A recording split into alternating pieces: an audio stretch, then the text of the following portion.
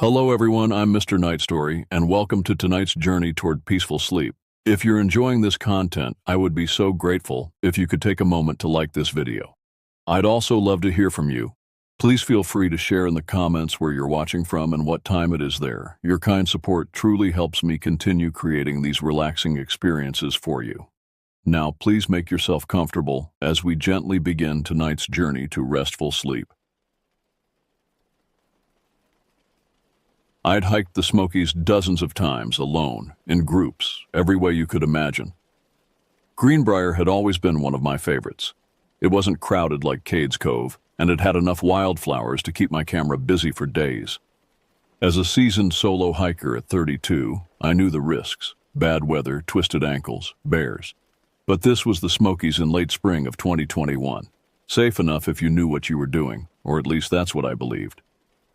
I parked at the Porters Creek trailhead just after sunrise on a Tuesday morning. My pack was loaded with enough gear to last 4 days. My goal was to photograph some of the more elusive wildflowers blooming high up where the trails tapered off into old logging roads. It had rained overnight and the air was still heavy, mist clinging to the mountainsides like wet cotton. The parking lot was empty except for my Subaru, which should have been my first warning. The initial miles passed quickly along a well-maintained trail. Rhododendrons crowded the path, their waxy leaves still heavy with moisture. Every few hundred yards, I'd stop to photograph a particular bloom or capture the way morning light filtered through the canopy. The familiar rhythm of hiking settled over me, the steady crunch of boots on packed earth, the gentle sway of my pack, the measured breathing that comes with years of experience. By 10 a.m., I'd covered nearly 4 miles and reached the junction where the maintained trail began to fade. Here the Park Service markers grew sparse, replaced by faded blazes painted on trees decades ago. The forest felt different here, older somehow. Ancient oaks towered overhead, their massive trunks scarred by lightning and age. Moss covered everything in a thick green carpet that muffled sound until even my footsteps seemed distant and dreamlike. The silence struck me first. Not the peaceful quiet of a normal forest, but something deeper, more complete. No bird song, no rustle of small animals in the underbrush. Even the insects seemed absent. I paused frequently, listening, but heard only my own breathing and the distant whisper of wind through leaves far above. The temperature had dropped noticeably as I climbed, and despite the warm morning, I found myself shivering. By noon, I'd left the main trails behind completely. My topographic map showed only the faintest markings now, dotted lines someone had scratched in by hand years ago. I stepped over half-hidden rusted cables, leftovers from logging crews nearly a century before. Rotted wooden planks emerged from the forest floor like bones, remnants of forgotten structures. The deeper I ventured, the more the woods seemed to reclaim every trace of human presence, as if the mountain itself were slowly digesting the past. The trail, such as it was, wound through a maze of fallen trees and rocky outcroppings. Several times I had to backtrack when the path simply vanished into impenetrable thickets. My GPS showed I was still heading generally northwest, climbing steadily toward a ridgeline that didn't appear on any modern map. The trees pressed closer here, their branches intertwining overhead to form a green tunnel that blocked most of the sky. Eventually, around 2 in the afternoon, I reached a flat spot near a creek that bubbled quietly over smooth stones. The clearing was perhaps 30 feet across, carpeted with soft moss and surrounded by towering hemlocks.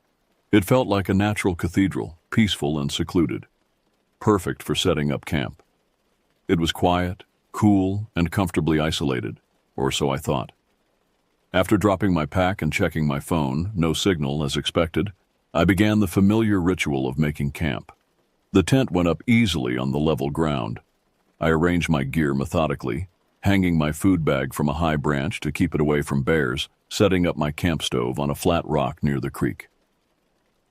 The water ran clear and cold, perfect for drinking after I'd run it through my filter.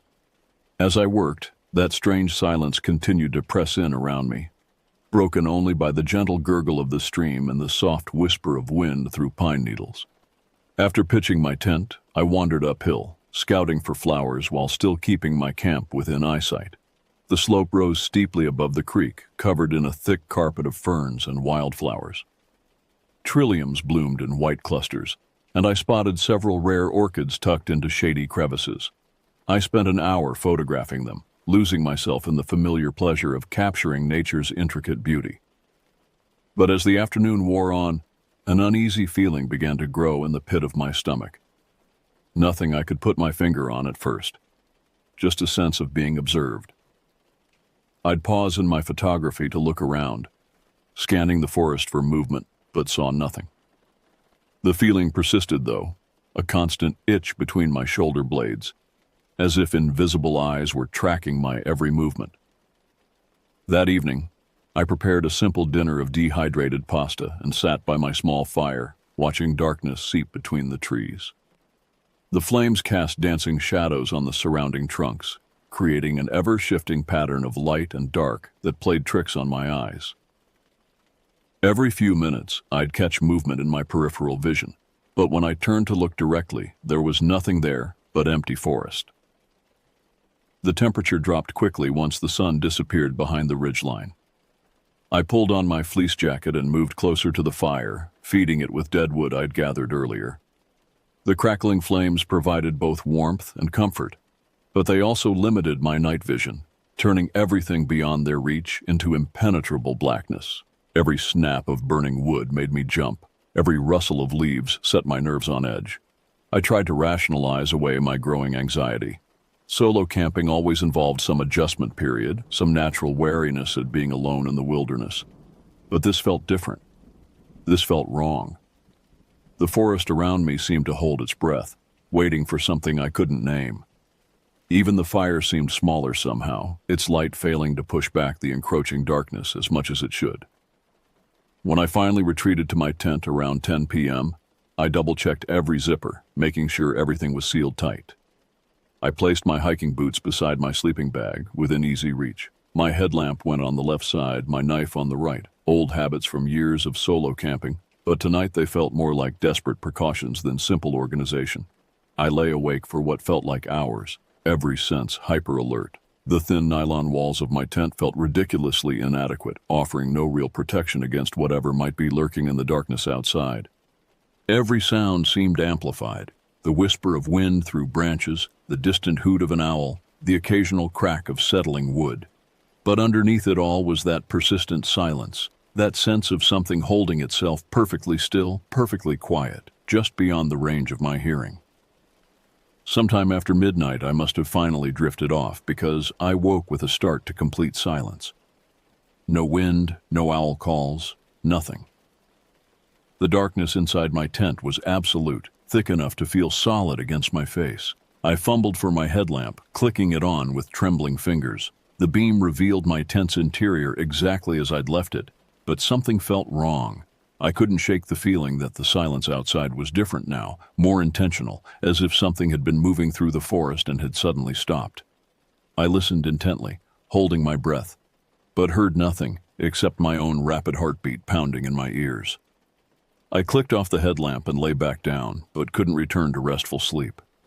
The remainder of the night passed in fitful dozing, punctuated by moments of sharp alertness, when some small sound would jerk me awake. Each time I'd lie there listening, heart racing, until exhaustion would pull me back under.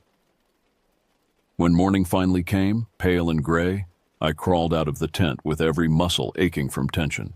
The campsite looked exactly as I'd left it the night before, but something was wrong.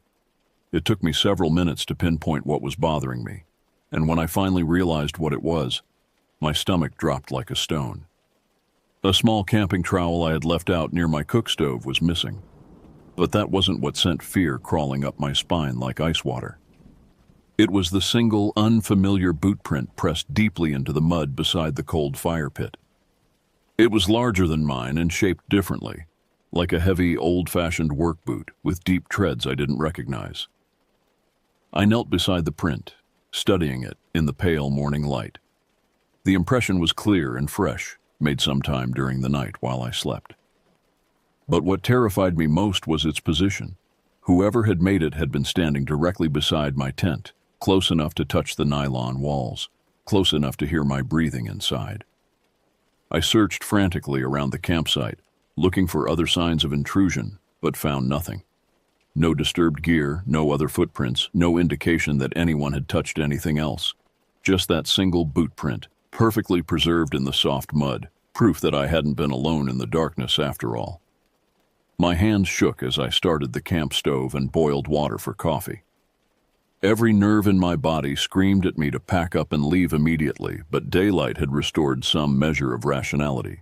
The forest had regained its normal sounds, birds chirping tentatively in the canopy, the distant chatter of a squirrel, the gentle whisper of morning breeze through leaves. In the growing light, the boot print seemed less menacing, more explainable. Probably another hiker, I told myself, though the rationalization felt hollow. It was odd that someone would pass through here unnoticed, especially in the middle of the night, but not impossible. The forest had a habit of swallowing sound. Maybe I'd slept deeper than usual. Maybe they'd been trying not to disturb me and accidentally dropped something, prompting them to search around my campsite in the darkness. Determined to put it from my mind, I grabbed my camera gear and set off back toward the slope where I'd been photographing wildflowers the previous afternoon. The morning air was crisp and clean, carrying the rich scent of damp earth and growing things. Dew clung to every surface, turning spider webs into strings of diamonds and making the forest sparkle like something from a fairy tale. I spent an hour working my way uphill, photographing the intricate patterns of light and shadow that danced through the canopy. The physical activity helped calm my nerves, and the familiar routine of adjusting camera settings and composing shots provided a welcome distraction from my growing unease.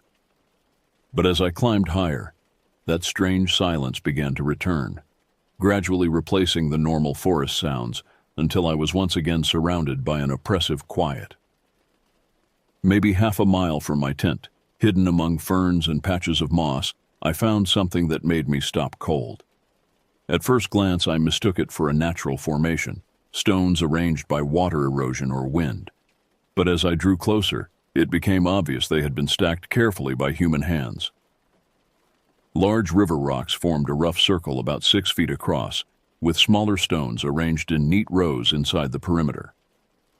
In the center of this primitive monument, a splintered, rotted wooden cross had been driven deep into the earth. The wood was dark with age and moisture, covered in patches of green moss and orange lichen. Most of the original surface had weathered away, leaving only the rough grain and a few deep gouges that might once have been carved letters. I knelt beside the marker, studying it closely. An old grave, undoubtedly from back when the loggers lived and worked in these mountains. I had heard they sometimes buried their dead close to the camps, creating crude memorials that lasted long after the men who placed them were forgotten. There were no names visible on the cross, no dates, no identifying marks beyond those mysterious gouges that time had rendered illegible. The stones around the cross showed signs of recent disturbance. Some had been moved from their original positions, rearranged in a pattern I couldn't decipher.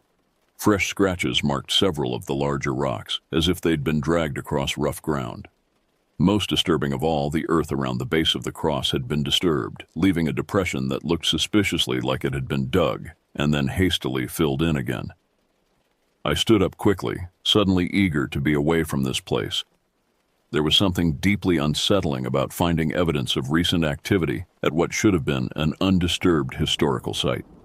Who would come all the way up here to disturb an old grave? And why? I took a quick photo on my phone out of curiosity, then turned and started back toward camp. But as I began to descend the slope, a sound made me freeze in place. Footsteps. Slow, deliberate footsteps crunching through the forest floor somewhere behind me. I spun around, scanning the trees, but saw nothing except shadows and undergrowth. The footsteps stopped the moment I turned. I waited, holding my breath, listening intently. Nothing, but I could feel something watching me, studying me from the concealment of the forest. My skin crawled with the sensation of invisible eyes tracking my every movement. "Hello?" I called out, hating the tremor in my voice. "Is someone there?" The forest didn't answer. There were no more footsteps, no cracking branches, just the silence of woods that felt suddenly, horribly alive with hidden presence. A wave of primitive fear washed over me. the kind of terror our ancestors must have felt when they sensed predators lurking just beyond the reach of firelight. I tried not to dwell on it as I hurried back toward camp. This was Appalachia, after all. Old graves were scattered throughout these mountains, fading reminders of lives spent in these remote hollows. And as for the footsteps, well, sound played tricks in the forest. Probably just my own echo bouncing off the trees.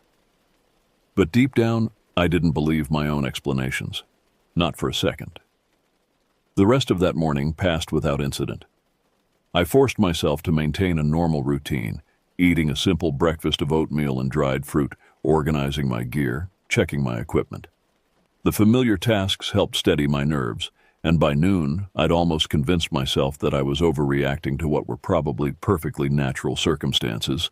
But when I returned to my tent after a brief hike to photograph some unusual fungi I'd spotted growing on a fallen log, my carefully constructed sense of normalcy shattered completely. My backpack, the one I'd left securely zipped inside my tent, now rested neatly atop the old grave marker I'd discovered earlier.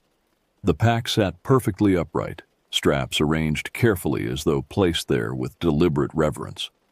My camera, which I'd left inside the pack, hung from its strap around the rotted wooden cross like some kind of offering.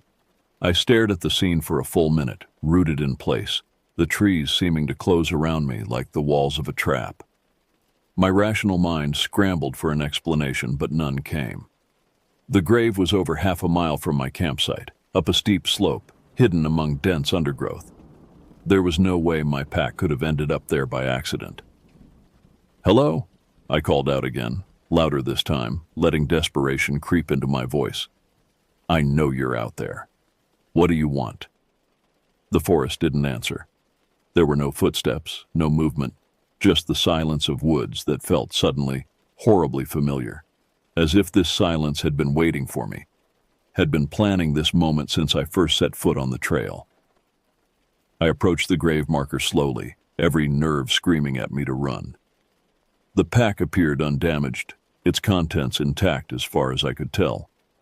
But the implications of finding it here, arranged so carefully, sent waves of nausea washing through my stomach. Someone had entered my tent while I was away, removed my pack, and carried it here. Someone who knew the forest well enough to move through it without leaving a trace. Someone who had been watching me closely enough to know my routines, my schedule, my vulnerabilities. I snatched the pack and camera off the stones, checking quickly to make sure everything was there. Nothing seemed to be missing, but everything felt contaminated somehow, as if invisible hands had touched every item, examined every piece of my gear with careful attention.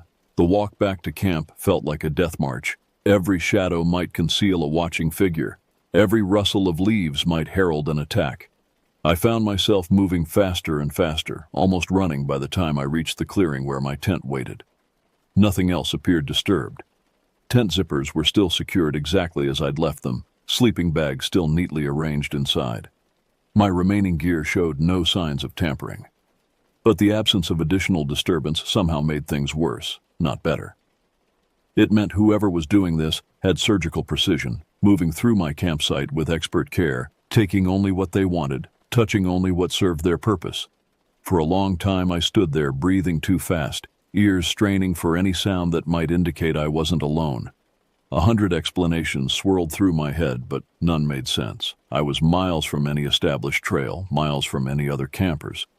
If there had been another hiker in the area, why hadn't they announced themselves? Why move my belongings? Why the elaborate staging at the gravesite? The afternoon dragged by with agonizing slowness. I tried to maintain normal activities, but found it impossible to concentrate on anything for more than a few minutes. Every bird call made me jump. Every whisper of wind through the leaves sounded like footsteps. I caught myself scanning the forest constantly, searching for movement, for any sign of the presence I could feel watching me. As evening approached, I faced a terrible decision. I didn't want to stay another night, but hiking out in darkness along barely visible trails would be suicide. The smart thing to do would be to prepare for another night in camp. But the thought of lying helpless in my tent while invisible hands moved freely through the darkness made my skin crawl. I compromised by setting up defensive measures that felt pathetic even as I implemented them. I strung fishing line between trees around my campsite at ankle height, hoping it might trip up anyone approaching in the darkness. I arranged empty cans around my tent as makeshift alarm bells. I even considered staying awake all night, but knew that would leave me exhausted and vulnerable the next day. As darkness fell and I retreated to my tent, one terrible certainty had crystallized in my mind. I was not alone in these woods. Someone else was moving unseen through the forest. Someone who knew the land better than I did. Someone who had already demonstrated they could reach me whenever they wanted. Someone who had been inside my tent while I slept, close enough to hear my breathing, close enough to touch my face. That night passed like a fever dream. I dozed fitfully, jerking awake at every sound, real or imagined. Around midnight, one of my improvised alarms went off, a can rattling against a tree branch. I grabbed my flashlight and unzipped the tent flap, sweeping the beam around the campsite. Nothing, just shadows and empty forest, innocent and still. But when I retreated back into the tent, I noticed something that made my blood freeze. Fresh mud on the tent's exterior, right where someone might have knelt to peer through the thin nylon walls. The implications hit me like a physical blow. Whoever was out there had been close enough to watch me sleep, close enough to see my every movement through the illuminated fabric. I didn't close my eyes again that night. When dawn finally broke, cold and gray, I discovered that my defensive measures had been systematically dismantled.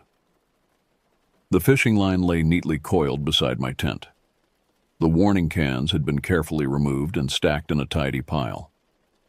But most terrifying of all, the tent flap I'd triple-checked before bed was unzipped halfway to the ground. I scrambled out of my sleeping bag, panic sharp in my chest, searching frantically for any sign someone had been inside. Everything appeared untouched, but then I noticed my hiking boots. I'd placed them beside my sleeping bag before bed, deliberately closed for quick access. Now they sat outside the tent entrance side by side, positioned carefully with military precision. They were pointing down the narrow path that led deeper into the woods, away from any established trail, toward the heart of the mountain's most remote wilderness. My heart hammered against my ribs, sending blood pounding through my temples hard enough to make me dizzy. I knew with absolute certainty I hadn't arranged my boots this way. Someone had unzipped my tent, reached inches from my sleeping face, and moved them outside, all without making a sound loud enough to wake me. The realization that I'd slept through such an intimate violation left me shaking with a combination of terror and rage. How long had they been inside my tent? What else had they done while I lay there unconscious and vulnerable? As I stepped cautiously outside, the smell of smoke hit me like a slap. My camp stove sat on its usual rock, flame burning blue beneath a small pot of bubbling water. Steam rose from the surface, carrying the mineral scent of creek water heated to a rolling boil. My stomach twisted violently. I knew I'd turned off the stove completely before bed. Someone had restarted it, gathered fresh water from the creek, and set it to boil while I slept mere feet away. But why? What possible purpose could it serve except to demonstrate their complete power over my situation? I spun around, scanning the forest desperately for any sign of movement, any glimpse of whoever was playing this sick game. "I know you're there," I screamed, my voice echoing off the surrounding ridges. "What do you want from me?" Silence. But not the normal silence of empty woods. This was the silence of something listening, something waiting just beyond the edge of visibility. I could feel eyes on me, studying my every reaction, measuring my fear. That was when I saw him. Movement flickered at the edge of the clearing, so subtle I almost missed it. A figure stood motionless between two large oaks, partially concealed by shadows but unmistakably human. Tall and lean, wearing strange clothes that seemed to belong to another century. Heavy wool trousers held up by suspenders. A canvas shirt darkened with age and wear. A shapeless hat pulled low over a face I couldn't make out in the dim light. He didn't move when I spotted him. Didn't try to hide or retreat. Just stood there watching me with an intensity I could feel even across the distance separating us. In one hand he held what looked like a walking stick, but as my eyes adjusted, I realized it was something far more sinister. A long wooden bow, the kind hunters might have used generations ago. "Who are you?" I called out, surprised by how steady my voice sounded. "What do you want?" For a moment he remained perfectly still, a statue carved from shadow and forest gloom. Then, without any sudden movement, he simply wasn't there anymore. 1 second, I was staring directly at him. The next, there was only empty space between the oak trees. I blinked hard, wondering if I'd imagined the whole thing. But the image remained burned into my memory with crystal clarity. The way he'd stood with complete stillness, perfect balance. The old-fashioned clothes that looked handmade, hand-worn. Most disturbing of all, the sense that he'd been watching me for far longer than I'd been aware of his presence. This wasn't a fellow hiker who'd stumbled across my campsite. This was someone who belonged to these mountains in a way I never could. Someone who moved through the forest like it was his natural habitat. Someone who'd been hunting me since the moment I'd set foot on his territory. I needed to get out immediately. Every instinct I possessed was screaming at me to run, to put as much distance as possible between myself and whatever game this stranger was playing. But when I reached into my pack for my topographic map, planning the fastest route back to the trailhead, a sickening emptiness greeted my fingers. The map was gone. Panic surged through me like electricity, hot and immediate. Without the map, I was essentially lost in thousands of acres of wilderness. I knew the general direction back to the main trail, but in this maze of ridges and valleys, a wrong turn could lead me deeper into the mountains instead of out. I dumped my pack completely, spreading everything on the ground, checking and rechecking every pocket and compartment. No map. Someone had taken it, probably the same person who'd moved my boots, who'd lit my stove, who'd been creeping around my tent in the darkness. The message was clear. I wasn't going anywhere he didn't want me to go.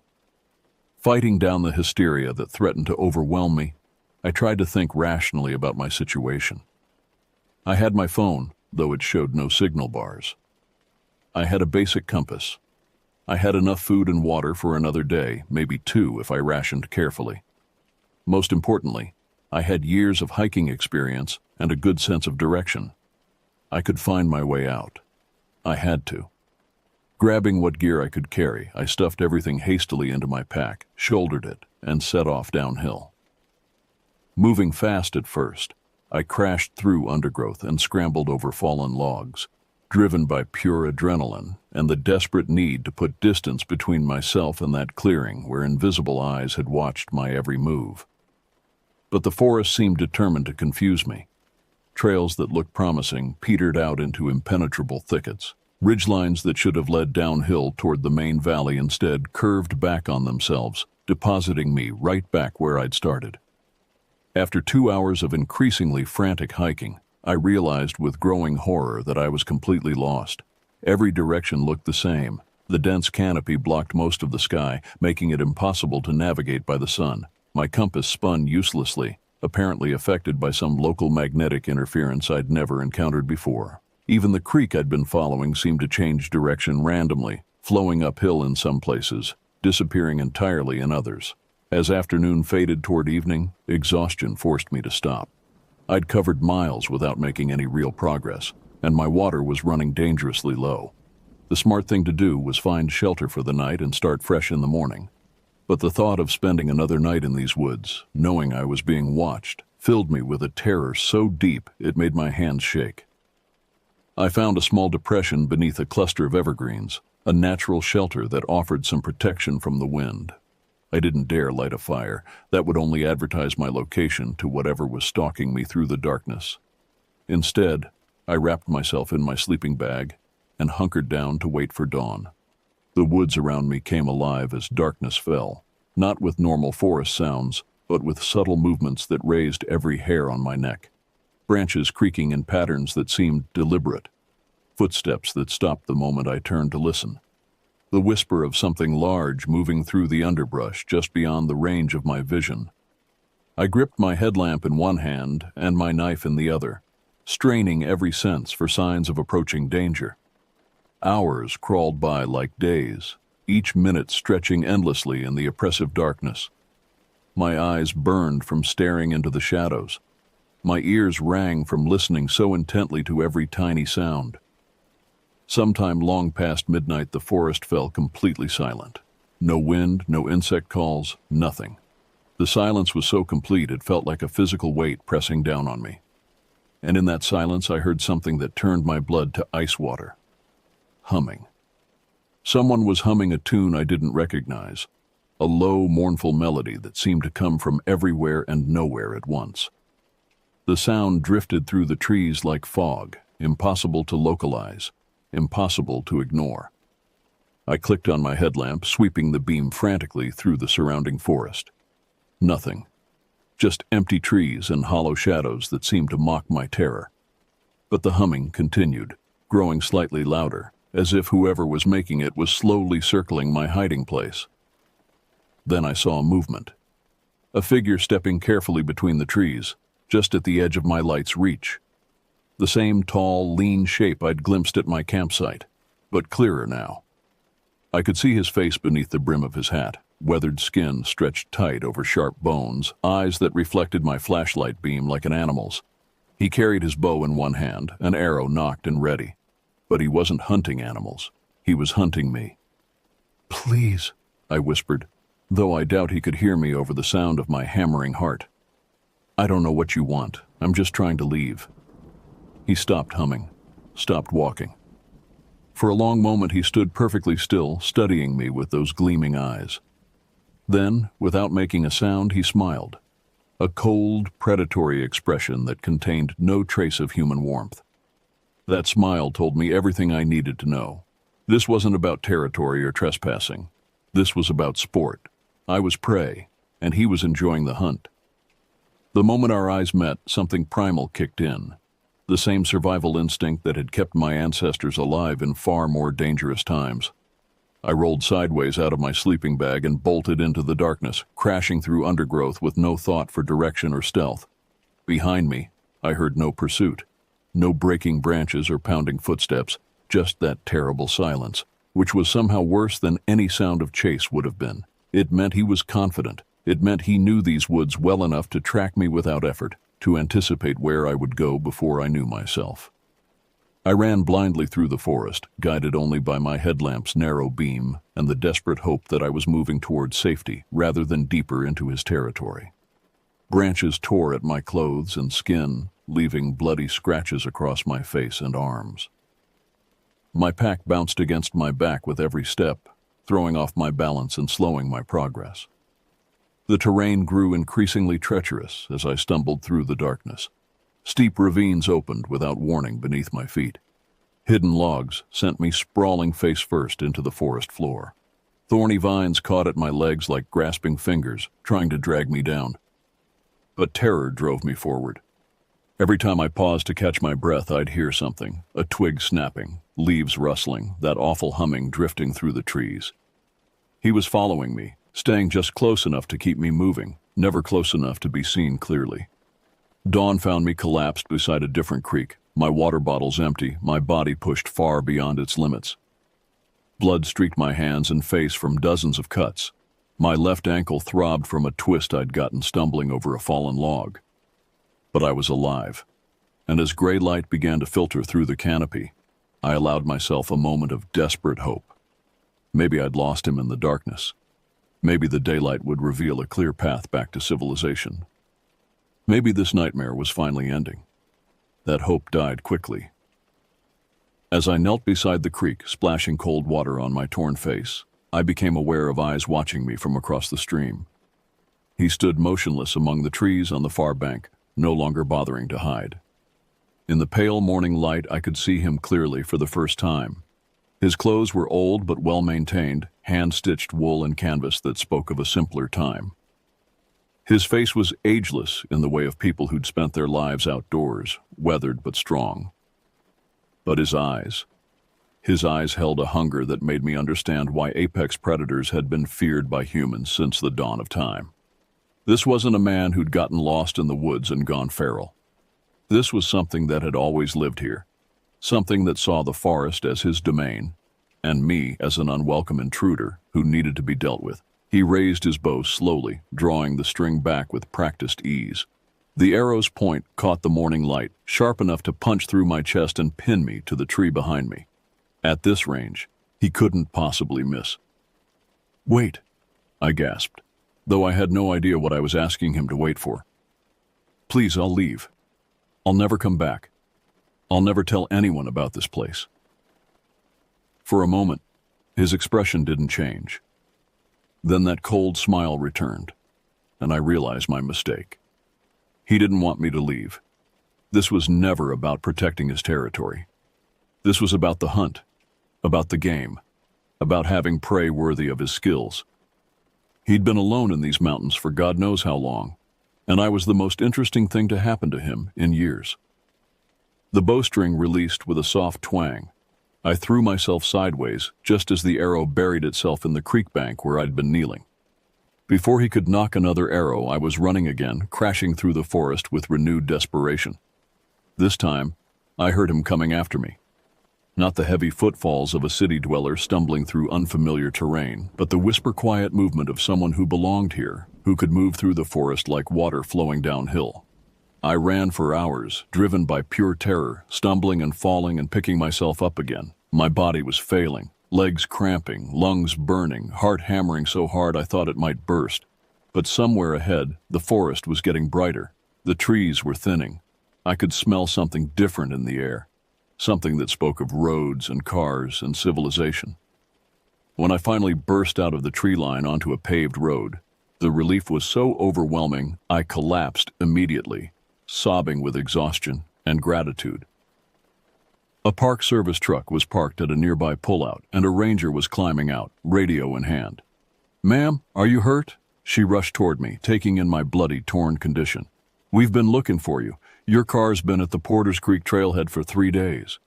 3 days. Had I really been in there that long? Time had lost all meaning in the endless cycle of terror and exhaustion. "There's someone in there," I gasped between sobs. "He's hunting me.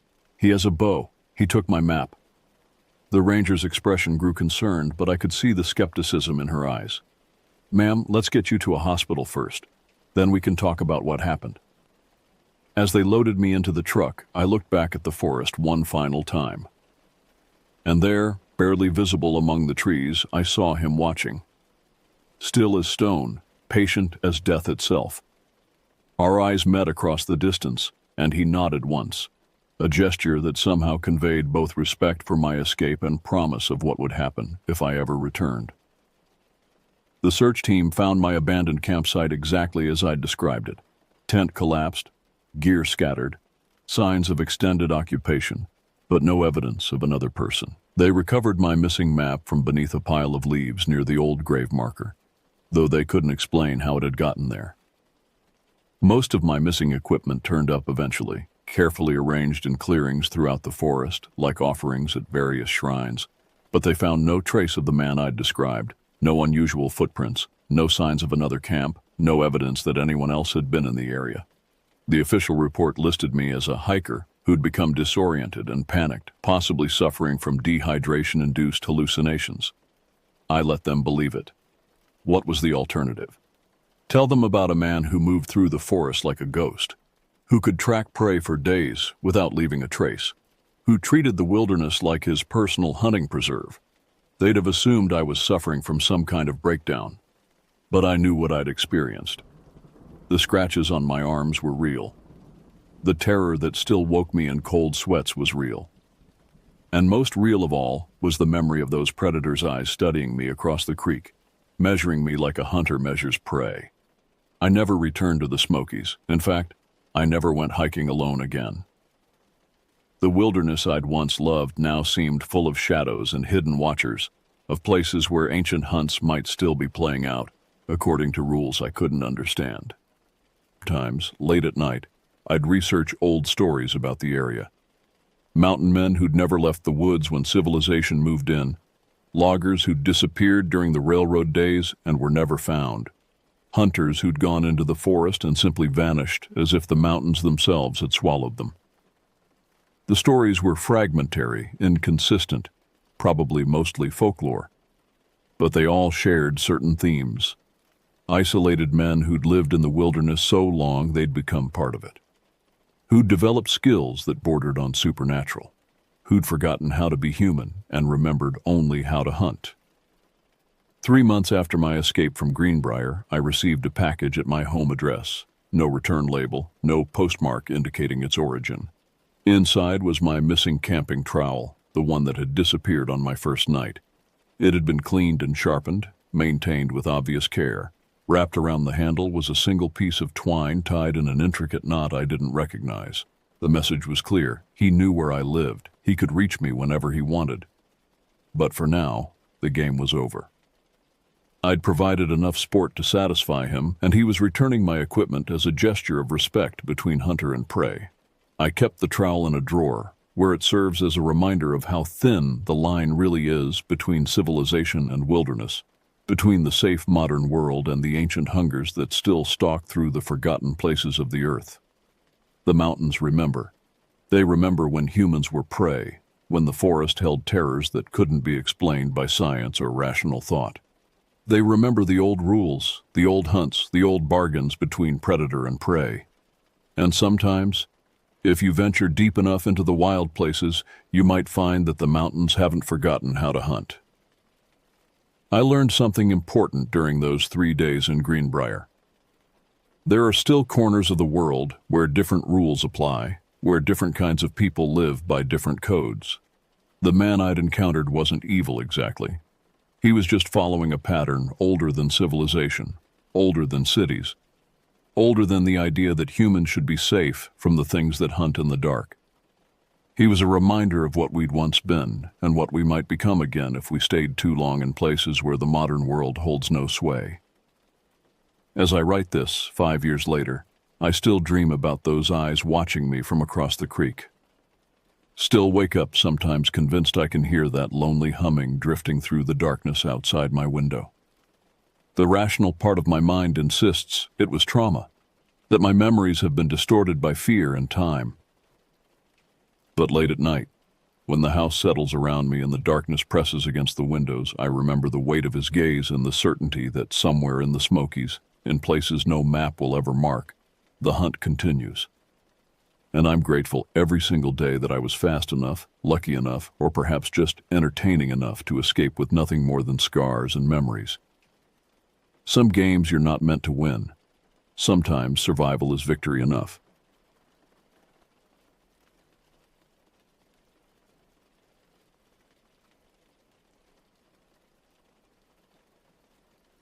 Libby Creek runs quietly through the Kootenai National Forest in northwest Montana, about 30 minutes south of the sleepy town of Libby. The area draws locals for recreational gold panning, but remains far enough off the beaten path that tourists rarely venture here. Ryan and I weren't locals. We'd driven across the border from Idaho on a spontaneous summer road trip in July of 2022, planning to hike, explore, and maybe try gold panning as a relaxing hobby. We arrived at Libby Creek around 7 in the evening on July 3rd. The temperature had dropped to a comfortable 72 degrees, and the area felt peaceful, almost deserted. I was 26 then, Ryan 28, both of us eager to escape the suffocating heat of Boise. Parking our Subaru in a pullout near the first bridge on Libby Creek Road, we stretched our legs and breathed in the pine-scented air. The forest around us towered in thick, impenetrable walls of green, creating an enclosed world that felt both beautiful and somehow claustrophobic. The creek itself was crystal clear, trickling gently between gravel bars, shaded by dense stands of towering evergreens.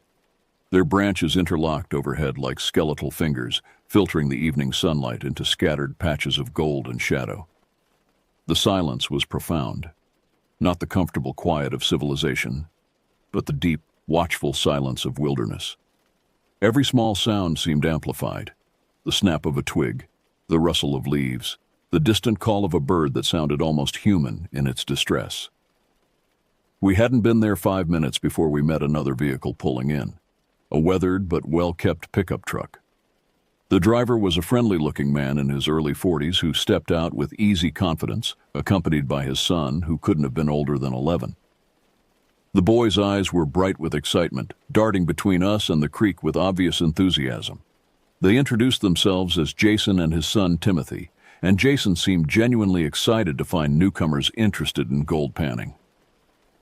After chatting briefly about our plans, Jason offered to show us a better spot downstream, His voice carried the authority of someone who'd spent countless hours in these mountains. "I have a small claim down this way," he explained, nodding toward a narrow dirt path that followed the creek's meandering course. "The gravel there hasn't been picked over as much. You'll have better luck." His son bounced on his toes, clearly eager to share their secret spot. Ryan and I gladly accepted the offer, grabbing our basic gear and following the father and son down the shaded trail. The walk wasn't far, just 10 minutes through dense forest that seemed to close in around us with each step. Towering pines and firs created a natural cathedral, their branches so thick overhead that the dying light barely penetrated to the forest floor. Our footsteps crunched softly on a carpet of pine needles and fallen branches, and I noticed how the temperature dropped noticeably in the shadows. The air felt heavier here, charged with the earthy scent of decomposing vegetation, and something else I couldn't quite identify. Something metallic and stale. Soon enough, we emerged onto a secluded gravel bar where the creek made a gentle bend. The water moved more slowly here, creating perfect conditions for gold to settle in the sediment. Jason immediately went to work, demonstrating the proper technique with practiced ease. His weathered hands moved with precision as he filled his pan with gravel and water, swirling it in a hypnotic rhythm that his son matched perfectly. "See how the black sand settles at the bottom?" Jason explained, his voice low and focused. "That's where you'll find the gold, if there is any." Timothy held up his own pan proudly, revealing several tiny flecks that glinted in the fading light. "Found these just yesterday," he said with obvious pride. The boy's enthusiasm was infectious, and soon Ryan and I were kneeling by the water's edge, trying to master the technique ourselves. The next 2 hours passed peacefully as we worked side by side. The gentle sound of moving water was soothing, and Jason proved to be an excellent teacher, patient and encouraging. He told stories of the area's mining history, speaking of prospectors who'd worked these creeks for over a century. But as the shadows lengthened and the air grew cooler, I noticed subtle changes in our surroundings. The bird calls had stopped entirely. The forest felt like it was holding its breath, waiting. The comfortable atmosphere began to shift as darkness crept closer. What had felt like peaceful solitude now seemed more like isolation. I found myself glancing frequently over my shoulder, scanning the tree line for movement that never came.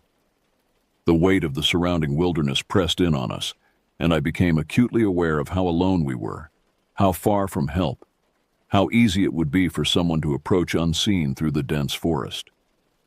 It was sometime after 8 when I asked, half jokingly, trying to lighten the mood that had settled over me like a damp blanket, "Do you guys ever find anything weird out here besides gold?" The words left my mouth before I could reconsider them, and immediately I wished I could take them back. Jason's friendly smile faded slightly, replaced by something more serious, more cautious. He exchanged a quick, meaningful look with his son before answering, and in that brief moment of silent communication, I saw something that made my stomach tighten. "Actually, yes," Jason said slowly, his voice dropping to barely above a whisper. He glanced around nervously, as if the forest itself might be listening. "Last fall, just down the creek from here, we stumbled on something pretty unsettling." Timothy's eyes grew wide and serious, the boyish enthusiasm draining from his face.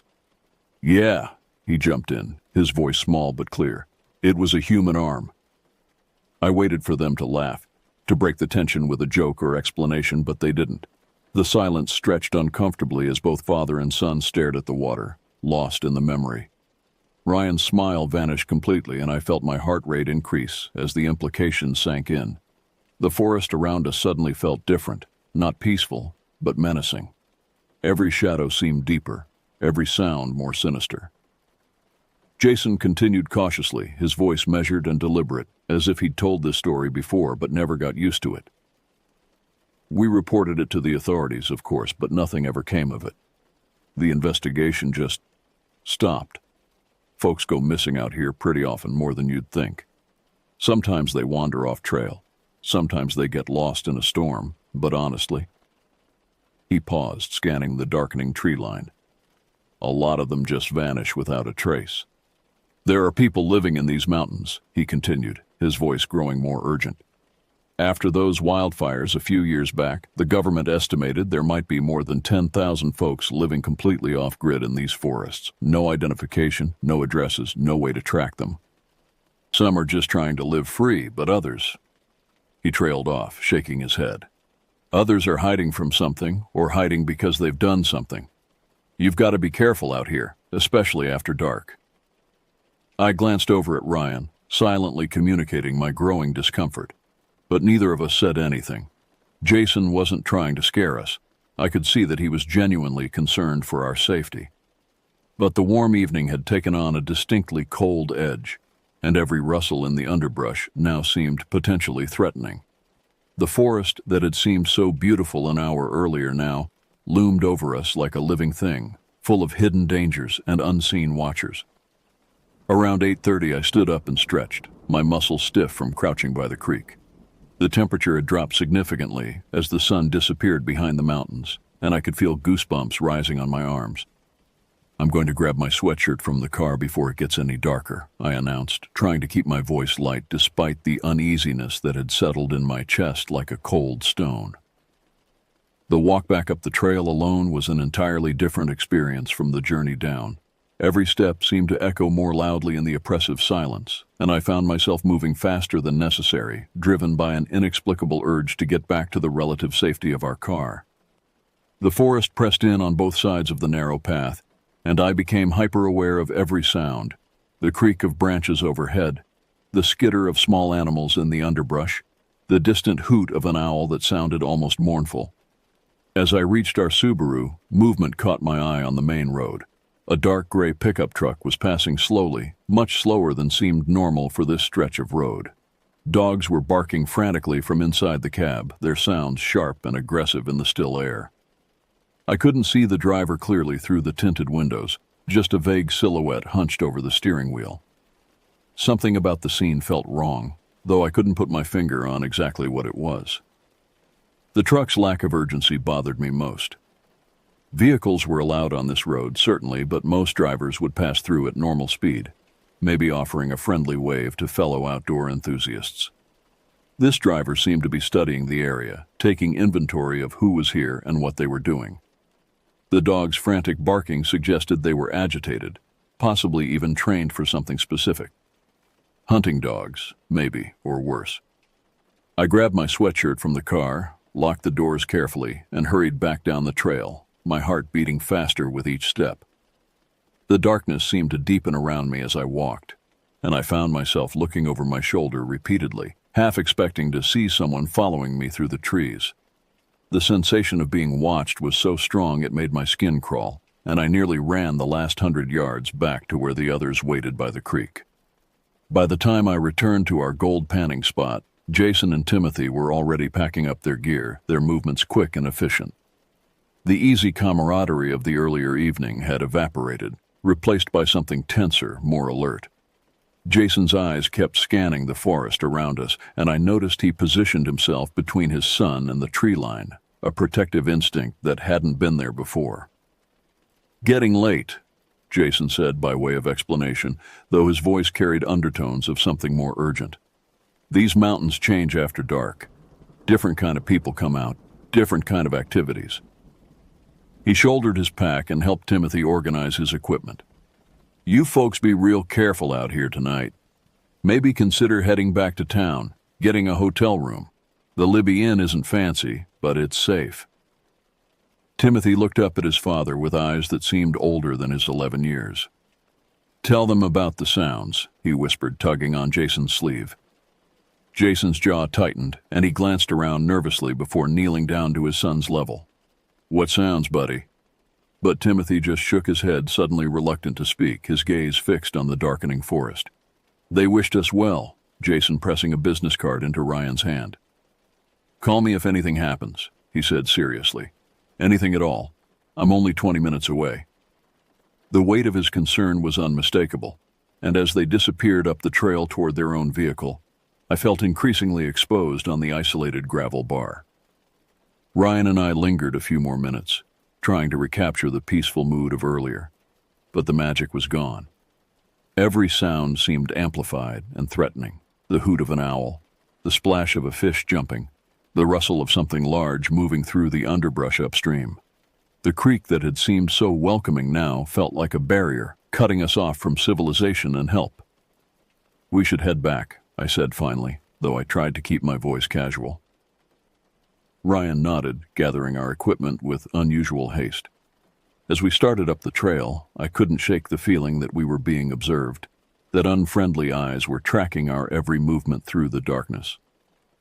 The sensation was so strong, it made the hair on the back of my neck stand up, and I found myself walking closer to Ryan, taking comfort in his solid presence beside me. We reached our car just as true darkness settled over the forest, and I immediately felt safer inside the Subaru's locked interior. Ryan paused at the bridge, curious about another area he'd noticed earlier across from our pullout. The beam of his flashlight revealed what looked like another access point to the creek, possibly offering different gold panning opportunities. "I'll just take a quick look," he said casually, already moving toward the narrow trail. "You can wait here if you want." Despite everything in me screaming not to split up, I nodded and climbed into the passenger seat, locking the door immediately behind me. The interior of the car felt like a fortress compared to the exposed vulnerability of the creek bank, but even here I couldn't escape the feeling of being hunted. The darkness outside was complete now, broken only by scattered stars and the dim glow of our car's interior lights. Every shadow seemed to move, every sound seemed magnified. I found myself checking the mirrors compulsively, scanning for any sign of movement or threat. The memory of that slow-moving gray truck with its barking dogs replayed in my mind, and I wondered if the driver was still in the area, still watching. Minutes passed like hours as I waited for Ryan to return. My hands were sweating despite the cool evening air, and my heart rate remained elevated. When I finally saw his flashlight beam bobbing back toward the car, relief flooded through me, until I saw his posture. He was moving quickly, almost jogging, his body language screaming urgency and fear. Ryan reached the car and immediately yanked open the driver's door, practically throwing himself inside. His face was pale in the dashboard light, and there was something wild in his eyes that I'd never seen before. "Something's wrong," he said without preamble, his voice tight with controlled panic. I had this overwhelming feeling like someone was watching me down there, not just watching, studying, like I was being evaluated by a predator. Before I could respond, we both saw it at the same time. Headlights approaching slowly from the direction we'd come. The familiar dark gray pickup truck rolled to a stop halfway across the bridge, directly blocking our only exit route. The engine continued to idle, a low rumbling that seemed to vibrate through the car's frame and into my bones. Those same dogs were barking again, their voices sharp and insistent in the night air. My stomach twisted into knots as we watched the truck's driver door open with deliberate slowness. The man who stepped out was thin and wiry, probably in his mid-50s, wearing faded jeans and a plaid shirt that had seen better days. A baseball cap was pulled low over his eyes, casting his face in shadow, but I could feel the intensity of his gaze as he approached our car with measured steps. There was something predatory in the way he moved, not rushed, but purposeful, like someone who had all the time in the world and complete confidence in his ability to control the situation. His hands hung loosely at his sides, but I noticed how they remained positioned for quick movement, how his body stayed balanced and ready. This wasn't a casual encounter with a curious local. This was something much more dangerous. Ryan cracked his window just enough to hear, but not enough for the man to reach through. "Evening," he called out, his voice carefully controlled, despite the fear I could hear underneath. "Are you the landowner here?" The question was strategic, I realized. An attempt to establish some legitimate reason for this confrontation, some innocent explanation for why we were being blocked in. The man paused just outside comfortable conversational distance, close enough to intimidate, but far enough to maintain an escape route if needed. When he spoke, his voice was quiet and calm, but there was something underneath it that made my skin crawl. "No," he answered slowly, drawing out the word. "Just curious what you folks are doing out here so late at night." The way he said curious suggested something far more sinister than casual interest. His eyes, what I could see of them under the cap's brim, seemed to catalog every detail of our car, our faces, our body language. He was gathering information, filing away details for some unknown purpose. The dogs in his truck had quieted but remained visible as dark shapes moving restlessly behind the windows. "We were gold panning," Ryan replied, his voice steady despite the tension I could see in his white knuckles gripping the steering wheel. "Just finishing up, actually. We're heading out now." But even as he spoke, I could see this wasn't going to be that simple. The man's slight smile suggested he had no intention of letting us leave easily. The stranger tilted his head slightly, considering Ryan's response with the patience of someone who held all the cards in a game we didn't even know we were playing. "Gold panning, huh?" he echoed, his voice carrying a note of amusement that chilled me to the bone. He stepped closer to our car, close enough that I could smell something unpleasant, stale cigarettes, unwashed clothing, and something else that made my stomach turn. "Just the two of you?" The question was asked with false casualness, but the underlying threat was unmistakable. His gaze lingered on me specifically, and I shrank deeper into my seat, trying to make myself invisible. There was something in his eyes that spoke of violence, of terrible experiences and worse intentions. This wasn't a random encounter. He had been watching us, waiting for the right moment. "Yeah, just us," Ryan answered coolly, nodding toward the road behind the man's truck. "Mind if we squeeze past?" But instead of moving aside, the man stepped back slowly, returning to his vehicle with that same deliberate, predatory movement. He climbed behind the wheel, and for a moment, I thought we were free. Then his reverse lights flashed, and the truck backed up suddenly, positioning itself to block us even more completely. The horn blast that followed made me jump so violently I hit my head on the car's roof. It was sharp, aggressive, deliberate, a sound designed to intimidate and disorient. When the man emerged from his truck again, his demeanor had changed subtly. The false friendliness was gone, replaced by something more honest and infinitely more terrifying. "Are you folks looking for something specific out here?" he asked, his voice tighter now, more direct. When Ryan repeated that we were just leaving, the man ignored him completely. "You know, there's a real nice private campground about a mile up the road. Real peaceful, quiet. Hardly anyone ever goes there." The way he emphasized private and quiet made it clear this wasn't a helpful suggestion. It was a threat disguised as an invitation. "Might be perfect for a young couple like yourselves," he continued, his eyes fixed on me with an intensity that made my skin crawl. "Real private. No one to bother you, no one to hear you if you need help." The pause before help was deliberate, loaded with implications that made my blood freeze. After what felt like an eternity of psychological torture, he finally moved his truck forward, clearing our exit. "Go!" I whispered urgently, gripping Ryan's arm hard enough to leave marks. As we passed the gray truck, I couldn't help but glance toward the driver's window. The man sat motionless, both hands gripping the wheel, his face expressionless, but his eyes, God, his eyes were like a shark's, cold and empty, and completely without human warmth. "That was way too weird," Ryan muttered as we accelerated toward the main road. "Who stops random people at night without any legitimate reason? And those dogs, did you hear how agitated they were?" But before I could even formulate a response, something caught my eye in our headlights ahead. There, standing at the edge of the forest where the trail met the road, was a figure. Motionless, watching, waiting in the darkness, as if he had known exactly where we would emerge and exactly when. The figure stepped back into the shadows as our headlights swept past, but not before I caught a glimpse of the same plaid shirt, the same baseball cap. Somehow, impossibly, he had gotten ahead of us. Somehow, he was still hunting.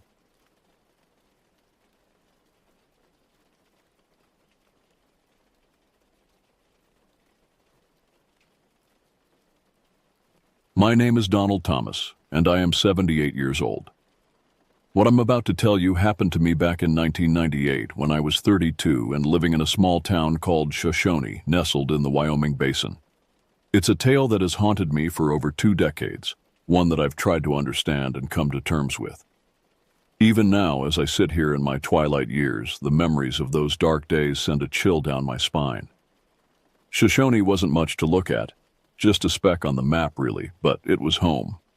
My family had been here for generations, our roots as deep as the oldest cottonwoods along the riverbank. We were always a close-knit bunch with traditions and stories handed down like precious heirlooms. I had a regular job at the Broken Spur Ranch, about 20 miles outside of town. It wasn't glamorous work by any means, mostly helping out with the cattle and doing general maintenance, but it paid the bills. More than that, though, I loved the open skies and the sense of peace that came with the land. There was something about watching the sun rise over the prairies, painting the world in hues of gold and pink, that made all the hard work worthwhile. My days had a comfortable rhythm to them. I'd wake before dawn, brew a pot of coffee strong enough to wake the dead, and head out to the ranch. The work was hard, but honest. Mending fences, checking on the herd, fixing machinery that seemed determined to break down at the most inconvenient times. But there was satisfaction in it, in seeing a job well done and knowing that I was part of something bigger than myself. Evenings were spent either at the local bar, the Rusty Nail, sharing a beer with friends, or at home, reading one of the dozens of Louis L'Amour westerns I'd collected over the years. It wasn't an exciting life by most standards, but it was mine, and I was content. Little did I know that the peaceful existence I'd grown so accustomed to was about to be shattered in ways I could never have imagined. It was a Tuesday evening in late September when everything changed. The air had started to take on that crisp edge that signaled the approach of autumn, and the days were getting noticeably shorter. I had just settled into my favorite armchair, a dog-eared copy of The Lonesome Gods in hand, when the phone rang. I remember hesitating for a moment before answering. Late calls were rare in Shoshone, and they seldom brought good news. With a sigh, I picked up the receiver. "Hello? Donald, it's Gerald." The voice on the other end was tense, almost jittery. Gerald Talelk was my cousin, though we weren't particularly close. He was a bit of an oddball, always had been. While most of us in the family had settled into steady jobs and quiet lives, Gerald had chosen a different path. He lived out in the sticks, in a cabin that was more than a bit run down, spending his days tinkering with old cars and hunting in the off-seasons. "Gerald, what's going on? Everything okay?" I asked, sitting up straighter in my chair. There was a pause on the other end, long enough that I thought we might have been disconnected. Then, I found something out in the woods, Donald. Something real weird. I need you to come take a look." I frowned, glancing at the clock on the wall. It was nearly 9 p.m. "Can't this wait until morning, Gerald? It's getting late, and I've got work tomorrow." "No." The force of his response took me aback. Gerald had always been an odd duck, but I'd never heard him sound so scared. "No, it can't wait. Please, Donald, I wouldn't ask if it wasn't important." I sighed, rubbing a hand over my face. All right. I'll come out first thing in the morning. That work for you?" Gerald agreed, though he sounded far from happy about the delay. As I hung up the phone, I couldn't shake the feeling that something was very wrong. Gerald and I might not have been close, but he was family. And out here, in the vast emptiness of Wyoming, family was everything. Sleep didn't come easy that night. I tossed and turned, my mind conjuring up all sorts of scenarios about what Gerald might have found. By the time my alarm went off at 5 a.m., I was already wide awake, a knot of anxiety sitting heavy in my stomach. The drive out to Gerald's place was long and lonely. His cabin was tucked away in a remote part of the county, far from the nearest paved road.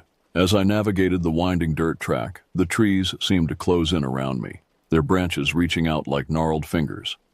It was just past 7 a.m. when I finally pulled up in front of Gerald's cabin. The place looked as rickety as ever, weathered wood and a roof that had seen better days. Gerald himself was waiting outside, a cigarette dangling from his lips. He looked even more disheveled than usual, his hair wild and dark circles under his eyes. "Hey, Donald," he greeted me with a nod as I stepped out of my truck. "Glad you could make it." "What's this about, Gerald?" I asked, not bothering with pleasantries. "You sounded pretty spooked on the phone last night." Gerald took a long drag on his cigarette, his eyes darting nervously to the tree line. "It's better if I show you," he said finally, tossing the butt onto the ground and grinding it out with his boot. "Follow me." Without waiting for a response, he turned and headed into the woods. I hesitated for a moment, then followed, wishing I'd thought to bring a jacket. The air was cool under the canopy of trees, the kind of chill that gets into your bones. We walked for about 10 minutes, pushing deeper into the forest. Gerald didn't say much, just kept moving forward with a determination that was unlike him. Finally, we reached a small clearing. The tree canopy opened up here, allowing shafts of early morning sunlight to penetrate the gloom. "There," Gerald said, pointing to the center of the clearing. "Check this out." I stepped closer, my eyes narrowing as I tried to make sense of what I was seeing. The ground in the clearing looked disturbed, as if something had been digging there. But it wasn't the kind of neat, purposeful digging you'd expect from someone looking for buried treasure or digging a hole for a fence post. No, this was chaotic, almost frenzied. As I got closer, I saw what had Gerald so spooked. There were marks in the earth, deep gouges that looked like claw marks, I muttered, feeling a knot form in my stomach. They were too big for a bear or any other animal I could think of. They looked almost human, but not quite. The spacing was off, and they were far too deep. Whatever had made these marks was big and strong. "What the hell is this, Gerald?" I asked, turning to face my cousin. He was standing at the edge of the clearing, his arms wrapped around himself as if he was cold. "I don't know," he said, his voice barely above a whisper. "But I've been hearing things at night. Weird sounds, like something's out there watching. I found these tracks a few days ago, and they've been popping up all around my cabin." I crouched down, examining the marks more closely. They were fresh, the edges of the gouges still sharp and clean. Whatever had made them had been here recently. "Have you called the sheriff?" I asked, standing up and brushing the dirt from my hands. Gerald shook his head. "And tell them what? That I've got some kind of monster roaming around my property? They'd think I was crazy." He had a point. Sheriff Whitefeather was a good man, but he dealt in facts and evidence, not wild stories about mysterious creatures in the woods. "So what do you want to do?" I asked, looking around the clearing. The peaceful feeling I usually associated with the woods was gone, replaced by a creeping sense of unease. Gerald ran a hand through his hair, his eyes never staying in one place for long. "I figured you'd know what to do. You've always been the level-headed one in the family." I couldn't help but chuckle at that. "I don't know about that, Gerald, but I think we need to get some evidence before we start jumping to conclusions. You got any trail cameras?" He nodded. "Got a couple in the cabin. Use them for tracking deer during hunting season." "All right," I said, my mind already working on a plan. "Let's set them up around this clearing and your cabin. If there's something out here, we'll catch it on camera. Then we'll have something to take to the sheriff." Gerald seemed to relax a little at that, the tension in his shoulders easing slightly. "Yeah, okay. That sounds like a good plan." As we headed back to the cabin to get the cameras, I couldn't shake the feeling that we were being watched. I kept glancing over my shoulder, half expecting to see something lurking in the shadows between the trees. But there was nothing there, just the wind whispering through the leaves and the occasional call of a bird. Little did I know, this was just the beginning of a nightmare that would change our lives forever. We spent the rest of the morning setting up Gerald's trail cameras. We positioned them carefully, making sure they had a clear view of the clearing and the areas around Gerald's cabin where he'd seen the strange tracks. It was meticulous work, but it kept our minds occupied, preventing us from dwelling too much on what might be out there in the woods. By the time we finished, the sun was high in the sky, and my stomach was growling loudly enough to scare off any wildlife in the vicinity. Gerald, seeming more like his old self now that we had a plan in action, suggested we head back to his cabin for some lunch. "I've got some venison stew left over from yesterday," he said as we walked back. "It ain't fancy, but it'll fill you up." The stew turned out to be surprisingly good, rich and hearty. We sat on Gerald's rickety porch to eat, the warm September sun a welcome contrast to the chill of the morning. For a while, we talked about mundane things, how the ranch was doing, the unseasonably cool weather we'd been having, the upcoming hunting season. It was almost possible to forget about the strange tracks and the unease that had brought me out here in the first place. Almost, but not quite. As the afternoon wore on, our conversation inevitably turned back to the mystery at hand. Gerald filled me in on more details. The noises he'd been hearing at night, the way the local wildlife seemed to have vacated the area, the feeling of being watched that he couldn't shake.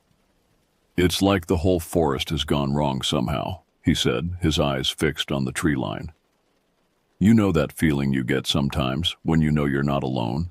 It's like that, but all the time now." I nodded, understanding exactly what he meant. I'd felt it too, out in the clearing and on our walk back to the cabin. It was as if the woods themselves had become hostile, no longer the familiar, comforting presence I'd known all my life. As the sun began to set, painting the sky in vibrant oranges and pinks, we decided to stay up and keep watch. Gerald broke out a bottle of whiskey, and we settled in for a long night, our rifles close at hand. The hours ticked by slowly. We talked in low voices, sharing stories from our younger days and reminiscing about family members long gone, but always our eyes would be drawn back to the darkening woods, searching for any sign of movement. It was just past midnight when we heard it.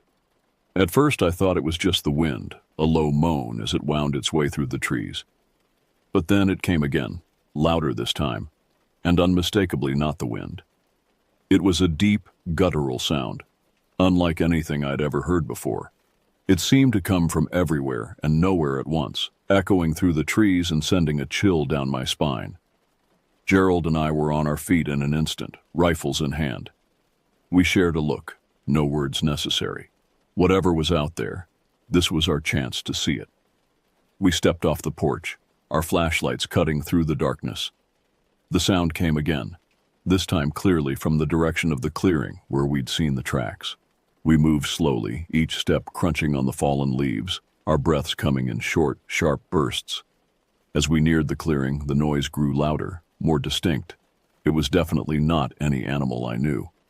It was too deliberate, almost like speech, but twisted into something inhuman. We reached the edge of the clearing and froze. There, standing over the disturbed earth, was a figure. In the dim light of our flashlights, it was hard to make out details, but what I could see made my blood run cold. It was tall, much taller than any man I'd ever seen, and hunched over in a way that seemed wrong, unnatural. Its arms were long, too long, ending in hands tipped with what could only be the claws we'd seen marks from in the ground. Its skin, what I could see of it, was pale, almost translucent in the moonlight. But it was the eyes that truly terrified me. They glowed faintly in the light of our flashlights, reflecting back at us like a cat's eyes, but larger, more intelligent. Those eyes fixed on us, and I felt a primal fear unlike anything I'd ever experienced before. "Jesus," I whispered, feeling my heart pounding in my chest. Beside me, I heard the click of Gerald's rifle as he raised it to his shoulder. But before he could fire, the thing turned and disappeared into the woods with incredible speed, moving far faster than anything that size should have been able to. We stood there for what felt like hours, our flashlights scanning the tree line, but there was no sign of the creature. Eventually, the adrenaline began to wear off, replaced by a bone-deep weariness and a sense of unreality. Had we really seen what we thought we'd seen? As we made our way back to the cabin, neither of us spoke. What was there to say? We'd seen something that shouldn't exist, something that defied explanation. The world had changed, and I had a sinking feeling that things would never be the same again. The sun was just beginning to peek over the horizon when we finally felt safe enough to lower our guard. We'd spent the rest of the night huddled on Gerald's porch, jumping at every sound, our eyes straining to penetrate the darkness of the surrounding forest. But nothing had appeared. No more strange noises had broken the eerie silence that had fallen over the woods. As the first rays of sunlight began to filter through the trees, I turned to Gerald. He looked haggard, his face pale and drawn, with dark circles under his eyes. I imagined I didn't look much better. "We need to check those cameras," I said, my voice hoarse from the long night of tense silence. Gerald nodded wordlessly, and we set out to retrieve the trail cameras we'd set up the day before. The woods looked different in the harsh light of day, less threatening but somehow more alien. The memory of what we'd seen last night hung over us like a physical presence. Back at the cabin, we huddled around Gerald's battered laptop, our hands shaking slightly as we inserted the memory cards from the cameras. For a long moment, neither of us moved to start reviewing the footage. It was as if we both knew that once we did, there would be no going back. Whatever we saw, or didn't see, would change everything. Finally, I took a deep breath and clicked on the first video file. Most of the footage was uneventful. Hours of the clearing sitting empty, leaves rustling in the breeze, the occasional small animal scurrying through. But then, at around midnight, something changed. The creature appeared at the edge of the frame, moving with that same unnatural speed we'd witnessed. Even on the grainy night vision footage, it was clear that this was no known animal. Its proportions were all wrong, its movements a twisted parody of something human. We watched in stunned silence as the creature moved around the clearing, sometimes on all fours, sometimes rising to its full, terrifying height. It seemed to be searching for something, its elongated head swiveling back and forth, those glowing eyes scanning the area. And then, as suddenly as it had appeared, the creature vanished from the frame. The timestamp on the video showed that it had been present for only a few minutes, but those minutes had changed everything. Gerald and I sat in silence for a long moment, the implications of what we'd just seen sinking in. It wasn't a hallucination, wasn't some trick of the light or our imaginations running wild. The creature was real, and it was out there. "We need to take this to the sheriff," I said finally, my voice sounding strange in the quiet of the cabin. Gerald nodded, his face pale. Yeah, you're right. But Donald, do you think they'll believe us? I mean, hell, I saw it with my own eyes, and I'm having trouble believing it."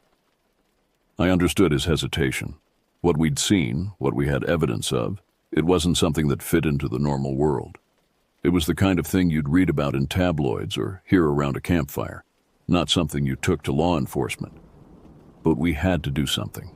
Whatever this creature was, it was dangerous. We couldn't just sit on this information and hope it would go away. The Shoshone County Sheriff's Office was a small, unassuming building on the outskirts of town. As Gerald and I pulled into the parking lot, I felt a knot of anxiety forming in my stomach. How were we going to explain this? Sheriff John Whitefeather was behind the desk when we entered. He was a tall man, a bit older than me, with a face that looked like it had seen everything. His dark eyes watched us carefully as we approached, no doubt taking in our disheveled appearance and nervous demeanor. "Donald, Gerald," he greeted us with a nod. "What brings you boys in today?" I glanced at Gerald, who seemed to have lost his voice. Taking a deep breath, I pulled out the laptop we'd brought with us. "Sheriff, we've got something you need to see," I said, trying to keep my voice steady. It's pretty unbelievable. But we've got video evidence." Sheriff Whitefeather's eyebrows rose slightly, but he gestured for us to continue. We set up the laptop on his desk and played the footage we'd captured. As the video played, I watched the sheriff's face carefully. His expression remained neutral, but I saw his eyes widen slightly when the creature appeared on screen. When the video ended, he sat back in his chair, his gaze moving between Gerald and me. "This is some serious business," he said finally, his voice low and grave. "I've heard stories about things like this, old legends from the elders, but I never thought I'd see something like this." "What do we do?" Gerald asked, his voice shaky. Sheriff Whitefeather was quiet for a moment, his fingers drumming lightly on his desk. "We need to be careful," he said at last. "If this thing is real, it's dangerous. I'll get a few deputies to keep an eye on the area, but I don't want this spreading around. People will panic." He looked at us seriously. "I need you boys to keep this quiet for now. Can you do that?" We nodded, relieved that he believed us and was taking action. As we left the sheriff's office, I felt a mix of emotions. Relief that we'd been taken seriously, fear of what might happen next, and a creeping dread that this was far from over. For the next few nights, Gerald and I, along with a couple of deputies, kept watch around the area where we'd seen the creature. The atmosphere was tense, every snapping twig or rustling leaf setting us on edge. But the creature didn't show itself again. Still, the feeling of being watched never left us. The woods seemed darker, more sinister. It was as if the very land had changed, becoming hostile and alien. During the day, life in Shoshone continued as normal. People went about their business, unaware of the danger lurking in the forests surrounding our town. Gerald and I tried to do the same, but the weight of our secret hung heavy on us. I'd go to work at the ranch, trying to focus on the familiar routines, but my mind would always wander back to that night, to those glowing eyes in the darkness. I found myself jumping at shadows, always looking over my shoulder. Gerald had it worse. Living out there in the woods, he was constantly on edge. He'd call me at all hours, his voice tight with fear, reporting strange noises or glimpses of movement in the trees. I did my best to calm him down, but I could hear the strain in his voice growing with each passing day. A week passed, then 2. The deputies continued their patrols, but found nothing out of the ordinary. Sheriff Whitefeather kept in regular contact, but even he was starting to sound doubtful. Had we imagined it all? But then, everything changed again. It was a Tuesday night when I got the call. I was just settling in for the evening, a warm cup of coffee in hand, when the phone rang. It was one of the deputies, his voice tight with urgency. "Donald, you need to get out to Gerald's place. Now." My blood ran cold. "What's happened?" "Just get out there," the deputy said. "Sheriff Whitefeather is on his way." I don't remember the drive out to Gerald's cabin. It's all a blur of dark roads and growing dread. When I arrived, the place was lit up with the flashing lights of police cars. Sheriff Whitefeather was standing on the porch, his face grim. "What's going on?" I asked as I approached, my heart pounding. "Where's Gerald?" The sheriff shook his head slowly. "He's gone, Donald. We don't know what happened, but..." He didn't need to finish. I pushed past him into the cabin, and what I saw made my blood run cold. The place was a mess. Furniture overturned, Gerald's belongings scattered everywhere, but it was the claw marks that caught my eye, deep gouges in the wooden walls and floor, just like the ones we'd seen in the clearing.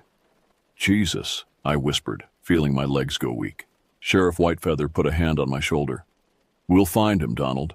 We've got every available deputy out searching the woods." But even as he said it, I could hear the doubt in his voice. We both knew what was out there, what had taken Gerald. And we both knew that the chances of finding him alive were slim to none. The next few days were a blur of search parties and sleepless nights. We combed through miles of dense forest, calling Gerald's name until our voices were hoarse. But there was no sign of him, no trace of where he might have been taken. As the days turned into weeks, hope began to fade. The official search was called off, though Sheriff Whitefeather assured me they would keep looking. But I could see it in his eyes. He didn't expect to find anything. The disappearance hit the town hard. Gerald might have been an oddball, but he was one of us. People started talking, whispers of curses and ancient spirits. The woods that had once been a source of livelihood and recreation now seemed forbidding, dangerous. I threw myself into the search, spending every free moment out in the forest. I couldn't accept that Gerald was gone, that I'd lost my cousin to something I couldn't even begin to understand. But as time passed, even I had to face the reality of the situation. Gerald was gone, and he wasn't coming back. The months following Gerald's disappearance were some of the hardest of my life. The town grew quieter, more subdued. People stopped going into the woods unless they absolutely had to. It was as if a shadow had fallen over Shoshone, a constant reminder of what lurked in the darkness beyond our homes. I struggled to come to terms with what had happened. The guilt was overwhelming. If I had only stayed with Gerald, if I had convinced him to move into town, if I had done something, anything differently. The what-ifs kept me awake at night, haunting my dreams when I did manage to sleep. Work at the ranch became my solace.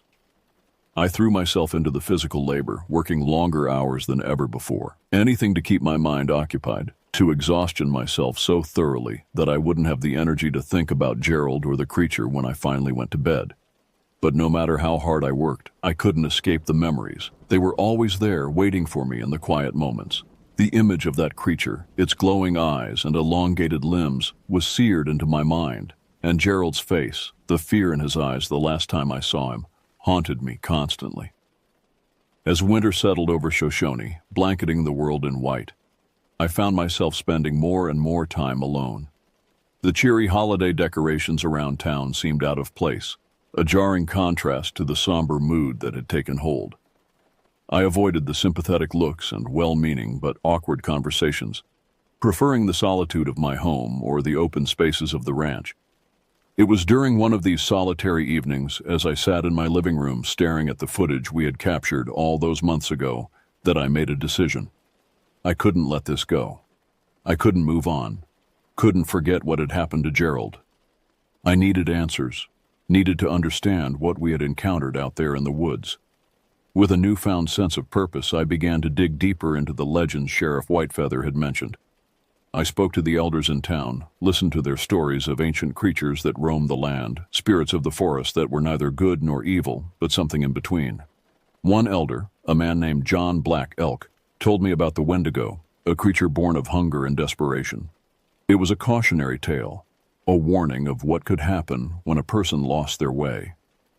I didn't know if that was what we had encountered, but it was as close to an answer as I had found. As spring began to thaw the frozen landscape, I made another decision. I needed to go back to the clearing, back to where it had all started. It was time to face my fears, to confront whatever was out there. The day dawned clear and cool, a perfect Wyoming spring morning. As I drove out to Gerald's old cabin, I tried to steel myself for what lay ahead. The familiar road seemed different now, more foreboding. Every shadow between the trees seemed to hide potential danger. I parked in front of the cabin, its weathered wood even more dilapidated after months of neglect. For a long moment, I sat in my truck, gathering my courage. Then, taking a deep breath, I stepped out into the cool morning air. The woods were quiet as I made my way towards the clearing, too quiet. There were no birds singing, no squirrels chattering in the trees. It was as if the forest itself was holding its breath, waiting. As I stepped into the clearing, memories flooded back. Gerald's face, pale with fear. The creature, its inhuman form silhouetted against the night sky. The deep gouges in the earth, evidence of something beyond our understanding.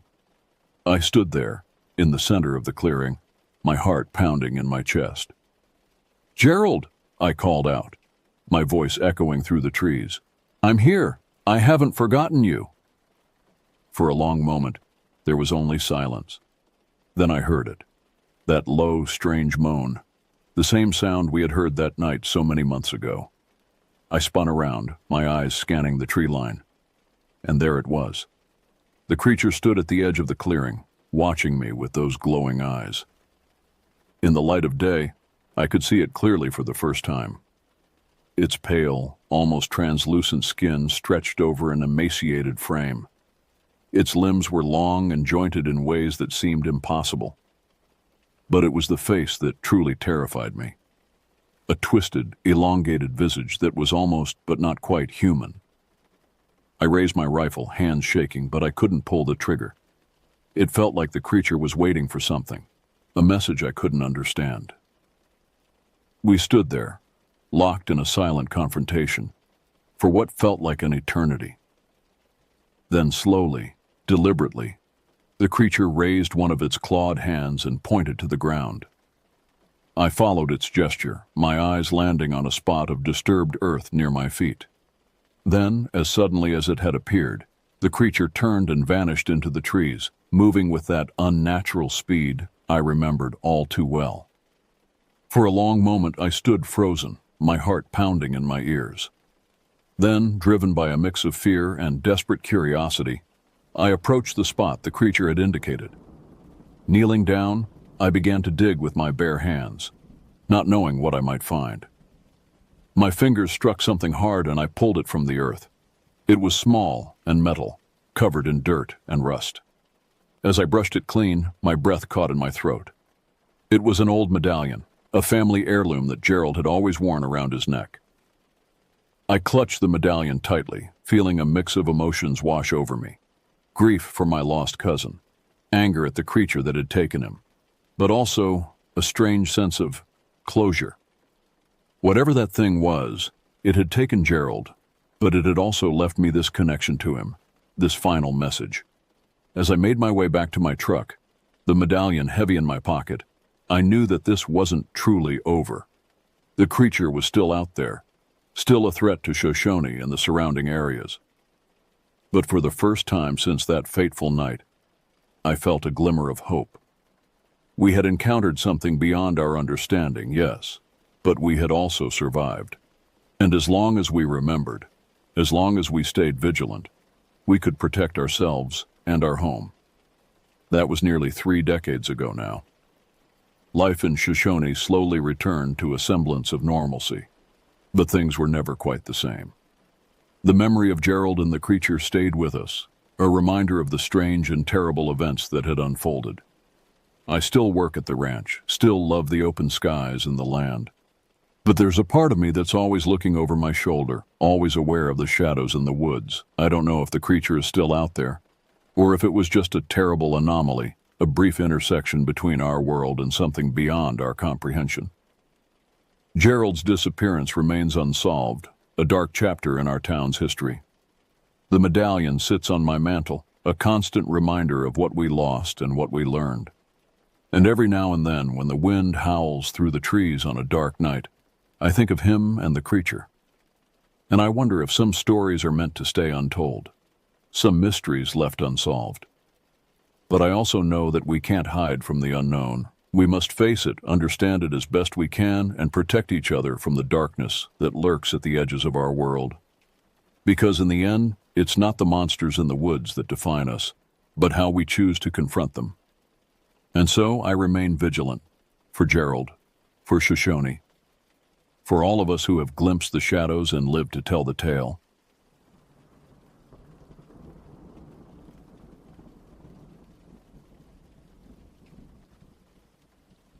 I, David Rodriguez, am now 78 years old, and the events I'm about to recount happened to me back in 2010. At the time, I was 64, a pretty regular guy, maybe a little more stubborn than most. I worked as a mechanic, fixing up old cars and motorcycles in my shop in a small town called Millville, nestled in the rolling hills of central Pennsylvania. Life hadn't always been kind to me. I had gone through a rough patch after my wife of 30 years, Maria, left me for a younger man. It was a blow that nearly broke me, but I'm nothing if not resilient. I threw myself into my work, spending long hours at the shop, tinkering with engines and transmissions. My buddies would joke that I was married to my work now, and in a way, they were right. It was a crisp autumn weekend when I decided to take a break from the monotony of my life. My old friend, Boone Carpenter, had inherited a cabin in the woods from his grandfather and invited me out for some fishing and beers. Boone was the kind of guy you'd want around in a bar fight, or if your car broke down in the middle of nowhere. Big, burly, with a laugh that could shake the leaves off trees, Boone had been my friend since high school. "Come on, Dave," he'd said over the phone, his voice gruff but warm. "It'll be just like old times, a couple of geezers catching up, drinking beer, and maybe catching a fish or two." I couldn't resist the offer. The thought of getting away from the constant reminders of my failed marriage and the endless cycle of work was too tempting. So, I packed up my old Ford pickup with some clothes, fishing gear, and a cooler full of beer and sandwiches. The cabin was about an hour's drive from Millville, nestled deep in the Allegheny National Forest. As I drove, the scenery changed from small towns and farmland to dense, dark forests. The leaves were just starting to turn, splashes of red and gold among the green. It was beautiful, but there was something about the density of the trees, the way they seemed to close in on the narrow road, that made me feel uneasy. I arrived at the cabin in the late afternoon. It was a modest place, all wooden walls and a creaky porch, with a small dock that stretched out into a quiet lake. The water was like glass, reflecting the trees and sky perfectly. It was the kind of place that seemed frozen in time, untouched by the outside world. Boone was already there, setting up his fishing gear on the dock. He looked up as I pulled in, that big grin of his spreading across his face. "Dave," he called out, waving a beefy arm. "Took you long enough. Thought you might have gotten lost in these woods." I laughed and shook my head as I got out of the truck. "Nah, just took the scenic route. You know me, always stopping to admire a good view." We spent that first day like we were teenagers again, fishing, drinking, and swapping stories about the old days. Boone told me about his latest hunting trips, embellishing the tales with each beer. I talked about the new projects at the shop, the classic cars I was restoring, and the cantankerous customers who made my days interesting. As the sun started to set, casting an orange glow over the lake, Boone suggested we gather some wood for a bonfire. "Let's make this night a proper one," he said, his eyes twinkling with mischief. We wandered into the woods, just a little way from the cabin, talking and joking as we collected sticks and logs. The air was cool, and the forest was alive with the sounds of crickets and distant hoots of owls. It was peaceful, but as we ventured further, something felt off. Boone noticed it too. He stopped in his tracks, his head cocked to one side. "Hey, Dave, you hear that?" I listened, but didn't hear anything unusual. "Hear what?" "That's just it," Boone said, frowning. "It's too quiet. No crickets, no nothing." I shrugged, trying to shake off the sudden chill that ran down my spine. Maybe they're just shy. Come on, let's get back. We headed back to the cabin, loaded with wood, and got the fire going. We were sitting there, enjoying the warmth and the stars twinkling above us, when Boone suddenly looked serious. "You ever hear about those disappearances around here?" he asked, his voice low. I raised an eyebrow. "Disappearances? Like what, people getting lost?" Boone shook his head, staring into the flames. "Sort of. They say some folks who come out here just vanish. No trace, no nothing. Happened a couple of times over the past few years." I chuckled, but it sounded forced, even to my own ears. "Sounds like a campfire story, Boone. You trying to spook me?" He shook his head again, his expression grave. "I'm serious, Dave. It's not just stories. My grandpa used to talk about it. He said there's something in these woods, something that doesn't like people." I could see he was genuinely concerned, but I waved it off. "Come on, man. We're just here for some fishing and beers. Nothing's gonna happen." But even as I said it, I couldn't shake the feeling that we were being watched. We stayed up late, the fire crackling and the stars twinkling above us. Eventually, we turned in, Boone taking the small bedroom, and I crashed on the couch in the living room. I fell into a fitful sleep, filled with strange dreams of dark shapes moving through the trees. I woke up in the middle of the night to a strange noise. It was like scratching, coming from outside the cabin. I sat up, listening, my heart pounding. The scratching grew louder, and then I heard what sounded like footsteps on the porch. I grabbed the flashlight from the table beside me and crept towards the window. Peering out, I couldn't see anything at first, just the dark shapes of the trees and the faint outline of the lake.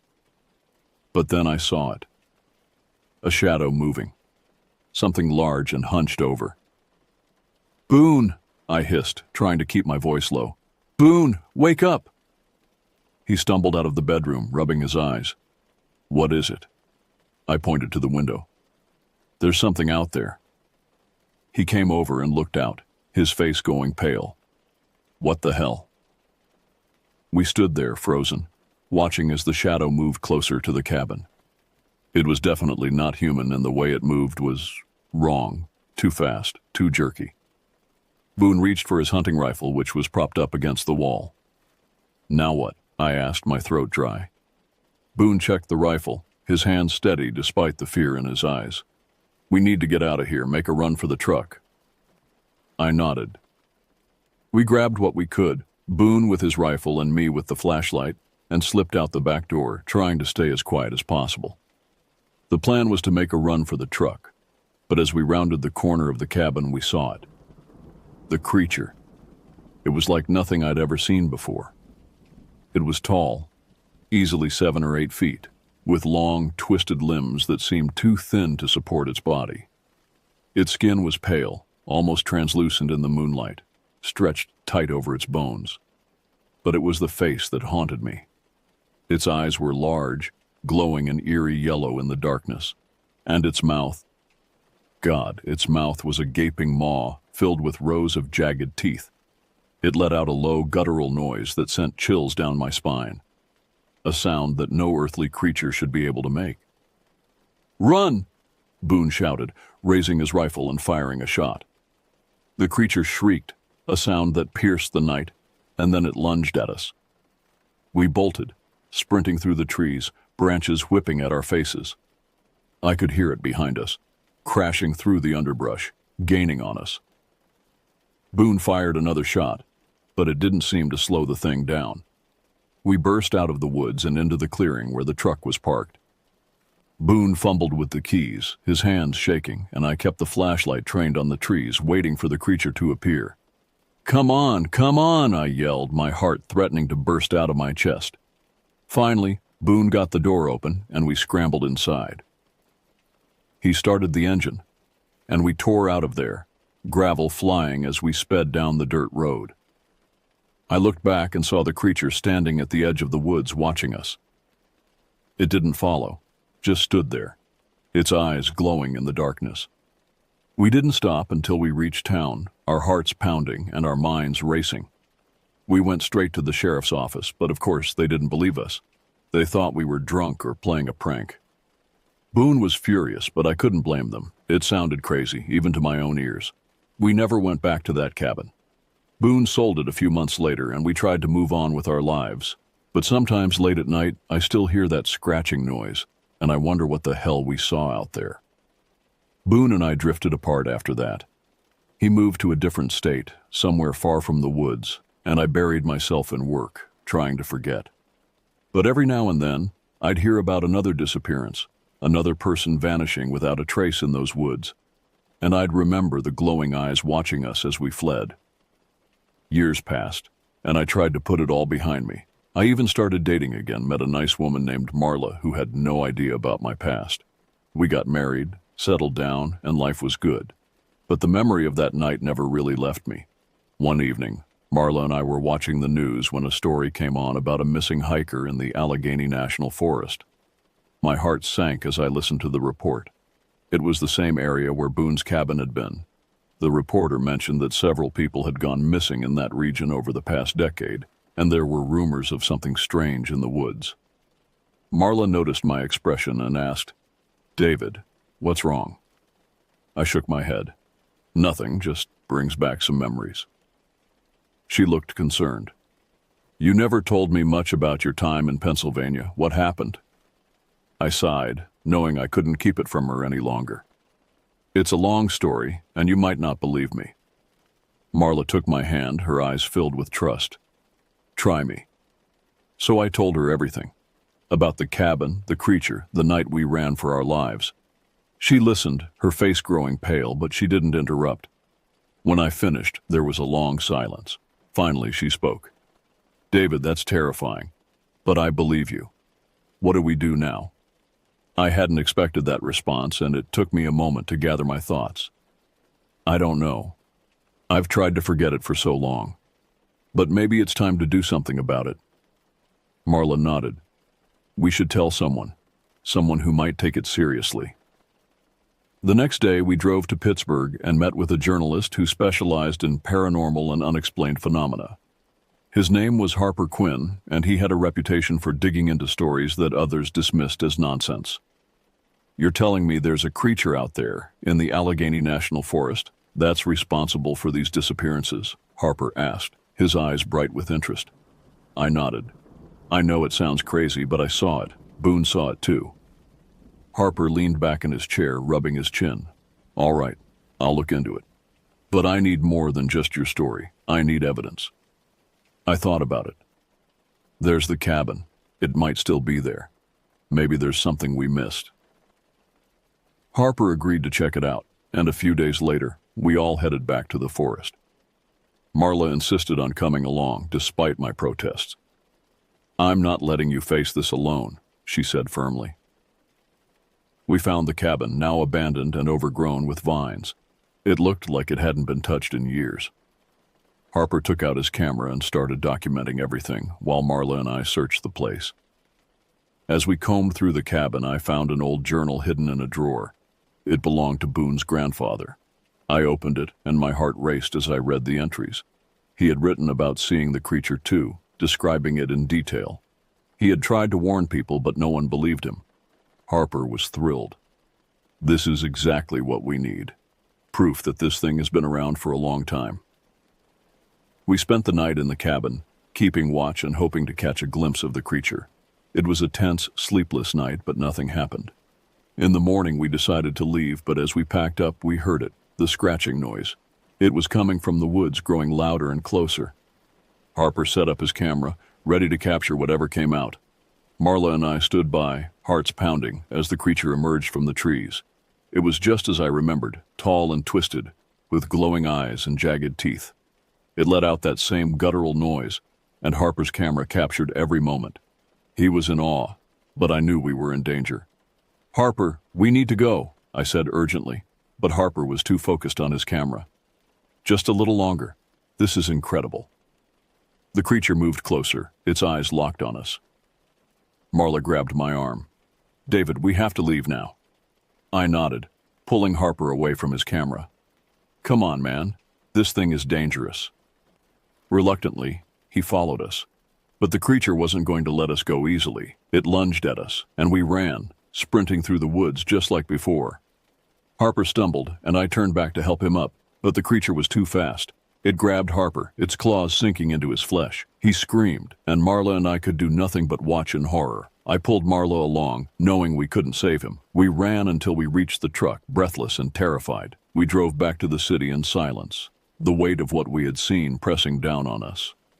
We reported Harper's disappearance, but the authorities were skeptical, as always. They sent a search party, but they found no trace of him. The footage Harper captured was enough to convince some people, but many still thought it was a hoax. Marla and I knew the truth, though. We had seen the creature, and we had the journal to prove it. We decided to move far away from Pennsylvania, settling in a quiet town in Oregon. We tried to live a normal life, but the memory of that night stayed with us. We never spoke of it to anyone else, but we kept Harper's camera and the journal as a reminder. Years later, I still think about Boone and Harper and the creature that took them. I don't know what it is or where it came from, but I know it's out there, somewhere in the woods, waiting. Maybe one day someone will find it and put an end to the disappearances, but until then, I can only warn others to stay away from those woods. Some places are better left alone, and some creatures are better left undiscovered. But the weight of knowing, of having seen something that defies explanation, is a burden I'll carry for the rest of my days. And sometimes on quiet nights when the wind rustles through the trees, I swear I can hear that scratching sound, a reminder that there are things in this world beyond our understanding, lurking in the shadows, waiting to be discovered. As I sit here, an old man with a lifetime of memories, I can't help but wonder, what if we had never gone to that cabin? What if we had just stayed in town, content with our simple lives? But then I remember the missing hikers, the unexplained disappearances that continue to this day. And I know that even if Boone and I hadn't encountered the creature, it would still be out there, hunting. It was on my 78th birthday that I made a decision. Marla had passed away a year earlier, leaving me alone with my memories and the evidence of our terrifying encounter. I couldn't take it to my grave. The world needed to know the truth. I reached out to a young journalist named Liam Foster. He had written a series of articles about unexplained phenomena in national parks, and something about his writing told me he might be open to hearing my story. When Liam arrived at my home in Oregon, I could see the skepticism in his eyes. But as I recounted my tale, showed him the journal of Boone's grandfather, and finally played Harper's footage, his expression changed from doubt to shock, and then to a grim determination. "Mr. Rodriguez," he said, his voice trembling slightly, "this is incredible. Terrifying, but incredible. We need to go back there." I shook my head. "No, son. I'm too old for that now, but I can give you everything I have, the journal, the footage, the coordinates of the cabin. Just be careful.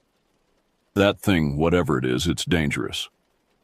Liam nodded, his eyes bright with the thrill of the story. "I understand. I'll be careful, I promise." As he left with my box of evidence, I felt a weight lift from my shoulders, but also a new fear. What if the creature got him too? For weeks I heard nothing from Liam. I tried to go about my daily routine, but I couldn't shake the feeling that I'd sent another young man to his doom. Then, one rainy afternoon, there was a knock at my door. Liam stood there, looking haggard and pale, but very much alive. "Mr. Rodriguez," he said, his voice hoarse, "you were right. About everything." I ushered him inside, made him a strong cup of coffee, and listened as he told me his story. He had gone to the Allegheny National Forest, found the overgrown remains of the cabin, and spent several nights camping in the area. At first nothing happened, Liam said, his hands shaking slightly as he held his coffee mug.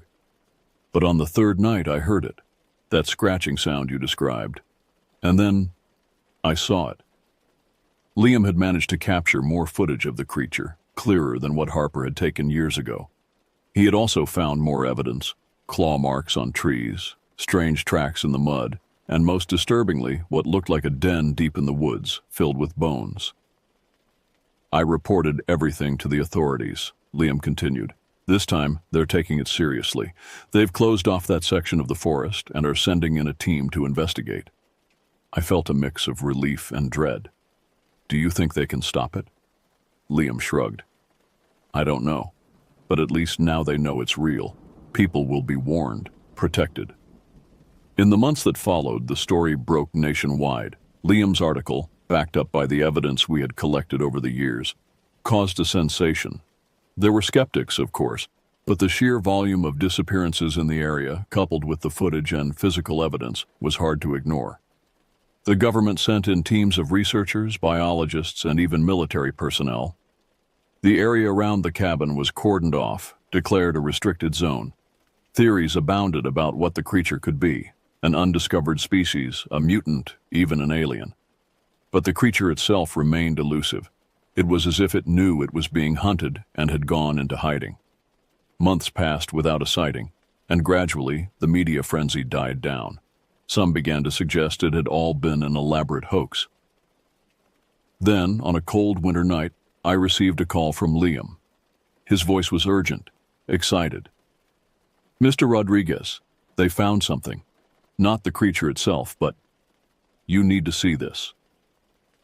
The next day, Liam arrived with a file marked classified. "I shouldn't have this," he admitted, "but I thought you deserved to know." Inside was a report detailing the discovery of a cave system deep in the Allegheny Forest. The caves were filled with primitive paintings, thousands of years old, and there, on the cave walls, were depictions of a creature that looked eerily familiar. Tall, twisted, with long limbs, and a mouthful of sharp teeth. "It's been here all along," I whispered, my hands trembling as I looked at the photos. "All this time?" Liam nodded. "The researchers think it might be some kind of ancient species, something that's managed to survive in isolation for thousands of years. They're calling it Homo allegheniensis. As I sit here now, nearing the end of my life, I feel a strange mix of emotions. Fear, yes. The memory of that night will never leave me. But also a sense of vindication, and oddly, of purpose. My encounter with the creature, as terrifying as it was, led to a discovery that has changed our understanding of human evolution and the mysteries that still lurk in the dark corners of our world. The Allegheny National Forest remains partly closed, a team of researchers permanently stationed there to study and hopefully one day make contact with the creature.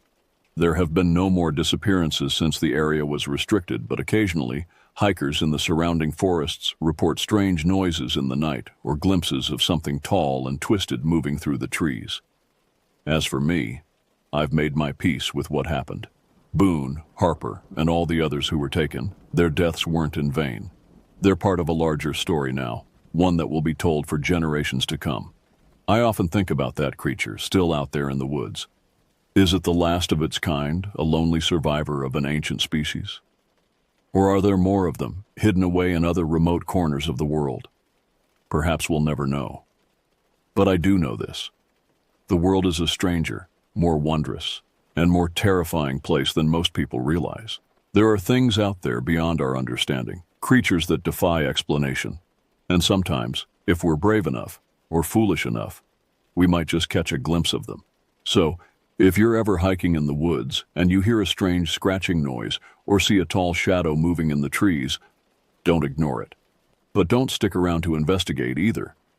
Some mysteries are better left unsolved, some creatures better left undiscovered.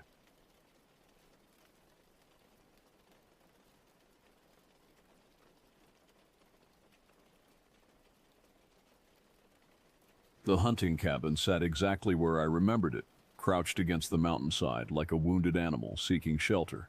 I hadn't seen this place in 15 years, not since I was 12 and spent that horrifying summer with my grandfather Luther. The memories came flooding back as I cut the engine of my pickup truck, the smell of pine needles and rotting wood, the oppressive silence that seemed to swallow sound itself, and most vividly the night terrors that had plagued me for months after leaving this cursed place. Luther had passed away 18 months ago, leaving me his only heir at 27 years old. The lawyers had been surprisingly eager to transfer the deed, almost relieved to be rid of the paperwork. When I asked about the circumstances of his death, they exchanged uncomfortable glances before muttering something about exposure, and found 3 days later. The coroner's report was sealed, they said, family privacy and all that.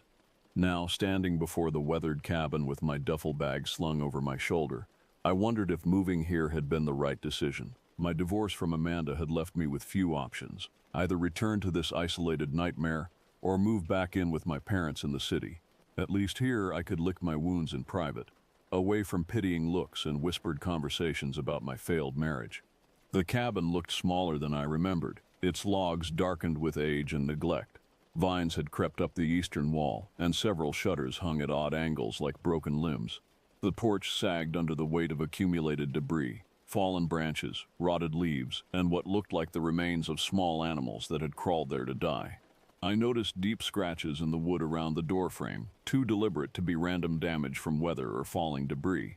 As I fumbled with the rusty key, a sound drifted from the surrounding forest. Not quite a howl, not quite human screaming, but something that made my hands shake so violently I dropped the keys twice before managing to unlock the door.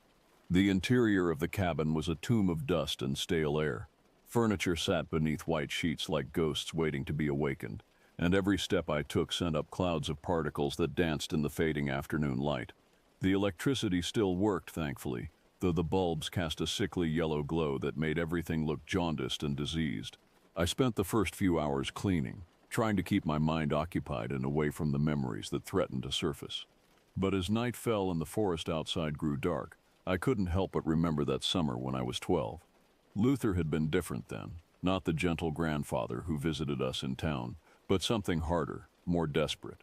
He'd spoken in whispers about keeping watch and maintaining the boundary, words that meant nothing to my young mind but had filled me with inexplicable dread.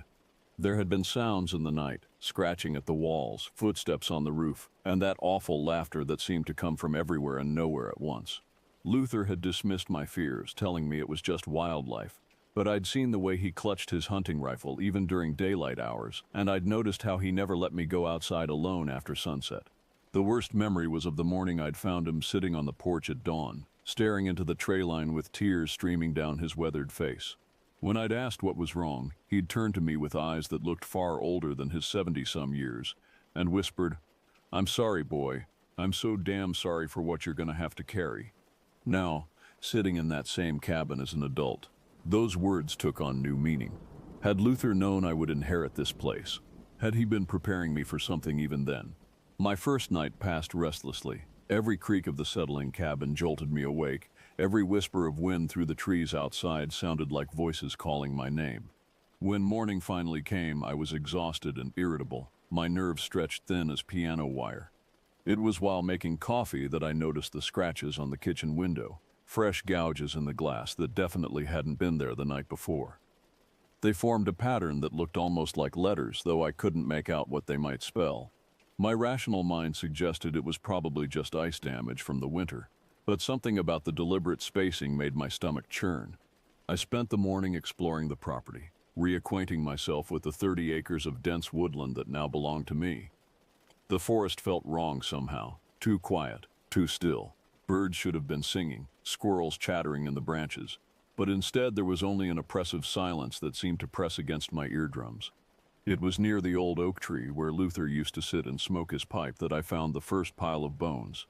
They were small, rabbit or squirrel, most likely, but they'd been arranged in a careful circle, picked completely clean.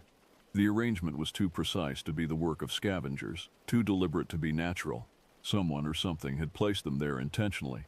As I bent down to examine them more closely, I heard footsteps behind me. I spun around, expecting to see a hiker, or perhaps a neighbor I hadn't met yet, but the forest was empty. The footsteps continued for several more seconds before fading into silence, leaving me alone with my racing heart and the growing certainty that I was being watched. That afternoon, I drove the 15 miles into Millerville to buy supplies and hopefully gather information about the area.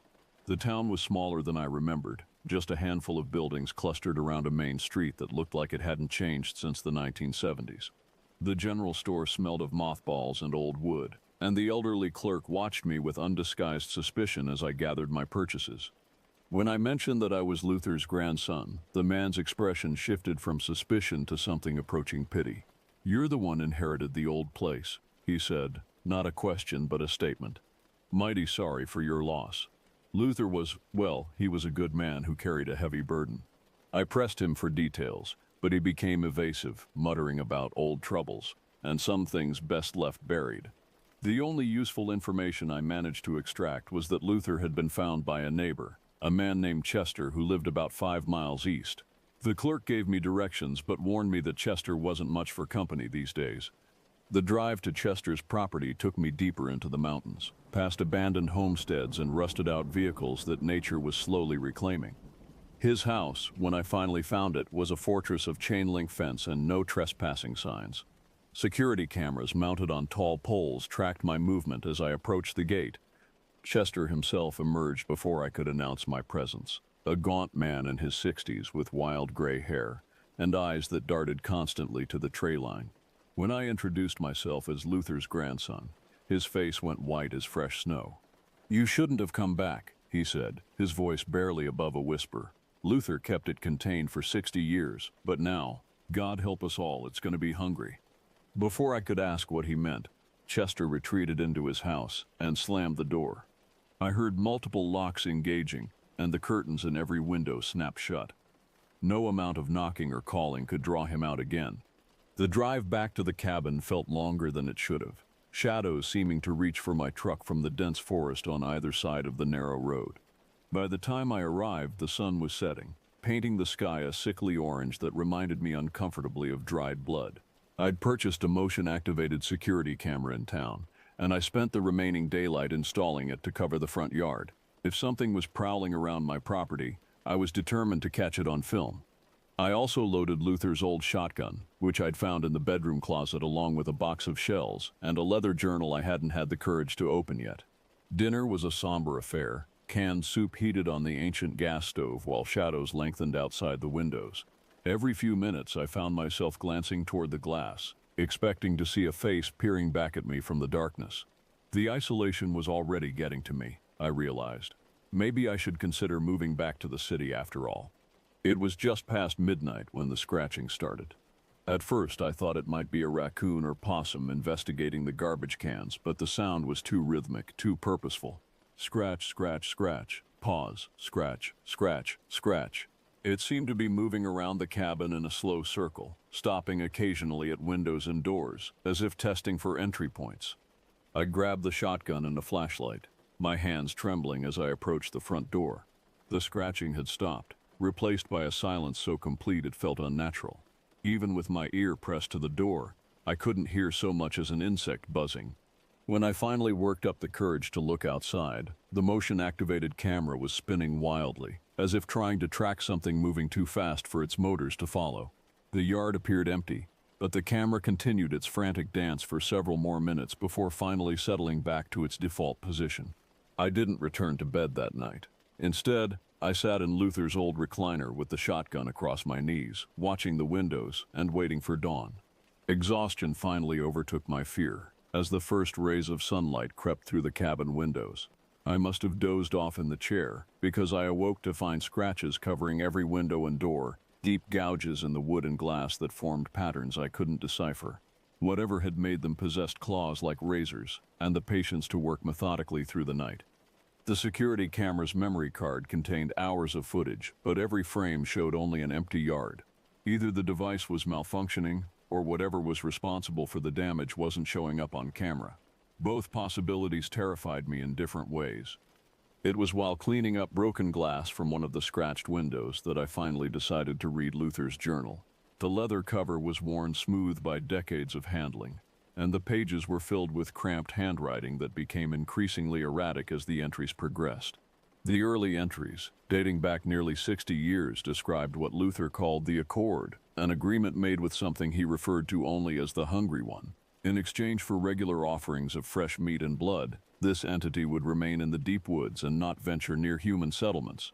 Luther had inherited this responsibility from his own grandfather, who had inherited it from his grandfather before him. The offerings had to be made every new moon, left at specific locations throughout the forest. Miss a single payment, Luther wrote, and the Hungry One would come collecting what it was owed, with interest.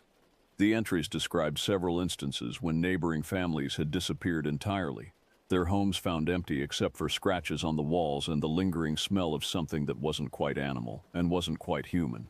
As I read deeper, Luther's handwriting became increasingly desperate. The final entries, made just weeks before his death, spoke of failing health and the impossibility of continuing his duties. "I can't make the next offering," one entry read.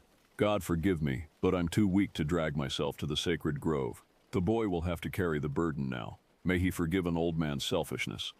The implications of Luther's journal hit me like a physical blow. According to his records, the last offering had been made over 18 months ago, right before his death. If his writings were true, and the evidence of my own eyes suggested they were, then something in these woods had been waiting patiently for payment, something that was now growing tired of waiting. The journal included detailed maps of the offering sites, each marked with symbols that made my eyes water if I stared at them too long. The closest site was the old oak tree where I'd found the circle of bones, apparently a minor location used for small offerings. The main site, where the largest payments were made, lay deeper in the forest at a place Luther called the feeding ground. I spent the day preparing, gathering supplies, and trying to summon the courage for what I was planning to do. Luther's journal was very specific about the requirements. Fresh meat, preferably from something that had died violently, arranged in patterns that supposedly had meaning to the entity that received them. The idea of participating in what amounted to a pagan ritual made my skin crawl, but the alternative, facing the full wrath of whatever Luther had been appeasing, seemed far worse. As evening approached, I loaded a backpack with the required materials and set out for the feeding ground. The forest seemed to close in around me as I walked, branches catching at my clothes and roots seeming to shift beneath my feet. The silence was so complete that my own breathing sounded thunderous in my ears. The feeding ground, when I finally found it, was a circular clearing perhaps 30 feet across. The trees around its perimeter were ancient and massive, their trunks scarred with what looked like claw marks that extended far higher than any earthly creature could reach. In the center of the clearing stood a flat stone altar, stained dark with decades of offerings. I arranged the meat according to Luther's detailed instructions, my hands shaking so badly I could barely complete the task. As I worked, I became aware of a presence watching from the tree line. Not seen but felt, like pressure against my mind. The temperature in the clearing seemed to drop 20 degrees, and my breath began forming clouds in the suddenly frigid air. When the arrangement was complete, I backed away from the altar and waited. The presence in the trees grew stronger, more focused, and I heard something that might have been breathing, slow, deep inhalations that seemed to come from all directions at once. What emerged from the forest defied every attempt my mind made to categorize it. It moved like liquid shadow, flowing rather than walking, its form shifting between shapes that hurt to perceive directly. Sometimes it appeared almost human, tall and gaunt with reaching arms that ended in claws. Other times it resembled something more bestial, with too many teeth and eyes that reflected light like mirrors. But it was the familiar aspects that truly terrified me. The way it carried itself, the tilt of its head when it examined the offering, the careful deliberation with which it approached the altar. In those movements I recognized something that made my blood freeze in my veins. Luther. It moved like Luther, thought like Luther. Even seemed to regard me with something approaching grandfatherly affection as it fed on the meat I'd brought. The entity wasn't just accepting offerings, it was collecting pieces of those who made them, absorbing their essence bit by bit over decades of contact. When it finished feeding, it turned to face me directly, and for just a moment, its shifting features stabilized into a face I recognized. Luther's face, but wrong somehow. Too pale, too gaunt, with eyes that held depths no human gaze should possess. "You did well, boy," it said in Luther's voice, though the words seemed to come from the very air around me, rather than from any mouth. The accord continues. "Your first offering is accepted. What did you do to him?" I managed to whisper, though I already knew the answer. The thing that wore Luther's face smiled with too many teeth. "I gave him purpose, meaning, a way to protect those he loved, as I'll give you in time. The mountain must be fed, and feeders must be chosen. This is the way it has always been." I backed away slowly, not daring to run while those terrible eyes were fixed on me. "I won't become like you," I said, though my voice lacked conviction. "You already have," it replied, and I could hear the truth in those words. "Every offering binds you closer. Every month you fail to feed me, you'll feel the hunger yourself. Eventually, you'll understand that we are one and the same, guardian and predator, keeper and kept." The entity began to fade back into the shadows, but its voice lingered in the clearing. "The next feeding is in 28 days. Do not disappoint me, grandson." I ran then, crashing through the forest with no regard for silence or safety, Luther's journal clutched against my chest like a shield. Behind me, I could hear laughter that might have been wind through the trees, or might have been something far worse. Now I sit in the cabin, writing this account with shaking hands while dawn breaks over the mountain. The scratches on the windows have stopped, and an unnatural calm has settled over the forest. For now, the entity is satisfied. But I can already feel it, a gnawing emptiness in my stomach that has nothing to do with hunger for food. Luther's journal contains detailed records of how the feelings progress. First the physical symptoms, then the dreams, then the gradual erosion of everything that makes a person human. I understand now why he stayed, why his father stayed, and his grandfather before him. The mountain demands its due, and someone must pay the price. The alternative, letting that thing loose on the world beyond these trees, is unthinkable. In 28 days, I'll return to the feeding ground, and in time, perhaps decades from now, some other poor soul will inherit this burden from me. God help them, for I certainly cannot help myself. The mountain must be fed, and I am its willing servant now, whether I want to be or not.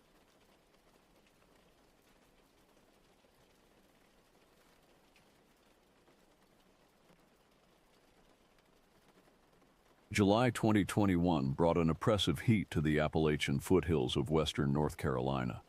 I had been living on our family property in the remote sections of the Blue Ridge Mountains for 3 years now, helping my parents maintain the 40-acre homestead that had been in our family for generations. The isolation suited me after my discharge from the Army.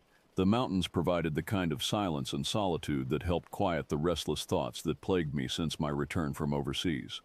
Our property stretched across a series of rolling hills and deep hollows, with a modest farmhouse sitting at the center like a weathered sentinel. Behind the house, we had constructed a large fenced enclosure that housed our small herd of goats and a flock of chickens. The animals provided both sustenance and purpose, giving structure to days that might otherwise drift by aimlessly in the mountain quiet. The fence itself was a patchwork of necessity, 6 feet of chain link in most places, reinforced with wooden posts and topped with a single strand of barbed wire. It wasn't pretty, but it kept the goats contained and most predators out. The enclosure backed up against a steep drop-off that plunged nearly 50 feet into a rocky ravine thick with laurel and rhododendron. Beyond that lay thousands of acres of national forest, dark and primeval, where the old-growth trees blocked out most of the sky and created a perpetual twilight even at noon. I had grown comfortable with the rhythms of mountain life, the morning chores, the afternoon maintenance work, the evening rounds to check on the animals. My parents worried about me sometimes. I knew. They thought the isolation wasn't healthy for someone my age, that I should be socializing more, maybe finding work in town. But they didn't understand how the noise and chaos of civilization felt like sandpaper against my nerves now. Here, among the animals and the ancient trees, I could breathe. That particular evening in July, the heat had been brutal all day. Even after sunset, the air hung thick and still, pressing down on everything like a suffocating blanket. The goats had been restless throughout the afternoon, clustering in whatever shade they could find, and bleating irritably at anyone who came near. I had filled their water troughs twice, trying to keep them comfortable, but nothing seemed to settle them. I had gone out to my truck around 9:30 that evening, needing to retrieve my work gloves from the cab so I could repair a section of fencing that had come loose during the previous week's storm. The vehicle sat in our gravel driveway about 100 yards from the animal enclosure, and as I rummaged through the clutter in the passenger seat, I heard something that made my blood freeze. The sound that reached my ears was unlike anything I had heard in 3 years of living on the mountain. It was the sound of panic, pure, animalistic terror. The goats were screaming, their voices cracking with fear as they crashed against the fence with such force that I could hear the chain link rattling from where I stood. Mixed with their cries was a frantic fluttering and squawking from the chickens, the kind of noise they made when a fox got into the coop. But this was different, louder, more desperate. I abandoned my search for the gloves and ran toward the house, my heart hammering against my ribs. As a combat veteran, I had learned to recognize the difference between ordinary alarm and mortal terror. This was the latter. Something was in that enclosure with my animals, something that had driven them into a frenzy of fear. The screen door slammed behind me as I rushed into the house and made a beeline for the gun cabinet in my father's study. My hands shook slightly as I worked the combination, muscle memory from countless training drills warring with the adrenaline coursing through my system. The AR-15 felt familiar and reassuring in my hands as I grabbed it along with a loaded magazine. My mother appeared in the hallway, her face creased with worry. "What's happening out there?" she asked, pulling her robe tight around herself. "Something's got the animal spooked," I said, checking the rifle's action with practiced efficiency. "I'm going to check it out." "Be careful," she called after me. But I was already out the door and jogging across the yard toward the enclosure. The sounds of distress grew louder as I approached. In the pale light cast by the security lamp mounted on the barn, I could see the entire herd of goats pressed against the far side of the pen, as far from the ravine as they could get.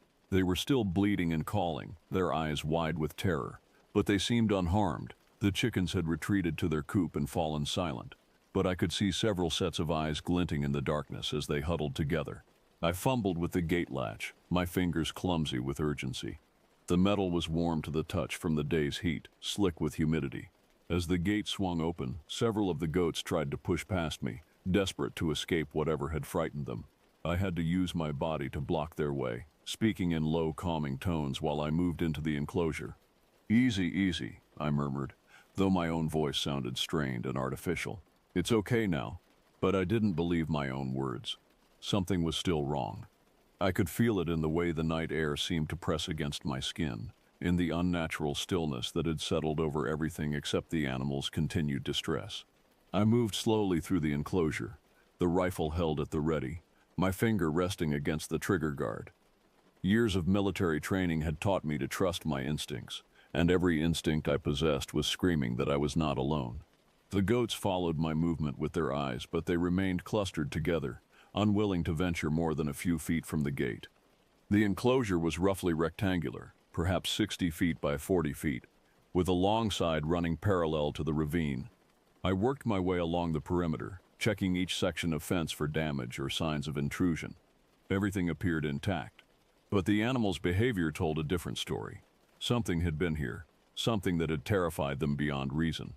As I approached the section of fence that overlooked the ravine, the hairs on the back of my neck began to rise. The drop-off here was steep and rocky, with the fence line following the edge of the cliff for about 20 feet before turning away from the precipice. It was the most vulnerable part of our perimeter, though I had never worried about it before. Nothing could climb up that sheer rock face. I was wrong. At first, I thought my eyes were playing tricks on me. The security light didn't reach this far corner of the enclosure, and the moon was only a thin crescent, casting barely enough light to distinguish shapes from shadows. But as I drew closer, crouching low and moving with the careful steps I had learned in Afghanistan, the shape beyond the fence began to resolve into something that made my mouth go dry with fear. There was a figure crouched just beyond the fence line, perhaps 10 feet from where I stood. It was motionless, almost statue-like, positioned at the very edge of the ravine where the ground dropped away into darkness. At first glance, it might have been a person. The general proportions were human-like, but something about its posture and stillness marked it as fundamentally other. The thing's skin, what I could see of it in the dim light, had an ashen quality that seemed to absorb rather than reflect the meager illumination. It appeared to be naked, its flesh stretched taut over what looked like an unnaturally thin frame. The head was turned away from me, but I could see that it was hairless and oddly shaped, as if the skull beneath had been compressed or elongated. For perhaps 30 seconds, we remained frozen in this tableau, me crouched behind the fence with my rifle, the figure motionless at the edge of the abyss. The only sounds were the continued bleating of the goats behind me and the distant whisper of wind through the trees far below in the ravine. Then, with a movement so sudden it made me flinch, the thing turned its head toward me. What I saw in that moment will haunt me for the rest of my life.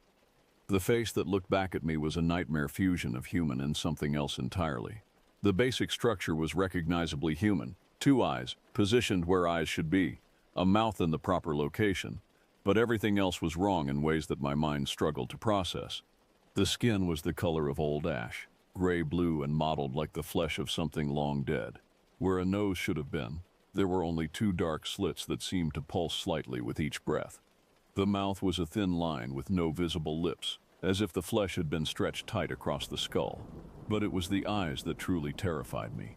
They were large and round, much larger than human eyes had any right to be, and they glowed with a pale bluish light that seemed to come from within. Not the reflective shine of an animal's eyes in lamplight, but something deeper and more unnatural. They held an intelligence that was unmistakably aware, unmistakably focused on me. The hands, God help me. The hands were the worst part. 5 fingers on each hand, but each finger was elongated and ended in what looked like a yellowed claw or talon.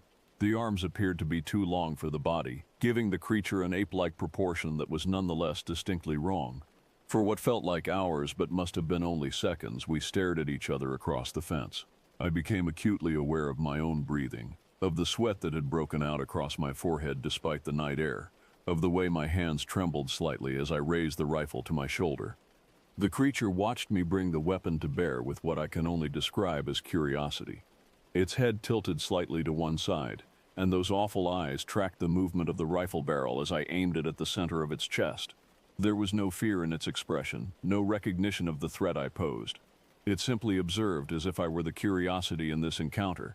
My thumb found the safety switch and clicked it off with a sound that seemed thunderously loud in the night silence. At that small mechanical noise, the creature's head snapped upright and its mouth fell open in what I initially thought was surprise.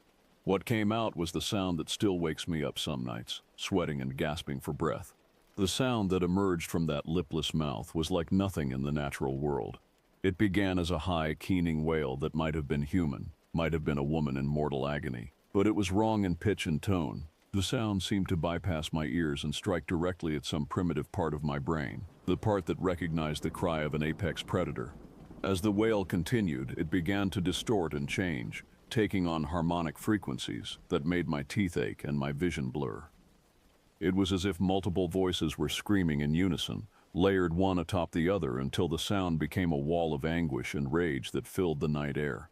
The goats behind me went mad with terror. I could hear them crashing against the fence, their bleating rising to match the pitch of the creature's cry. One of them, our oldest Billy goat, actually tried to clear the 6-foot fence and nearly succeeded, his hooves scrabbling against the chain link as he fell back into the enclosure. But I couldn't look away from the thing at the ravine's edge. As it screamed, it began to rise from its crouch, unfolding like some terrible flower blooming in reverse. The proportions became even more nightmarish as it stood. The torso too thin, the limbs too long, the head too large for the spindly neck that supported it. It stood nearly 8 feet tall, a scarecrow silhouette against the star-filled sky. For a moment it swayed slightly, as if testing its balance or perhaps savoring the fear it had instilled. Then those pale eyes fixed on me once more, and I saw something in them that made my finger tighten on the trigger. Recognition. It knew me.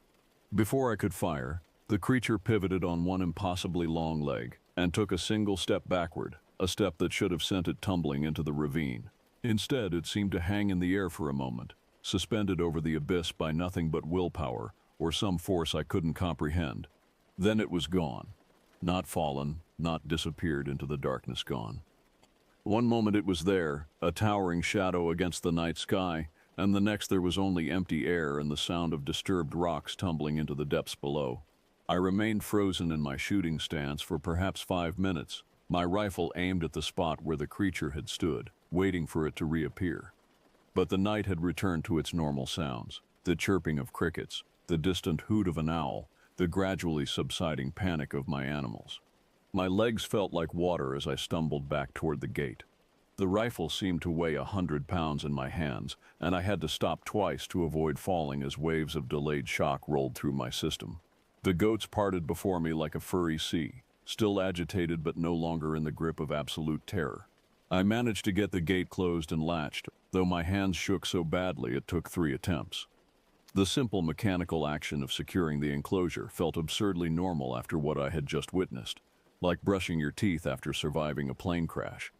The run back to the house passed in a blur of stumbling steps and ragged breathing. I burst through the front door with such force that I nearly tore it from its hinges, causing my mother to cry out in alarm from where she sat waiting in the living room. "What happened?" she demanded, rising from her chair as I leaned the rifle against the wall and engaged every lock on the front door. "You look like you've seen a ghost." If only it had been something so benign as a ghost. I tried to explain what I had encountered, but the words came out in a jumbled rush that sounded insane even to my own ears. A creature at the fence, gray skin like ash, eyes that glowed, 8 feet tall, disappeared into thin air. My mother listened with the patient expression she had perfected during my childhood, the look that said she was taking me seriously even when she clearly thought I was making things up. But as I continued my account, describing the creature's appearance and the sound it had made, I saw something change in her face. "You're shaking," she observed quietly, "and you're pale as a sheet." She was right. The adrenaline was wearing off, leaving me cold and clammy despite the warm night.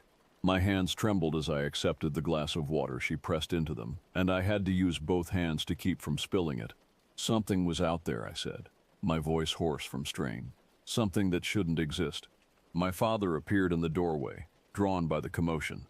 He took in the scene, his son disheveled and shaking, his wife hovering with maternal concern, the rifle propped against the wall, and his expression grew serious. "Tell me what happened," he said simply. So I did. I told him everything, from the first sounds of distress from the animals to the creature's impossible disappearance into the ravine. He listened without interruption, his weathered face growing more troubled with each detail. When I finished, he was quiet for a long moment, staring out the window toward the dark bulk of the mountains. "There are things in these hills," he said finally, "that most people don't want to believe in. Things that were here long before we were, and that will be here long after we're gone." My father had been born and raised in these mountains, as had his father before him. The family had owned this land for 5 generations, and with that ownership had come stories that were usually dismissed as folklore or the products of overactive imaginations. But sitting in our living room that night, with the taste of terror still fresh in my mouth, those stories took on a different weight. "Your great-grandfather used to talk about seeing things in the woods," my father continued, settling into his favorite chair with the careful movements of a man whose joints had been worn down by decades of physical labor. "Things that looked almost human, but weren't. The Cherokee who lived here before us had names for them, warnings about places in the forest where you shouldn't go alone." He gestured toward the window, where the mountains rose like sleeping giants against the star-filled sky. "This whole region is honeycombed with caves and hollow spaces. Some of the cave systems go down for miles, connecting to underground rivers and chambers that nobody has ever fully explored. If something wanted to hide, to live without being detected, this would be the perfect place." My mother made a skeptical sound. "You're not seriously suggesting that there are unknown species living in the mountains, are you? In this day and age, with satellites and GPS and trail cameras everywhere?" "I'm suggesting," my father replied carefully, "that there are still places on this earth where humans rarely go, and things that most humans wouldn't want to encounter. Just because we've mapped the surface doesn't mean we understand what lies beneath it." He turned to me, his expression grave. "The important thing is that you don't go out there alone after dark anymore. Whatever you saw, whatever it was, it's shown interest in our property. That makes it dangerous." I wanted to argue, to insist that I wasn't going to be driven from my own land by some inexplicable encounter, but the memory of those pale, intelligent eyes was too fresh, too vivid. There had been something in that gaze that spoke of hunger, of patience, of a predator evaluating its prey. "What about the animals?" I asked. "If that thing comes back?" "We'll install motion sensor lights around the perimeter," my father said. "And maybe it's time to get a dog. A big one." We spent the rest of the night making plans, discussing practical measures we could take to improve security around the property. But beneath the mundane conversation about lighting and fencing and alarm systems, we all understood the unspoken truth. We had crossed some invisible threshold. The isolation that had once felt peaceful now carried an undertone of menace. As dawn broke over the mountains, painting the sky in shades of pink and gold, I stood at the kitchen window and looked out toward the ravine. In the growing light, everything looked normal and innocent. The fence line was intact. The animals were grazing peacefully, and there was no sign that anything unusual had occurred. But I knew I would never look at those woods the same way again. September brought the first hint of autumn to the mountains, with leaves beginning to turn, and a crisp edge to the morning air that promised winter was not far behind. The incident in July had begun to feel distant, like a bad dream that loses its power in daylight. We had installed the motion sensor lights my father had suggested, and acquired a German Shepherd mix from the local animal shelter, a dog named Thor who took his guardian duties seriously. Life had returned to something resembling normal. The animals showed no signs of ongoing distress, and I had resumed my evening walks around the property without incident. The rifle still accompanied me on these outings, but more from habit than from any sense of immediate danger. It was during one of these walks that I encountered my old friend Garrett, who had recently inherited a cabin about 2 miles deeper into the mountains. He and several mutual friends had been using it as a weekend retreat, a place to escape the pressures of their jobs in Charlotte and Asheville. "You should come up sometime," Garrett suggested as we stood talking beside my truck. "We've got a group going up this weekend, and Brad found some kind of old foundation or something about a half-mile from the cabin. We thought we'd check it out." The idea of spending time with friends, of returning to some semblance of normal social interaction, appealed to me. The isolation that had once been a refuge was beginning to feel more like a prison, and I realized I missed the easy camaraderie of male friendship. Saturday afternoon found me hiking through the forest with Garrett and 3 other friends, following an overgrown trail that wound its way through dense stands of oak and maple. The foundation Brad had discovered turned out to be the remains of an old homestead, probably dating back to the early 1900s. Stone chimney remnants, and the outline of what had once been a small cabin were still visible beneath decades of accumulated leaves and undergrowth. We spent perhaps an hour exploring the site, speculating about who might have lived there and why they had abandoned it.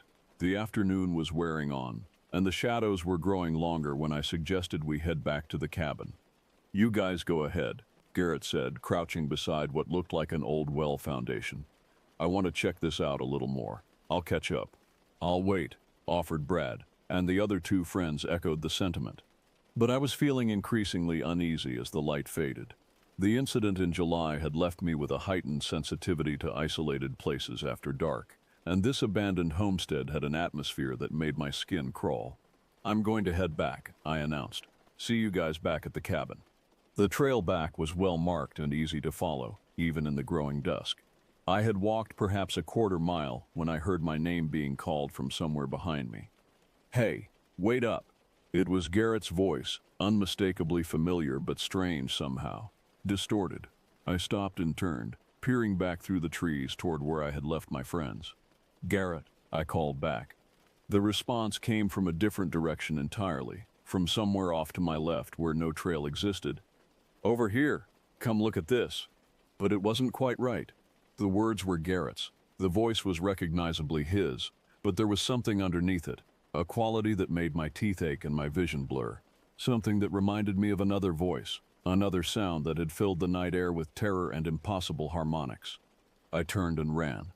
Behind me, the voice continued calling, but now it was coming from multiple directions at once, echoing through the trees with increasing urgency and decreasing humanity. By the time I reached the cabin, my heart was pounding and my shirt was soaked with sweat. Garrett and the others arrived 20 minutes later, laughing and talking as they emerged from the trail. All of them, together. "Did you call out to me?" I asked Garrett when I could trust my voice to remain steady. He looked puzzled. "No. Why? You said you were heading back, so we figured we'd see you here." To this day, I don't know what called my name in the woods that evening. I don't know if it was the same entity I encountered at the ravine, or something else entirely. But I do know that some sounds, once heard, change you forever. They teach you that the world is larger and stranger and more dangerous than you ever imagined. And they teach you that sometimes the smartest thing you can do is run. It has been over a year since that night in July, and I still have no rational explanation for what I saw at the edge of the ravine. I've researched everything I can think of: local folklore, Native American legends, reports of unusual animal sightings in the region. I've found stories that echo elements of my experience, but nothing that provides definitive answers. The Cherokee did indeed speak of creatures that dwelt in the deep places of the earth, beings that were neither human nor animal, but something in between. They warned against venturing alone into certain areas after dark, and they had rituals for protection against what they called the Watchers in the Stone. There is an old Cherokee burial ground about 3 miles from our property, dating back several centuries. Local historians suggest it may have been a sacred site for much longer than that, perhaps extending back to prehistoric times when the mountains were home to peoples whose names have been lost to history. But academic research and historical documentation can only take you so far when you're trying to understand an encounter that defies rational explanation. What matters is not whether such creatures officially exist, but whether they exist in fact.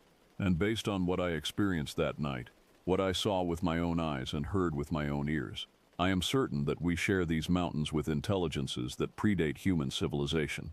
I still live on the family property, though I've taken my father's advice to heart. I don't venture out alone after dark, and I've developed a healthy respect for the depth and darkness of the mountain wilderness. Thor has proven to be an excellent guardian, and his presence provides both practical security and psychological comfort.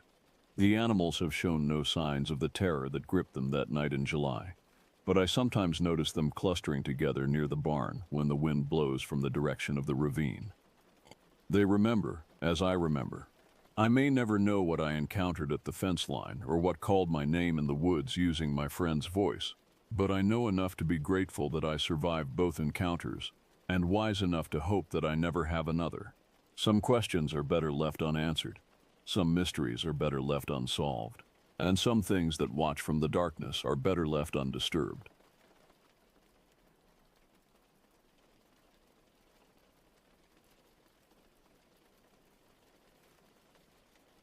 I've never been one for tall tales or ghost stories.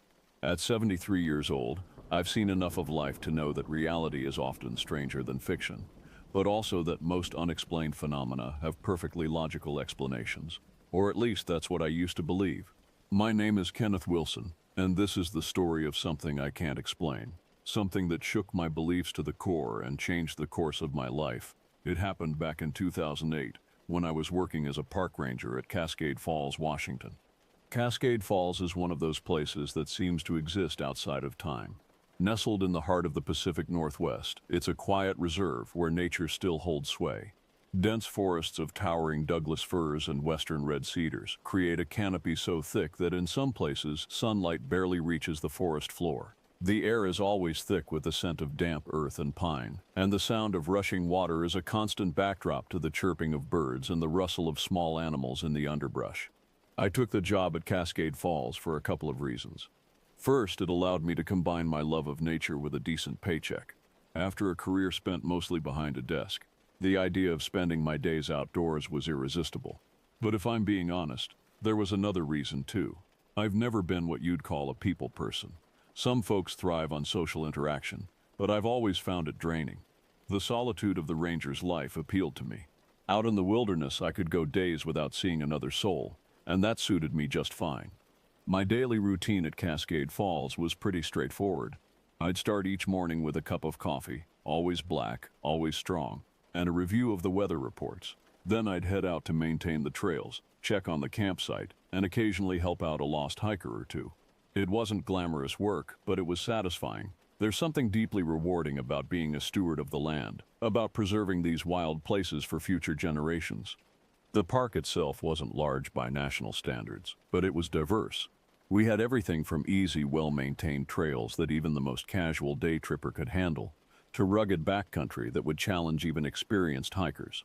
The crown jewel, of course, was the falls themselves. Cascade Falls dropped over 250 feet in a series of steps, creating a spectacle that drew visitors from all over the country. I'd been working at the park for about 5 years when the incident occurred. It was early October, and the first hints of autumn were starting to show in the forest. The big leaf maples were beginning to turn, splashes of gold and red among the evergreens. The air had that crisp quality that always reminds me of new beginnings and endings all at once. I remember the day it all started as clearly as if it were yesterday. I was sitting in the ranger station, nursing a lukewarm cup of coffee and going over the weather reports. The forecast was calling for rain later in the week, which meant I'd need to check the trails for any potential washout areas. I was just making a mental note to pack my rain gear when the radio crackled to life. "Ken, you there?" The voice belonged to Barney Gallagher, another ranger who worked the southern part of the park. I picked up the handset. "I'm here, Barney. What's up?" "Got a situation down near the lower falls," Barney said, his voice tinged with annoyance. "Couple of teenagers set up camp in an unauthorized area. Looks like they've been here a few days. Can you come give me a hand clearing them out?" I sighed. It wasn't an uncommon problem. Despite our best efforts to educate visitors about park rules and regulations, there were always a few who thought they could do whatever they pleased. "I'm on my way," I told Barney. "Give me about 30 minutes. I grabbed my gear, tossed on my jacket, and headed out. The trek to the lower falls wasn't long, but it was a steep descent. The path wound its way down through the forest, lined on both sides by towering pines. The scent of damp earth filled the air, and the distant roar of the falls grew louder with each step. As I walked, I couldn't help but reflect on how much I loved this job, despite its occasional frustrations. There was something about being out here, surrounded by the raw beauty of nature, that never failed to lift my spirits. Even on days when I had to deal with rule breakers or careless visitors, I still felt a deep sense of gratitude for where I was and what I was doing. Barney met me at the trailhead near the lower falls. He was a good guy, Barney, a bit rough around the edges, with a booming laugh and a penchant for colorful language, but he knew the park like the back of his hand and he cared about it as much as I did. "Glad you could make it, Ken," he said as I approached. "These kids are long gone, but they left one hell of a mess behind." We walked the rest of the way together, talking about the usual stuff, the weather, the latest football scores, and Barney's never-ending struggle with his old pickup truck. As we approached the campsite, the evidence of the teenagers' stay became clear. A small tent had collapsed, either from poor setup or the occupants' hasty departure. Trash was scattered all around. Empty beer cans, food wrappers, and other detritus that made my blood boil. It wasn't just the extra work of cleaning up after them that bothered me. It was the lack of respect for this beautiful place. "Damn kids," Barney grumbled as we started picking up the mess. "No respect these days, I tell you." I nodded in agreement, bending down to gather up some of the trash. That's when something caught my eye. Half buried under a pile of damp leaves was a small notebook. I picked it up, brushing off the debris. It was one of those cheap spiral-bound notebooks you can get at any drugstore, its cover adorned with some generic nature scene. I flipped through it quickly. Most of the pages were blank, but a few had been written in. The handwriting was messy, probably a teenager's. I stuffed it in my pocket, intending to turn it in at the lost and found later. It took us the better part of an hour to clean up the campsite. By the time we finished, the sun was starting to dip low in the sky, painting the forest in long shadows. "Thanks for the help, Ken," Barney said as we made our way back to the trail. "I owe you a beer next time we're in town." I waved off his offer. "Don't mention it. It's part of the job, right?" We parted ways at the trailhead, Barney heading back to his sector, and me returning to the ranger station. The walk back gave me time to think. Despite the frustration of dealing with careless campers, I still felt a deep sense of peace out here in the woods.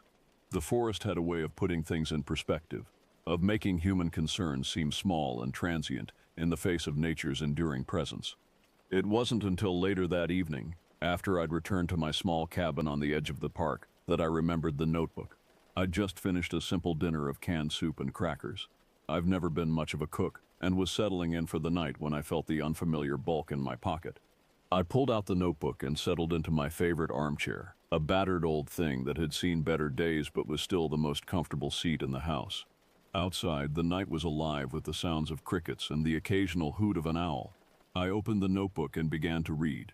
Most of the entries were pretty typical teenage stuff. Complaints about school, drama with friends, crushes on classmates. Nothing particularly interesting or out of the ordinary. But as I flipped towards the back of the notebook, the tone of the entries began to change. October 3rd, one entry read, We've been out here for 3 days now. It's beautiful, but there's something off. I can't quite put my finger on it, but it feels like we're being watched. I frowned, a slight chill running down my spine despite the warmth of the cabin. I read on. October 4th. The noises at night are getting worse. Jake says it's just animals, but I'm not so sure. It doesn't sound like any animal I've ever heard. And the shadows, I keep seeing things moving just at the edge of my vision. But when I turn to look, there's nothing there. The next entry was short, just a single line. We need to leave now. I closed the notebook, my mind racing. It was probably nothing, I told myself. Just the overactive imagination of a teenager alone in the woods for the first time. But something about those entries nagged at me, a sense of unease that I couldn't quite shake. I tried to put it out of my mind as I got ready for bed. Tomorrow would be another busy day, and I needed my rest. But as I lay in bed that night listening to the wind rustling through the trees outside my window, I couldn't help but wonder, what had those kids seen out there in the woods? And more importantly, was it still out there? Little did I know, this was just the beginning. The events that would unfold over the next few weeks would challenge everything I thought I knew about the natural world and about myself. But that's a story for tomorrow. For now, I'll leave you with this thought. The world is a much stranger place than we like to admit, and sometimes the things we dismiss as imagination or superstition turn out to be all too real. The next few days passed without incident. I went about my usual routine, trying to push the unsettling contents of the notebook to the back of my mind. But every time I walked through the denser parts of the forest or heard an unfamiliar sound in the night, those ominous words would come back to me. We need to leave, now. It was on a Wednesday evening, about a week after finding the notebook, that things took a turn. I was sitting on my porch, enjoying the crisp autumn air and watching the sun set behind the trees. The radio at my side crackled to life, startling me out of my reverie. "Ken, you there?" It was Barney, his voice tight with an emotion I couldn't quite place. I picked up the handset. "I'm here, Barney. What's going on?" There was a moment of static, then Barney's voice came through again, shaky and uncertain. "There's something out here, man. I don't know what it is, but it's big and it's fast. It's been following me." I frowned. Barney wasn't one to scare easily. He'd been working these woods for over 2 decades and had encountered everything from angry bears to lost hikers. If something had him spooked, it was worth taking seriously. "Where are you?" I asked, already reaching for my jacket and boots. "Near the old logging road, past the second waterfall. Can you come out here?" "I'm on my way," I said, grabbing my flashlight and, after a moment's hesitation, my rifle. I wasn't one to believe in ghost stories, but I wasn't taking any chances either. The night was pitch black, the moon hidden behind thick clouds. The trail was barely visible, even with the flashlight, and the sounds of the forest seemed amplified in the darkness. Every snapping twig or rustle of leaves had me on edge, my mind conjuring images of some unseen predator stalking through the underbrush. When I finally reached the logging road, I found Barney leaning against a tree, his face pale and his hands shaking. He looked like he'd seen a ghost.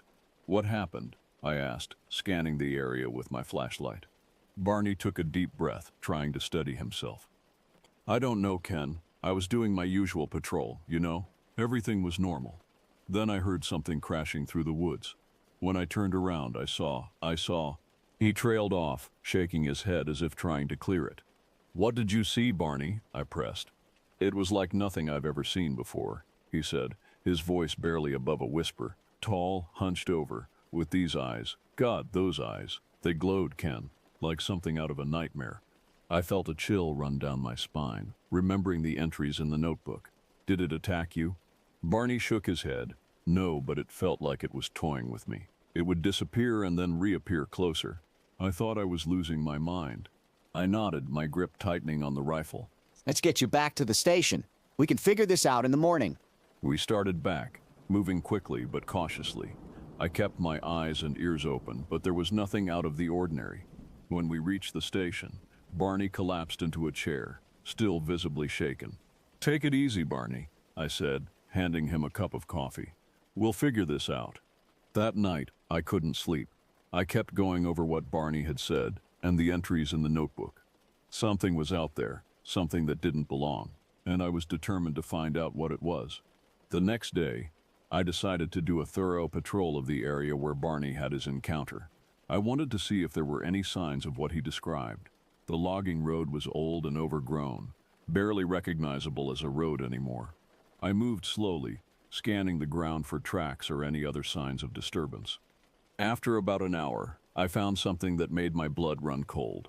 It was a footprint, but not like any I'd ever seen before. It was large, much larger than any human foot, and the toes were elongated, almost claw-like. I took a photo with my phone, my hand shaking slightly as I did so.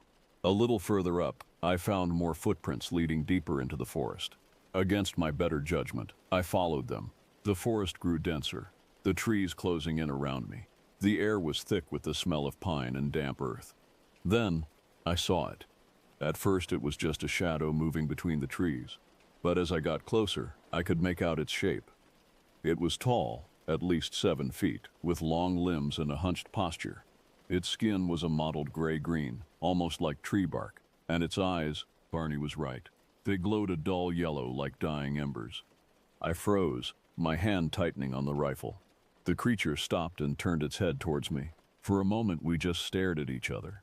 I felt like a rabbit caught in the gaze of a wolf, my heart pounding so hard I was sure it could hear it. Then, with a speed that took my breath away, it vanished into the trees.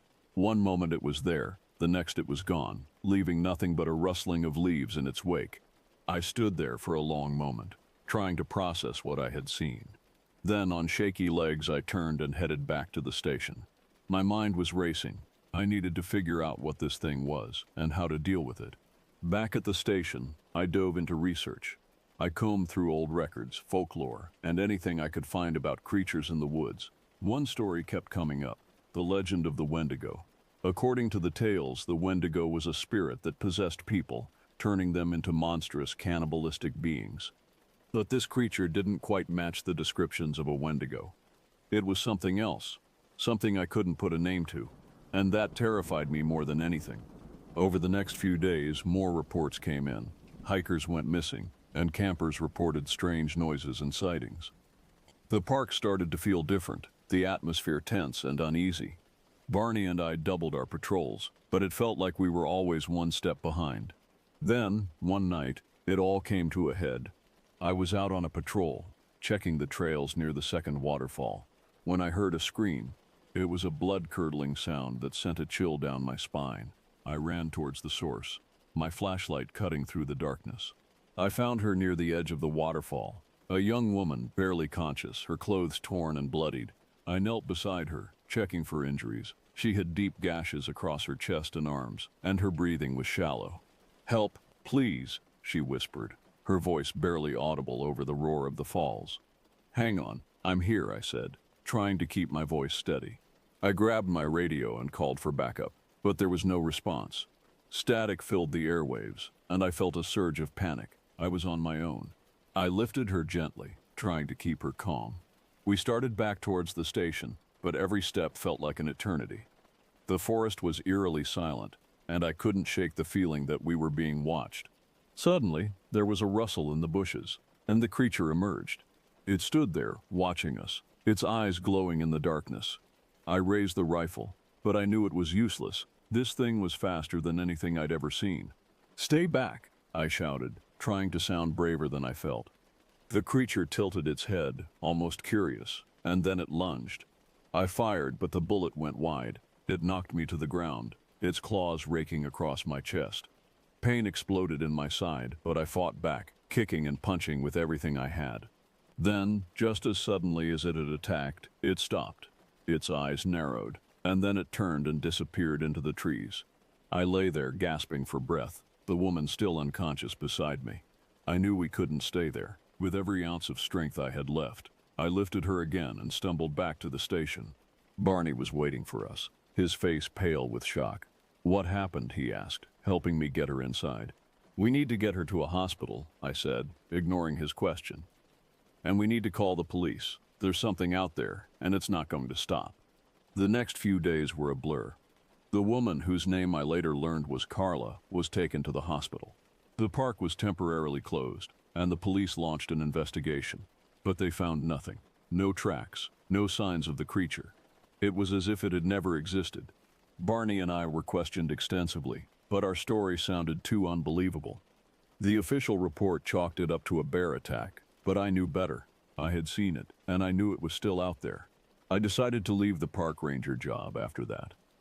The memories were too much, and I couldn't shake the feeling that the creature was still watching me, waiting for its next move. I moved to the city, where the noise and the crowds were a welcome distraction. But sometimes, late at night, I can still hear the sound of the forest, the rustle of leaves, the distant roar of the waterfall, and the memory of those glowing eyes watching from the darkness. I don't know what it was, or where it came from, but I know one thing for sure, it's still out there, waiting. And that's my story. Believe it or not, that's up to you. But if you ever find yourself hiking in Cascade Falls, keep your eyes open and your wits about you. You never know what might be lurking in the shadows. In the years since that night, I've tried to make sense of what happened. I've reached out to cryptozoologists, folklorists, and even a few self-proclaimed monster hunters. Some think it might have been a previously undiscovered species, a relic from a bygone era that's managed to survive in the remote wilderness. Others suggest it could be some kind of interdimensional being, slipping between our world and another. Me, I don't know what to believe anymore. All I know is that my experience in those woods changed me forever. It opened my eyes to the possibility that there are things in this world, ancient, powerful things, that defy our understanding. I still have nightmares about those glowing eyes and those inhuman claws. I wake up in a cold sweat, my heart racing, half expecting to see that creature looming over my bed. But as the years have passed, the fear has gradually been replaced by a sort of resigned acceptance. Whatever it was, it's part of my story now, a chapter I can't erase no matter how much I might want to. Sometimes, on quiet nights when the wind is just right, I think I can hear the distant roar of Cascade Falls. In those moments, I'm transported back to that forest, surrounded by towering trees and hidden dangers. Part of me misses it, the wild beauty, the solitude, the sense of being part of something greater than myself, but another part of me knows that I can never go back. Some doors, once opened, can never be fully closed again. I've often wondered about Carla, the woman I found by the waterfall. I visited her in the hospital a few times before I left town. She recovered from her physical injuries, but the emotional scars ran deep. Like me, she struggled to make sense of what had happened to her. Unlike me, she didn't have the benefit of having seen the creature clearly. Her memories were a jumble of terror, pain, and confusion. The last time I saw her, just before I moved away, she told me something that stuck with me ever since. "You know, Kenneth," she said, her eyes distant, "I used to think that knowing the truth about things was always better than not knowing. But now I'm not so sure. Sometimes, I think ignorance really is bliss." I've turned those words over in my mind countless times in the years since. Was she right? Would I be better off if I'd never seen what I saw in those woods? If I could still look at a forest and see only trees and wildlife, not potential hiding places for nameless horrors? I don't have an answer to that. But I do know this: once you've glimpsed behind the curtain, once you've seen that the world is stranger and more terrifying than you ever imagined, you can't unsee it. That knowledge becomes a part of you, for better or worse. So here I am, an old man with a story that sounds too fantastic to be true. I don't expect everyone to believe me. Hell, there are days when I'm not sure I believe it myself, but I know what I saw, what I experienced, and I feel a responsibility to share it, even if it's met with skepticism or outright disbelief. Because maybe, just maybe, my story will reach someone who needs to hear it. Someone who's had their own brush with the unexplained, who's been doubting their own sanity because they saw something they couldn't explain. To those people, I say this: you're not alone. The world is vast and mysterious, and there are things out there beyond our understanding. Be careful out there. Keep your eyes open, your mind sharp, and your heart strong. And if you ever find yourself face to face with something that shouldn't exist, remember, surviving is its own kind of victory. As for me, I'll keep telling my story to anyone who will listen. It's all I can do now: bear witness to the impossible and hope that someday, somehow, it'll make a difference. Because out there in the wild places, in the shadows between the trees and the mist rising from hidden waterfalls, something is waiting. And sooner or later, someone else will see it too. Until then, I'll be here, an old park ranger with a tale to tell and a warning to give. The forests are deep, the nights are long, and not everything that walks in the wilderness is as nature intended. Be safe out there, and remember, sometimes the monsters are real. It's been over 15 years since that fateful night in Cascade Falls. I'm pushing 90 now. My ranger days long behind me. I've settled into a quiet life in a small coastal town, far from the forest that once felt like home. The nightmares have mostly subsided, but the memories remain crystal clear. I've told my story countless times, to friends, to researchers, even to a few documentary filmmakers. Some believe me, some don't. It doesn't matter much to me anymore. Barney passed away a few years back. Heart attack, they said. In his final days, he confided in me that he never stopped looking over his shoulder, always half expecting to see those glowing eyes in the darkness. I've kept tabs on Cascade Falls over the years. There have been more disappearances, more strange sightings. The official explanations range from animal attacks to hallucinations caused by some unidentified fungus in the area. But I know the truth. Carla and I stayed in touch. She eventually moved away too, unable to shake the feeling of being watched whenever she ventured into the woods. Last I heard, she was working as a counselor, helping others deal with traumatic experiences. As for the creature, who knows? Maybe it's still out there, lurking in the shadows of Cascade Falls. Maybe it's moved on to other hunting grounds. Or maybe, just maybe, it was some sort of guardian, protecting the wilderness from human encroachment in its own terrifying way. I don't suppose I'll ever know for sure. But that's okay. Some mysteries are meant to remain unsolved. Some questions left unanswered. What I do know is this: my experience changed me, opened my eyes to a world beyond what most people see or understand. So if you find yourself in the woods someday, and you feel that prickle on the back of your neck like you're being watched, remember my story. Remember that the world is stranger and more wonderful and more terrifying than we can imagine. And remember to keep your wits about you, because you never know what might be watching from just beyond the firelight. This is Kenneth Wilson, signing off. Stay safe out there, and always keep one eye on the shadows.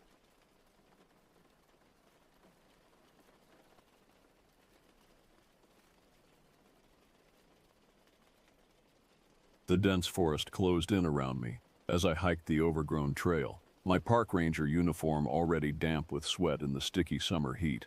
Mosquitoes buzzed incessantly. My coworker Mike, another seasoned ranger, walked a few paces ahead. Remind me again why we're bushwhacking out to the ass end of nowhere. I called out, swatting a spiderweb away from my face. Mike glanced back, his expression grim. 2 more hikers went missing last night. A young couple, last seen around the Matheson Cove area. I frowned. This was the 4th disappearance in 2 months. You think it's connected to the others? Has to be. And I'm starting to think the crazy stories the locals are always spinning might not be so crazy after all. I knew the stories he meant. Tales shared in hushed whispers about strange creatures lurking in the woods, beasts that walked on 2 legs but weren't quite human. The native elders called them the Dogmen. Those are just backwoods superstitions, I said, trying to sound more confident than I felt. But with each new missing persons case, those old legends were getting harder to dismiss. We emerged into a clearing, and Mike held up a hand, signaling me to stop. He pointed to a set of tracks in the damp earth.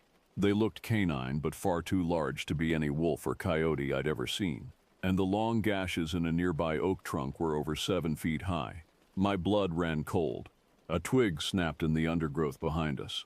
We both whipped around, reaching for our sidearms. Then an unearthly howl split the air so loud it made my ears ring. It sounded almost human, and yet not human at all. Mike turned to me, his face white as a sheet. "Radio for backup," he said hoarsely. "Tell them we found the hikers, or at least what's left of them." He pointed a shaky finger. There, caught on a blackberry bush at the clearing's edge, was a torn and bloody shred of flannel shirt.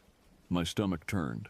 The Dogmen had claimed more victims, and now they knew we were here too. The agonized screaming seemed to go on forever, even after the wet snapping of bones and cartilage had ceased. Then, silence.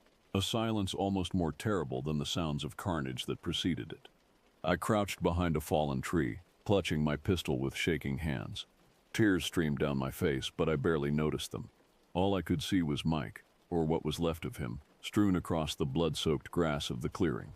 They had torn him apart like a pack of wolves on a downed deer, except no wolves stood on two legs. No wolves had quasi-human faces that somehow made the savagery even more horrifying.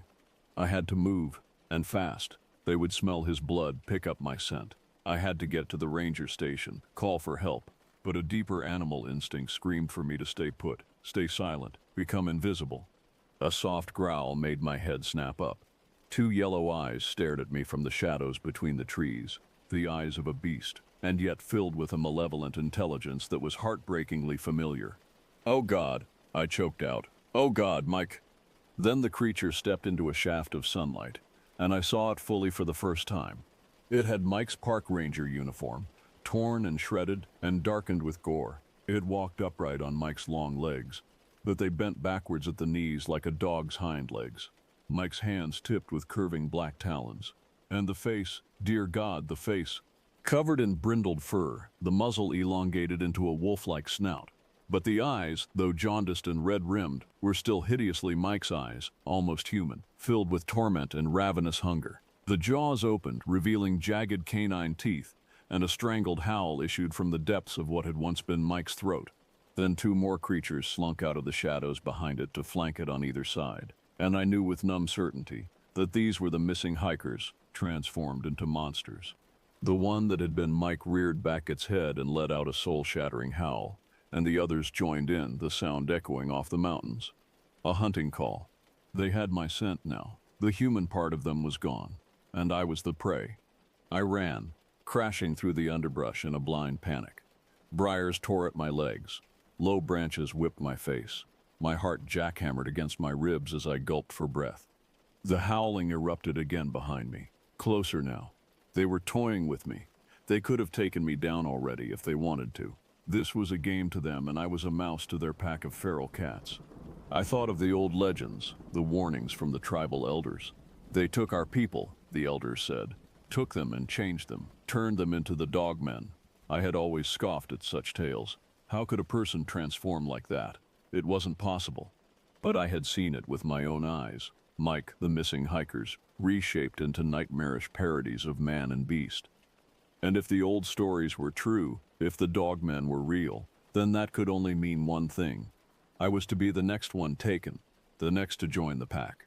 The ground dropped out from under me and I tumbled down a steep embankment, rolling and sliding in the damp leaves. I landed hard at the bottom. The breath knocked from my lungs. The world spun dizzily. Then I heard the panting, heard the soft pat of paws, the click of nails on stone, heard the low snarls, so close, right above me. I looked up into three pairs of glowing yellow eyes. They had me cornered. A snout pressed close to my face, snuffling, inhaling my scent. I felt the heat of fetid breath, saw the strings of drool between yellowed fangs. The one that had been Mike growled, low and menacing. "Please," I whispered, "please don't do this. I know you're still in there, Mike. You have to fight it." For a moment, I thought I saw a flicker of recognition in those ghastly eyes, a flicker of the man I once knew. But then it was gone, swallowed by animal hunger. The jaws opened wide, and I saw down the black abyss of the gullet. I screamed, but the killing bite never came. The beast's head whipped around at the sound of a sharp snap in the woods. Then another and another, the crunch of wheels on gravel, a engine's roar. The park rangers had arrived. Too late for Mike, too late for the missing hikers, but maybe, if I was very lucky, not too late for me. The dogmen, no, the creatures that had once been Mike and the two hikers, swung their heads toward the noise, ears swiveling. For a heartbeat, I stared into Mike's tormented eyes one last time. Then the pack melted into the shadows of the trees, leaving me alive. For now, I collapsed against the damp earth, sobs racking my chest. The image of Mike's mangled body played over and over in my mind, and the knowledge of what he had become, the demons that now wore the faces of the missing, filled me with a horror beyond all imagining. I knew then that this nightmare was only beginning, and God help me, I had no idea how to stop it. They're real, Chief. The dogmen are real. I paced like a caged animal in front of Ron Foster's desk, my mud-spattered ranger uniform drawing wary stares from the other officers in the Timberline County Police Station. They all thought I was crazy. Hell, I probably sounded crazy, but I had to make them understand. Now sit down, Nancy, Chief Foster said, not unkindly. He was an old friend of my father's, had known me since I was a girl. You've been through a terrible ordeal. Once the shock wears off, this isn't shock. I slammed my palms on his desk, making him flinch. It isn't PTSD, it isn't heat stroke or dehydration, or any other rational explanation you want to throw at me. I saw Mike die, Chief. I saw him get torn apart by those things. And I saw what they did to him after, what they turned him into. I could still see Mike's body putting itself back together, reshaping into that unspeakable beast form. The other officers exchanged skeptical glances, muttering behind their hands. They thought my story was the wild ramblings of a traumatized woman, just like the old tales of the native tribes. Silly superstitions, not to be believed.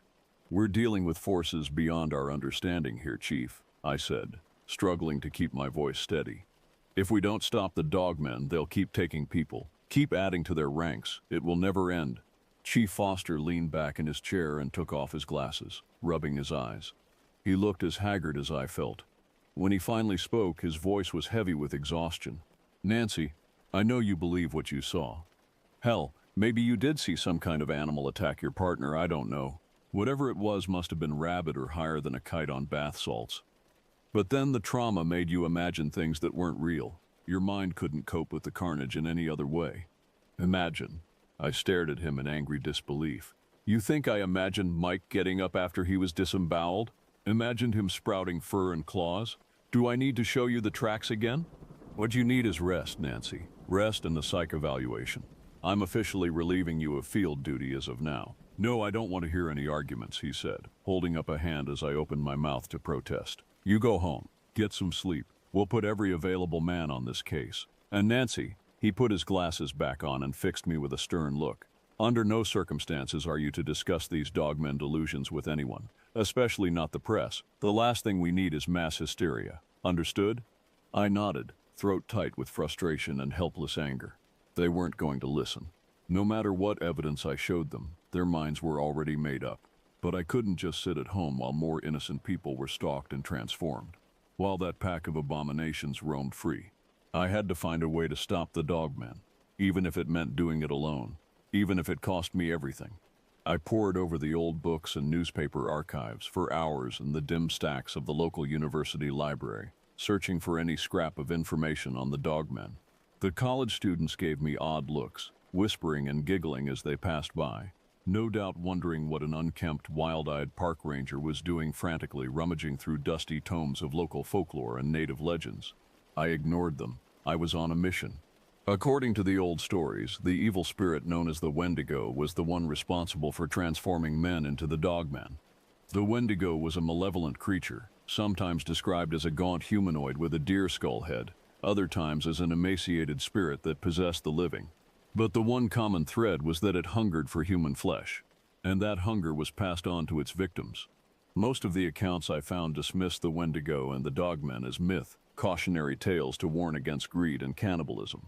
There was no physical evidence, academia agreed, no solid proof, only anecdotes and folklore.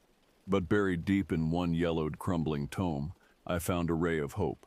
It was a translated account from a French-Canadian fur trapper in the 1600s, who claimed to have survived a dogman attack. The trapper and his party had been exploring new hunting grounds near Timberline County when they were set upon by the beasts.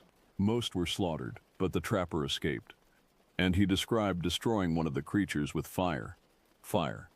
Of course, it was so obvious I wanted to smack myself. Nearly every culture's lore spoke of fire as a purifying force against evil spirits.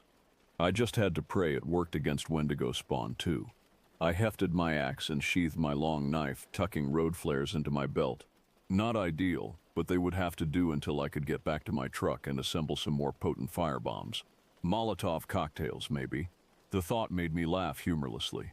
What would Chief Foster say if he could see me now, gearing up like some kind of Rambo? He'd probably have me committed on the spot. Let him.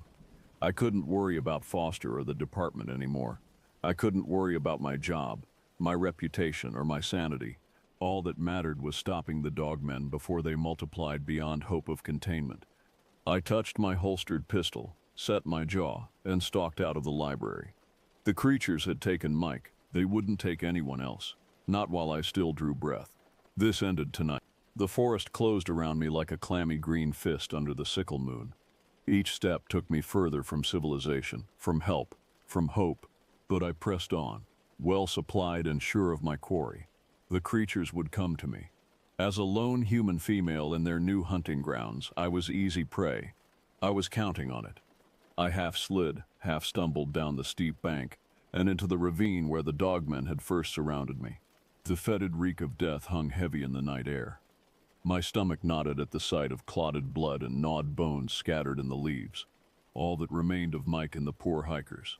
Low snarls rose from the shadows, and luminous eyes blinked open all around me, glaring yellow. They had been waiting for me, expecting my return. The underbrush rustled as dark shapes detached themselves from the forest and stalked closer. The stink of carrion and musk thickened. I drew my pistol with calm, cold purpose. Part of me grieved for these monsters, these tortured beings that wore the hollowed-out shells of the innocent, of my friend. But there was no saving them anymore. All I could do was grant them the mercy of oblivion, assuming I could get clear shots at their hearts before they took me down. They circled me, lips peeling back from jagged teeth and awful grins. The knowledge of their assured victory shone bright with feral cunning in their eyes. I was alone, outnumbered, outmatched in strength and speed. Easy meat for their bellies and their pack, but not entirely defenseless. My other hand slipped inside my jacket, fingers closing on the bundle of road flares and rags. I had doused them in lamp oil and stuffed them into bottles, the best approximation of Molotovs I could manage on short notice. If I was right, if the old lore was true, then I had a slim chance of coming out of this alive. If I was wrong, if the fire didn't stop them, then at least my death would be quicker than Mike's. It was the only comfort I could give myself. The creature that had been Mike crept closer, with a fluidity of movement that was achingly familiar. It cocked its head, sizing me up, looking for an opening. My heart clenched, but there could be no hesitation, no mercy, not anymore. I whispered an apology under my breath, thumbed off my pistol's safety, and launched myself at the pack with a wild cry. And then there was nothing but the chaos of flame and gunfire and blood. The conflagration lit the night, the howling of the dogmen mingling with the roar of the fire. I staggered back as one of the creatures lurched toward me, its fur ablaze. It snapped at me with sizzling jaws, claws swiping. I fired point blank into its chest, the shot booming like a cannon in the close confines of the ravine. Dark blood sprayed as the thing crumpled into the carpet of burning leaves. But two more took its place, barely slowed by the flames engulfing their hides. The lamp oil burned fast and hot, the broken bottles no longer protection. I spun, unloading my pistol at the lunging beasts. Bullets punctured flesh and bone, but they kept coming, maddened by pain and the Wendigo's bloodlust. One clipped me with a claw before I could dodge, laying open my thigh. I cried out and fell back, warm wetness soaking my shredded pants leg. The monster that had been Mike rose up before me, its fur crisped and blackened, the man shape underneath seared and oozing. My pistol clicked empty. With shaking hands I fumbled for another clip, but the creature was on me in a flash of teeth and charred fur. It bowled me over and pinned me to the blood-slick earth, its weight crushing the air from my lungs. I stared up into its eyes, so familiar and yet so alien, and saw only ravenous hunger looking back. "Mike, please," I choked out. "Don't do this. It's me, Nancy. We're friends. You have to remember." For a moment, just a moment, I thought I saw a flicker of recognition, a twitch of uncertainty. But then the jaws opened wide, strings of drool sizzling as they hit my face. I closed my eyes, not wanting Mike's transformed visage to be the last thing I ever saw. But the killing blow never landed. There was a meaty thud, and the creature's weight was ripped away. My eyes flew open to see Chief Foster standing over me, a fire axe dripping with gore. He reached down and hauled me to my feet. "I told you to go home, Nancy," he shouted over the roar of the flames. All around us, the other officers battled the snarling dogmen with bullets and fire. The ravine had become a scene out of hell itself. "You wouldn't have believed me," I said, snatching up my dropped gun and slamming in a fresh clip. I had to do this alone. I had to stop them. Together, we beat back the pack, the creatures shrieking as the flames consumed them. In the end, the monsters that had once been Mike and the missing hikers lay dead, their bodies slowly shifting back to human form in the flickering firelight. I collapsed to my knees in the blood and ash, exhausted in body and spirit. It was over. I had done it. I had avenged Mike and ended the threat of the dogmen. But as Chief Foster helped me limp out of the ravine, I couldn't shake the feeling that this was not the end. The Wendigo still lurked out there in the darkness of the forest, waiting, hungry, ready to make more monsters.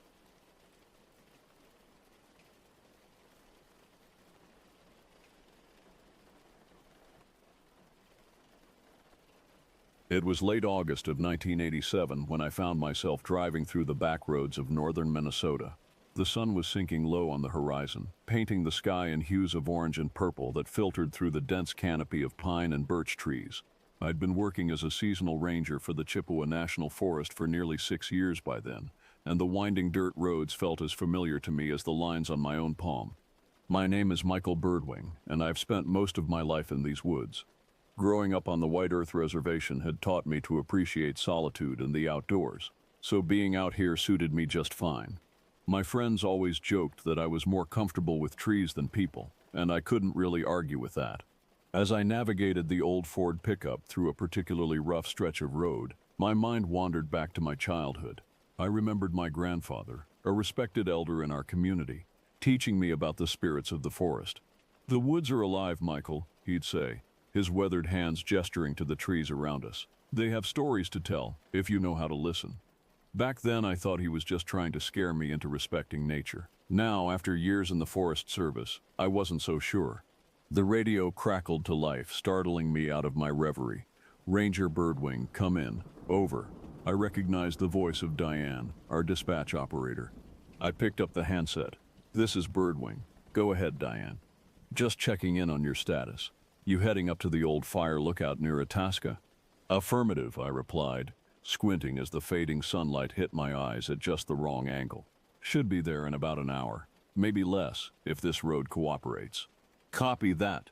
Remember, we've had those reports of missing campers in the area. Keep your eyes peeled for anything unusual." I felt a slight chill run down my spine at her words.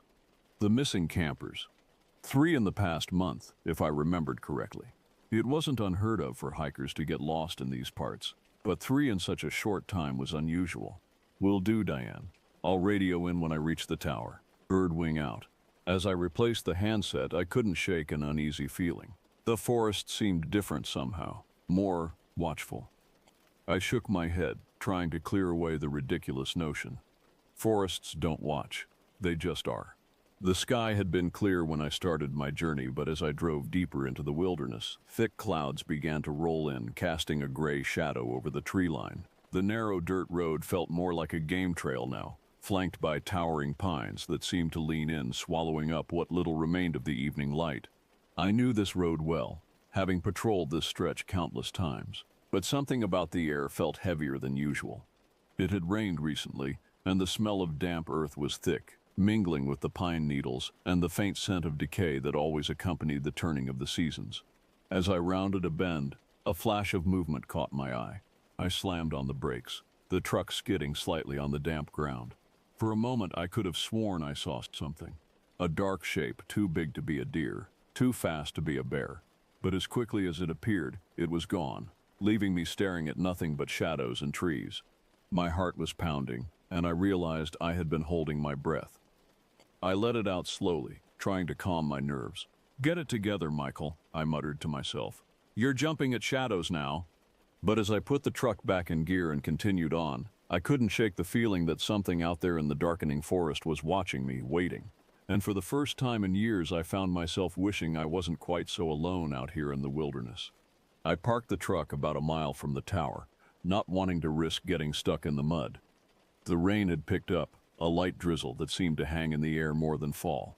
Slinging my pack over my shoulder, I started up the trail, my boots squelching in the sodden earth. I hadn't gone more than 50 yards when I noticed something strange. Scattered along the path were several deer carcasses. At first, I thought they were victims of a poacher, but upon closer inspection, it didn't look right. The bodies hadn't been skinned or gutted, and their throats were torn out, but in a way I couldn't explain. It wasn't clean like a knife wound, or even the result of a wolf attack. There was a gnawing sense of wrongness in the way the flesh was ripped open. The blood had dried into the dirt like it had happened hours ago, but the bodies were fresh, no signs of decay or scavenger activity. My grandfather's words echoed in my mind. The forest has its own hunters, Michael, some older than the trees themselves. I shook off the thought.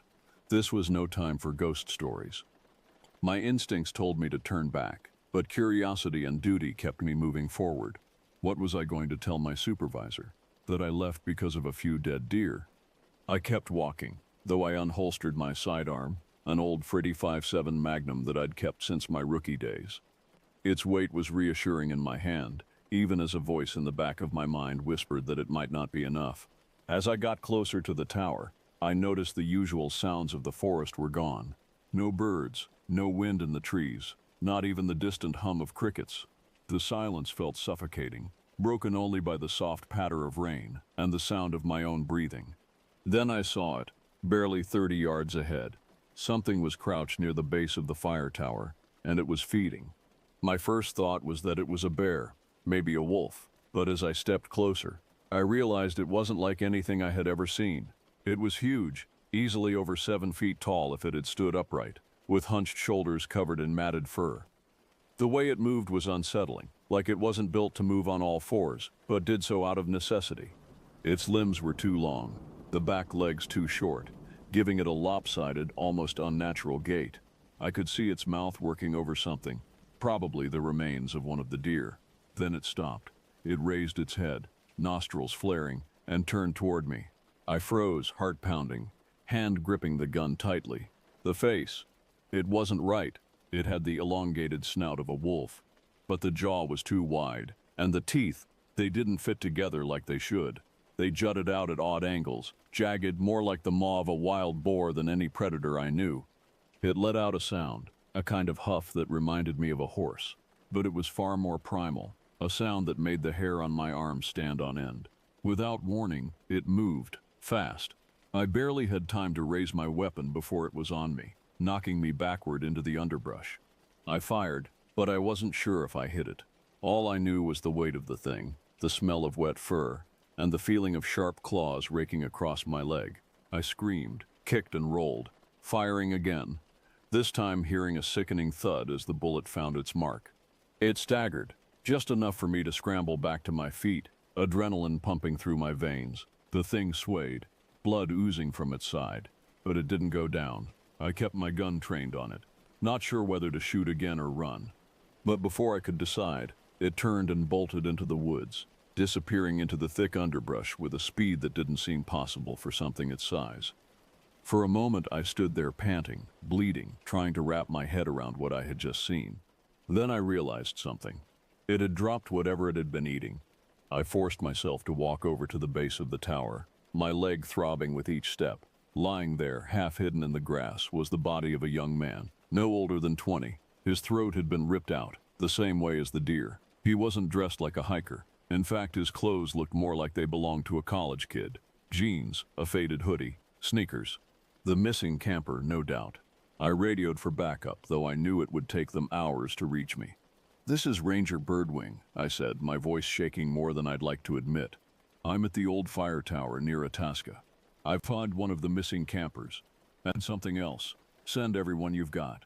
"Copy that, Ranger Birdwing," Diane's voice crackled back, concern evident in her tone. "Are you injured? What do you mean by something else?" I looked down at my leg, the denim of my jeans torn and stained with blood. "I'm hurt, but it's not bad. As for the other thing, you wouldn't believe me if I told you. Just send help, and tell them to come armed." I wasn't about to wait around for that thing to come back, so I made my way back to the truck as fast as my injured leg would allow. I kept my gun out, ears straining for any sound that might signal its return. The rain had picked up, washing away the blood on my leg and probably any tracks that thing had left. As I drove back down the muddy road, my mind raced. What was that creature? Some kind of mutant wolf? A bear with a deformity? Or something else entirely? Something that shouldn't exist in this world? I remembered the stories my grandfather used to tell, tales of shapeshifters and forest spirits that could take on monstrous forms. As a kid, I'd dismissed them as just that, stories. Now, I wasn't so sure. When the search team arrived, they found the body exactly where I said it would be. There was no sign of the creature, but I didn't care. The boy's body was there, along with the remains of the deer, and that was all the proof I needed that what I had encountered was real. The official report called it a wolf attack.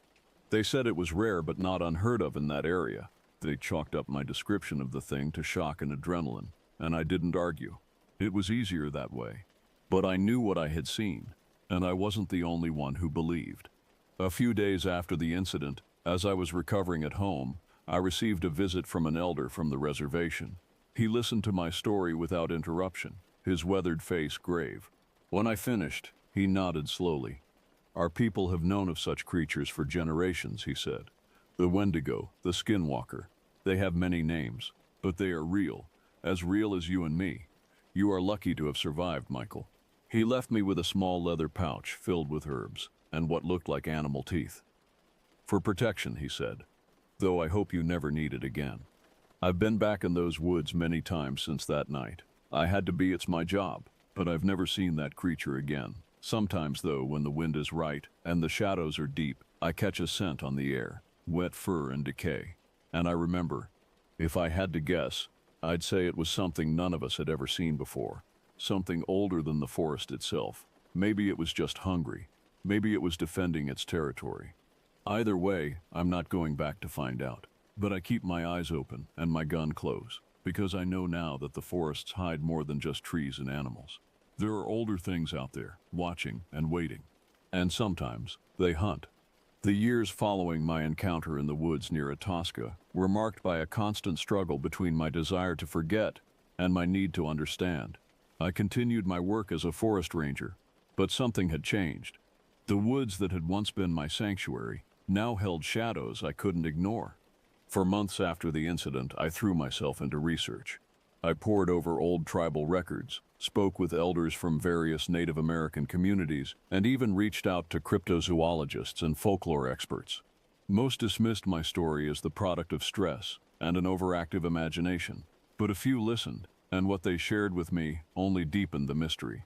I learned of similar sightings across North America, stretching back centuries. Creatures that walked the line between animal and something else, always tied to disappearances and unexplained deaths. The Algonquin spoke of the Wendigo, a creature born of human greed and hunger. The Navajo had tales of skinwalkers, shamans who could take on animal form. And in the forests of the Pacific Northwest, stories of Sasquatch took on a darker tone when compared to what I had seen. But concrete evidence remained elusive. The official investigation into the camper deaths concluded with a statement about increased wolf activity in the area. The carcasses I had found were attributed to a particularly aggressive pack. My own injuries were recorded as the result of a fall during the investigation. I knew better, but I also knew the danger of pushing too hard against the official narrative. So I kept my head down and did my job, all the while keeping my eyes open for any sign that the creature might return. 5 years after the incident, I had almost convinced myself it had been a one-time event. Then the disappearances started again. This time it wasn't campers. 3 hunters went missing over the course of a month, all within a 10-mile radius of the old fire tower. I was part of the search team, and this time, I was prepared. I carried not only my service weapon but also the protective charm the elder had given me years before. As we combed the woods, I felt a familiar unease settle over me. The forest was too quiet, the shadows too deep. We found 2 of the hunters, or what was left of them. The scene was eerily similar to what I had encountered years before, bodies torn apart with no signs of typical predator behavior. The 3rd hunter was never found. As I stood there staring at the grisly scene, I caught a glimpse of movement at the edge of the clearing. For a split second, I saw it, the same elongated snout, the misshapen body, the eyes that seemed to glow with an inner light. Our gazes locked, and in that moment, I knew 2 things with absolute certainty. First, this creature, whatever it was intelligent. It recognized me, just as I recognized it. And second, this was its territory. We were the intruders here. As quickly as it appeared, it vanished into the underbrush. I reported the sighting, but no one else had seen it. Once again, I was left with more questions than answers. In the years that followed, I rose through the ranks of the Forest Service. I used my position to implement stricter safety protocols for campers and hikers, and to quietly keep tabs on any unusual animal activity in the area. There were no more mass disappearances, but every few years, a lone hiker would vanish without a trace. Now, as I approach retirement, I find myself reflecting on that night in 1987 and all that came after. I've spent a career balancing my duty to protect the public with my understanding that there are things in this world beyond our comprehension. I still venture into the woods, though not as often as I used to. And when I do, I carry with me not just my gear and my gun, but also the knowledge that the forest holds secrets older than humanity itself.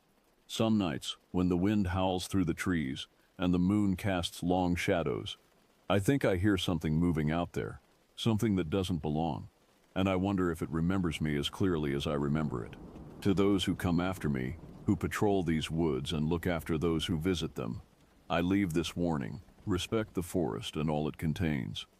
But never forget that not everything that walks on four legs is an animal, and not every shadow is cast by the trees. The woods are alive, just as my grandfather said. They have stories to tell, but some of those stories are better left untold, and some creatures are better left unwatched. For in the deepest parts of the forest, where the shadows are darkest and the silence is complete, something is always watching back.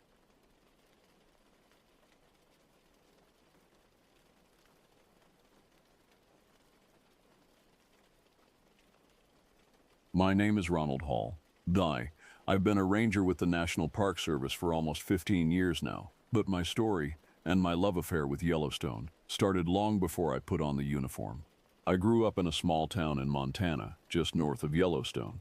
As a kid, the park was my playground, my classroom, and my first love. I can still remember the first time my dad took me to see Old Faithful. I was maybe 7 or 8, all gangly limbs and wide-eyed wonder. We stood there in the crowd, waiting, and I remember thinking it was all a big joke. How could water just shoot out of the ground like that? And then it happened. The geyser erupted, a towering column of steam and water that seemed to touch the sky. I was awestruck. In that moment, I knew that Yellowstone was something special, something magical. As I grew older, my fascination with the park only deepened. Every chance I got, I was there, hiking the trails, watching the wildlife, learning the rhythms of the land. By the time I was in high school, I knew every inch of the park that was open to the public, and quite a few that weren't. I went away to college, studied environmental science, always with the goal of coming back to Yellowstone. But life has a way of taking unexpected turns. I ended up in the corporate world, working for a big energy company. Good money, but it never sat right with me. Every time I had to write a report justifying some new drilling project, I felt like I was betraying that wide-eyed kid who'd fallen in love with Old Faithful. It took me 30 years to find my way back. 30 years of boardrooms and balance sheets, of feeling more and more disconnected from the natural world I loved.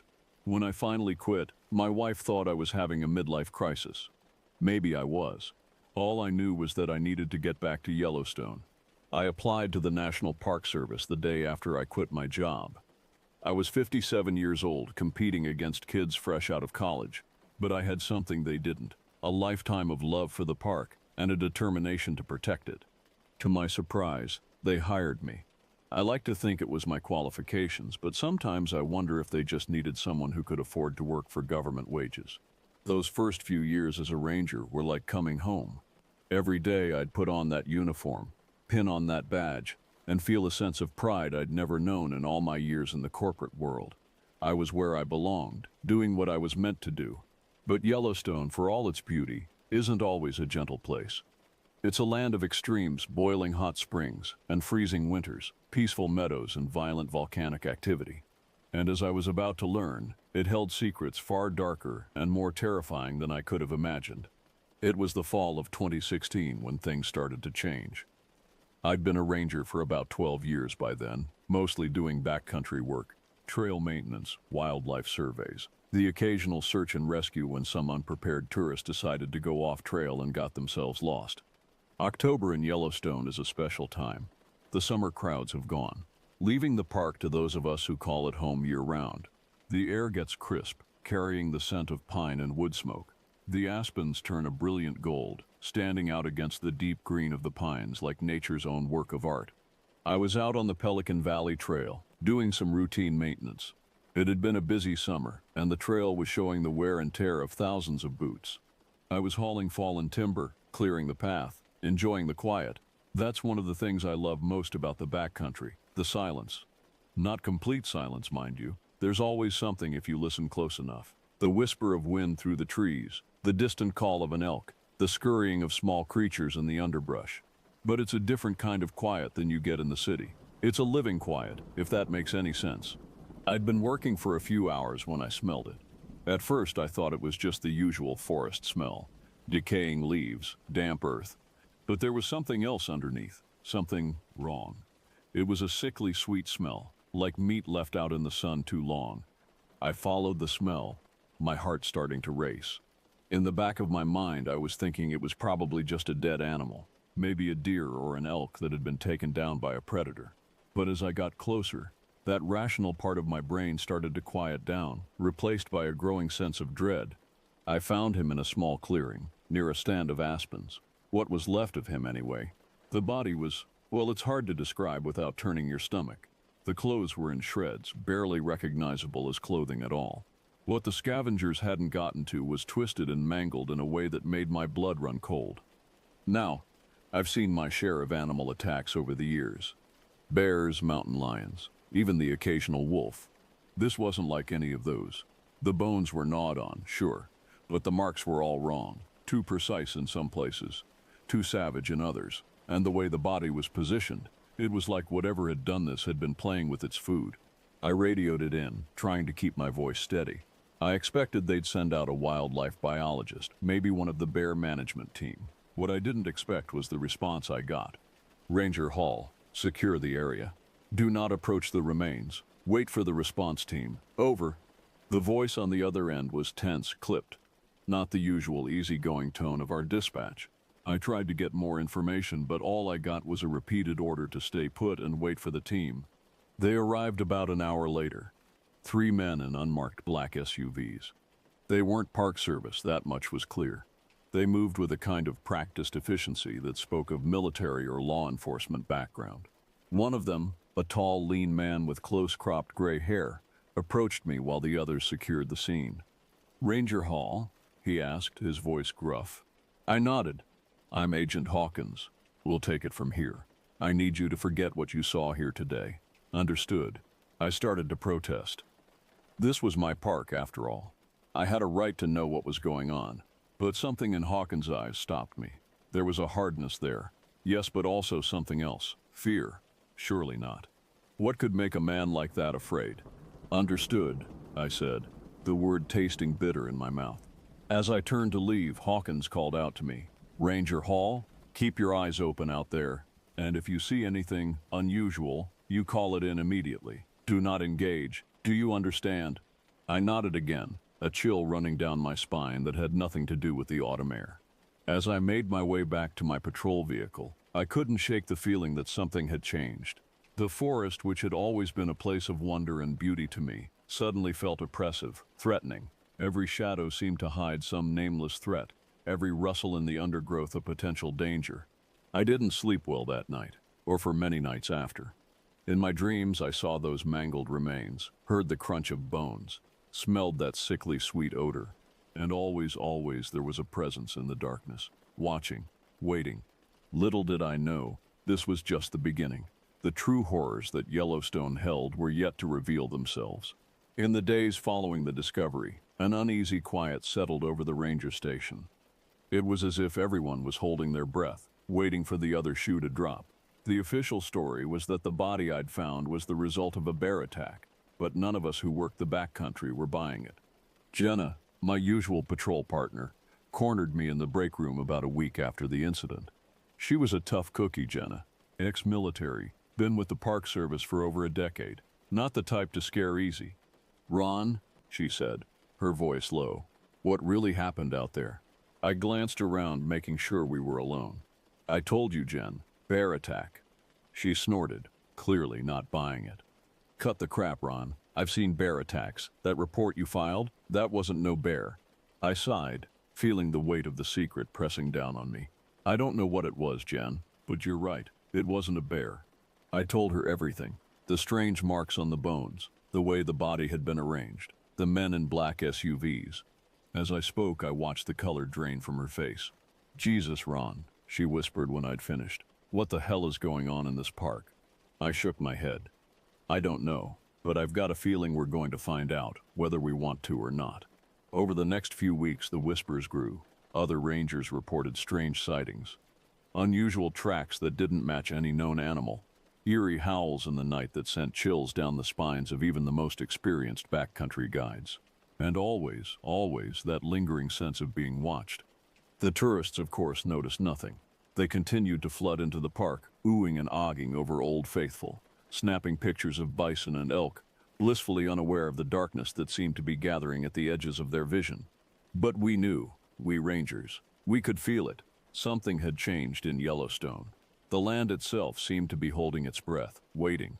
It was about 3 weeks after I'd found the body that I had my first real encounter with, whatever it was that was stalking our park. I was out on a routine patrol, checking some of the more remote campsites. It was late afternoon, that golden hour when the sun hangs low in the sky, painting everything in warm, rich colors. I just finished inspecting a campsite and was heading back to my vehicle when I heard it. At first, I thought it was just the wind, a low, moaning sound that seemed to come from everywhere and nowhere at once. But as I listened, it changed, became more focused, more intentional. It was coming from a thick stand of pines off to my left. I stood there, frozen, my hand on my sidearm. Every instinct I had was screaming at me to run, to get the hell out of there. But I was a ranger. This was my park, my responsibility. Slowly, carefully, I moved towards the sound. The moaning had stopped, replaced by a heavy, wet breathing. As I got closer, I caught a whiff of that same sickly sweet smell I'd encountered at the scene of the body. I was about 10 feet from the tree line when I saw it. Just for a second, a fleeting glimpse through the branches, a shape, massive and dark, moving with a fluidity that seemed impossible for its size, and eyes, God, those eyes, yellow and glowing, filled with an intelligence that was anything but animal. For a moment those eyes locked with mine, and I felt a terror so profound it rooted me to the spot. This wasn't just an animal, this was something else, something that didn't belong in this world. And then it was gone. The shape melted back into the shadows, leaving nothing but the rustling of branches and that lingering awful smell. I don't remember much about the trip back to my vehicle. I drove back to the ranger station in a daze, my hands shaking on the steering wheel. When I got there, I sat in the parking lot for a long time, trying to make sense of what I'd seen. Part of me wanted to report it, to tell someone, anyone, about what was out there in our woods. But another part, a part that was growing stronger by the day, knew that doing so would be useless. Whatever this thing was, it was beyond our usual protocols, beyond our understanding. As I finally got out of my vehicle and headed into the station, I caught sight of my reflection in the window. I looked older, somehow, worn, and in my eyes I saw something I'd never seen before. Fear. Little did I know, this was just the beginning. The true test of our courage, and of the very fabric of reality as we knew it, was yet to come. As autumn deepened into winter, the atmosphere in Yellowstone grew increasingly tense. The tourist season was winding down, leaving the park to those of us who called it home year-round. But unlike previous years, when the quiet months were a welcome respite, this winter brought with it a sense of foreboding. More sightings were reported. Strange tracks in the snow that didn't match any known animal. Eerie howls that echoed through the valleys, setting the wolves to answering with their own mournful cries. And always, always, that sense of being watched. The higher-ups tried to keep a lid on things. Official reports spoke of unusually active wildlife, of natural phenomena that were under investigation. But those of us on the ground knew better. We'd seen too much, heard too much to buy the official line. Jenna and I were paired up more often than not these days. There was an unspoken agreement among the rangers. Nobody went into the backcountry alone anymore. Safety in numbers, though. Deep down, I think we all knew that if we encountered whatever was out there, numbers wouldn't make a damn bit of difference. It was on one of these patrols, in late November, that we had our first real confrontation with the creature. We were checking some of the remote campsites, making sure they were properly closed down for the winter. The day had started clear and cold, but as afternoon wore on, a heavy mist rolled in, blanketing the forest in an eerie white shroud. We'd just finished securing the last campsite on our list, and were heading back to our vehicle, when Jenna suddenly stopped dead in her tracks. "Ron," she whispered, her voice tight with fear, "do you hear that?" I strained my ears, at first hearing nothing but the soft patter of mist on leaves. But then I caught it, a low rumbling sound, almost like a growl, but deeper, more wrong somehow.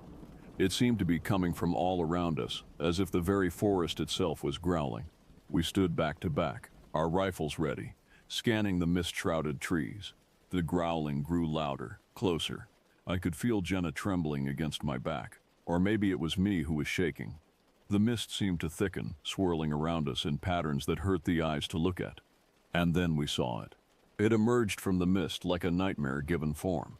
Massive, easily 8 feet tall, with a body that seemed to shift and change as we watched.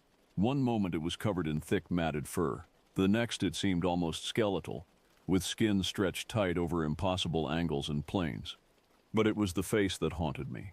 That face that wasn't a face at all, but a twisted parody of one. Eyes that glowed with an unholy yellow light, a mouth that was too wide, filled with teeth that were too sharp, too numerous. For a moment that stretched into eternity. We stood there, frozen. The creature regarded us with those burning eyes, and I felt the weight of an intelligence that was utterly alien, utterly hostile to everything we were. Then Jenna fired.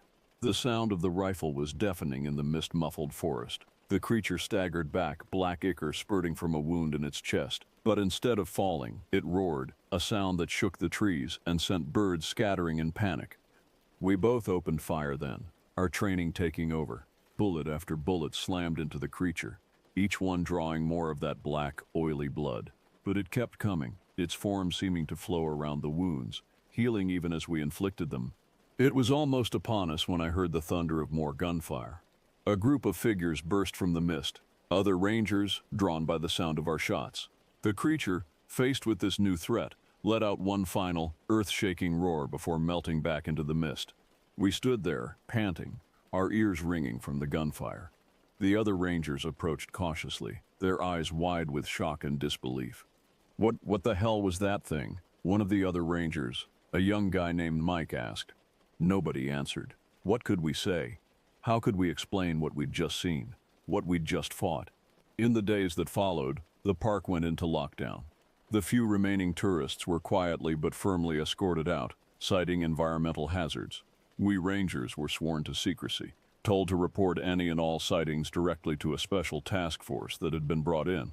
The task force, led by the same Agent Hawkins I'd met before, set up a command center in one of the old lodges. They brought in equipment I'd never seen before, machines that beeped and whirred, measuring things I couldn't even begin to understand. Jenna and I were debriefed separately, our accounts recorded and analyzed. I could tell they were looking for inconsistencies, for signs that we might be exaggerating or imagining things, but our stories matched up perfectly. How could they not? The memory of that creature was burned into our minds, impossible to forget or misremember. As winter settled in earnest over Yellowstone, the hunt for the creature began in earnest. We rangers were paired with members of Hawkins' team, our local knowledge combined with their high-tech equipment and military training. The park, always a place of wonder and beauty to me, took on a sinister aspect. Every shadow seemed to hide a threat, every unexplained sound a potential encounter. The familiar trails and landmarks became a treacherous battleground in a war against an enemy we barely understood. It was on one of these patrols, deep in the Lamar Valley, that we had our next major encounter. I was paired with one of Hawkins' men, a taciturn ex-Navy SEAL named Rodriguez. We'd been tracking unusual heat signatures picked up by their satellite imaging, following a trail that led us deeper and deeper into the backcountry. The day was bitterly cold, the kind of cold that seeps into your bones and makes you wonder if you'll ever be warm again. Our breath frosted in the air, and the snow crunched under our boots as we made our way through a dense stand of pines. Rodriguez suddenly held up a hand, signaling me to stop. He pointed to a clearing ahead, where the snow was disturbed in a way that made my heart race. The tracks were massive, easily twice the size of a grizzly's, and they seemed to shift and change even as we watched. We approached cautiously, weapons at the ready. The clearing was silent, too silent. Even the ever-present wind seemed to have died down, leaving us in a bubble of unnatural quiet. That's when we saw it. At first, I thought it was just another snow-covered log, but then it moved. The creature uncoiled itself, rising to its full height. In the stark daylight, it was even more terrifying than I remembered. Its form seemed to constantly shift and change, as if it couldn't decide what shape it wanted to be. One moment it was covered in thick, matted fur. The next it was almost skeletal, with skin stretched tight over impossible angles. Rodriguez didn't hesitate. He opened fire, the sound of his high-powered rifle shattering the unnatural silence. The creature roared, a sound that seemed to come from everywhere and nowhere at once, and charged. What followed was a blur of violence and terror. We emptied our weapons into the thing, but it kept coming. I saw Rodriguez go down, swatted aside like a rag doll by one massive clawed hand. Then it was on me. The stench of it was overwhelming. A mix of rotting meat and something older, more alien. Its face, if you could call it that, was inches from mine. Those glowing yellow eyes bored into me, and I felt the weight of an intelligence that was utterly inhuman, utterly malevolent. I thought I was dead. I knew I was dead.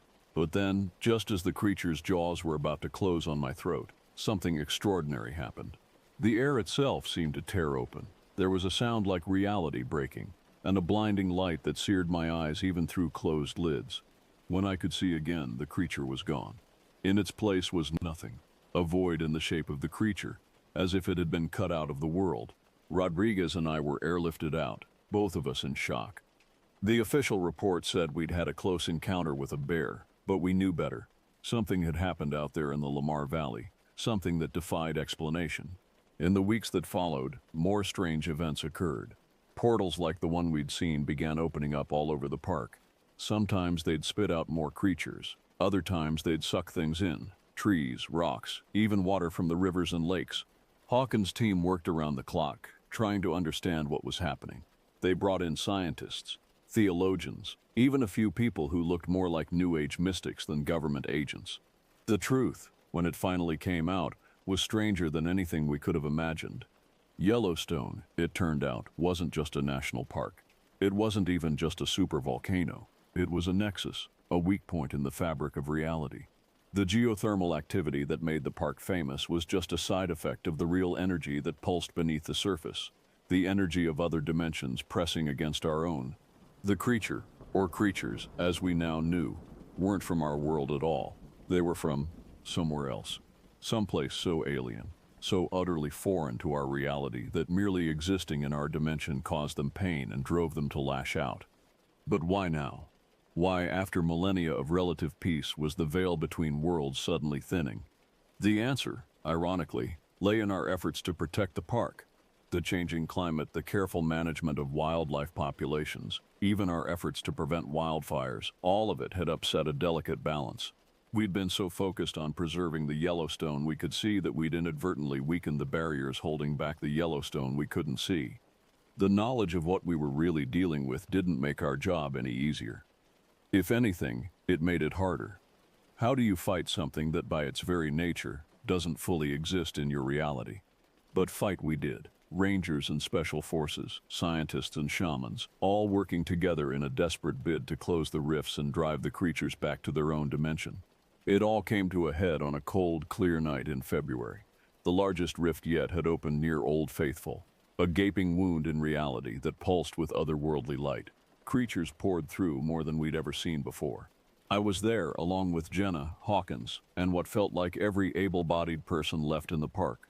We had weapons blessed by priests, coated in mixtures concocted by scientists, imbued with energies by the New Age mystics. Whether by faith, science, or sheer desperate belief, they worked. The battle was like nothing I'd ever experienced. Reality itself seemed to warp and bend around us. I saw things that night that my mind still shies away from, horrors that defy description. But we held the line. Inch by bloody inch, we drove them back. And then, just when it seemed we might be overwhelmed, Old Faithful erupted. But it wasn't water that shot into the sky. It was light, pure and blinding. The geyser had always been a gateway, we realized, not just to the geothermal wonders beneath the park, but to the very energy of our world. The light engulfed everything. I heard the creatures shriek, their cries fading as they were driven back through the rift. And then, with a sound like 1,000 thunderclaps, the rift slammed shut. In the aftermath, as we tended to our wounded and tried to make sense of what had happened, I looked out over the park. Steam rose from the ground. The trees stood silent under their blanket of snow, and in the distance, a herd of bison grazed peacefully, as if nothing had happened. Yellowstone had protected itself, I realized. It had used us, all of us, as instruments to restore the balance. We hadn't saved the park had saved itself. Years have passed since that night. Yellowstone remains open to the public, its wonders still drawing millions of visitors each year. To most, it's just a beautiful national park, a place of geysers and wildlife and stunning vistas. But for those of us who know the truth, it's so much more. It's a boundary between worlds, a place where reality is thin and magic, for lack of a better word, is real. I'm retired now, but I still live near the park. Sometimes, on quiet nights, I drive up to one of the overlooks and just sit, watching the land I've come to know so well. And sometimes, if the light is just right, I think I can see something, a shimmer in the air, a hint of other worlds pressing close. Yellowstone keeps its secrets well, but for those who know where to look, who know how to listen, the truth is there. In the roar of the geysers, in the cry of the wolves, in the very land itself. This park, this wonderland, this nexus of realities, it's more than just a place. It's alive, it's aware, and it's watching. So if you visit Yellowstone, enjoy its beauty, marvel at its wonders, but remember, you're not just in a national park, you're standing on the border between worlds. And sometimes, just sometimes, the border looks back.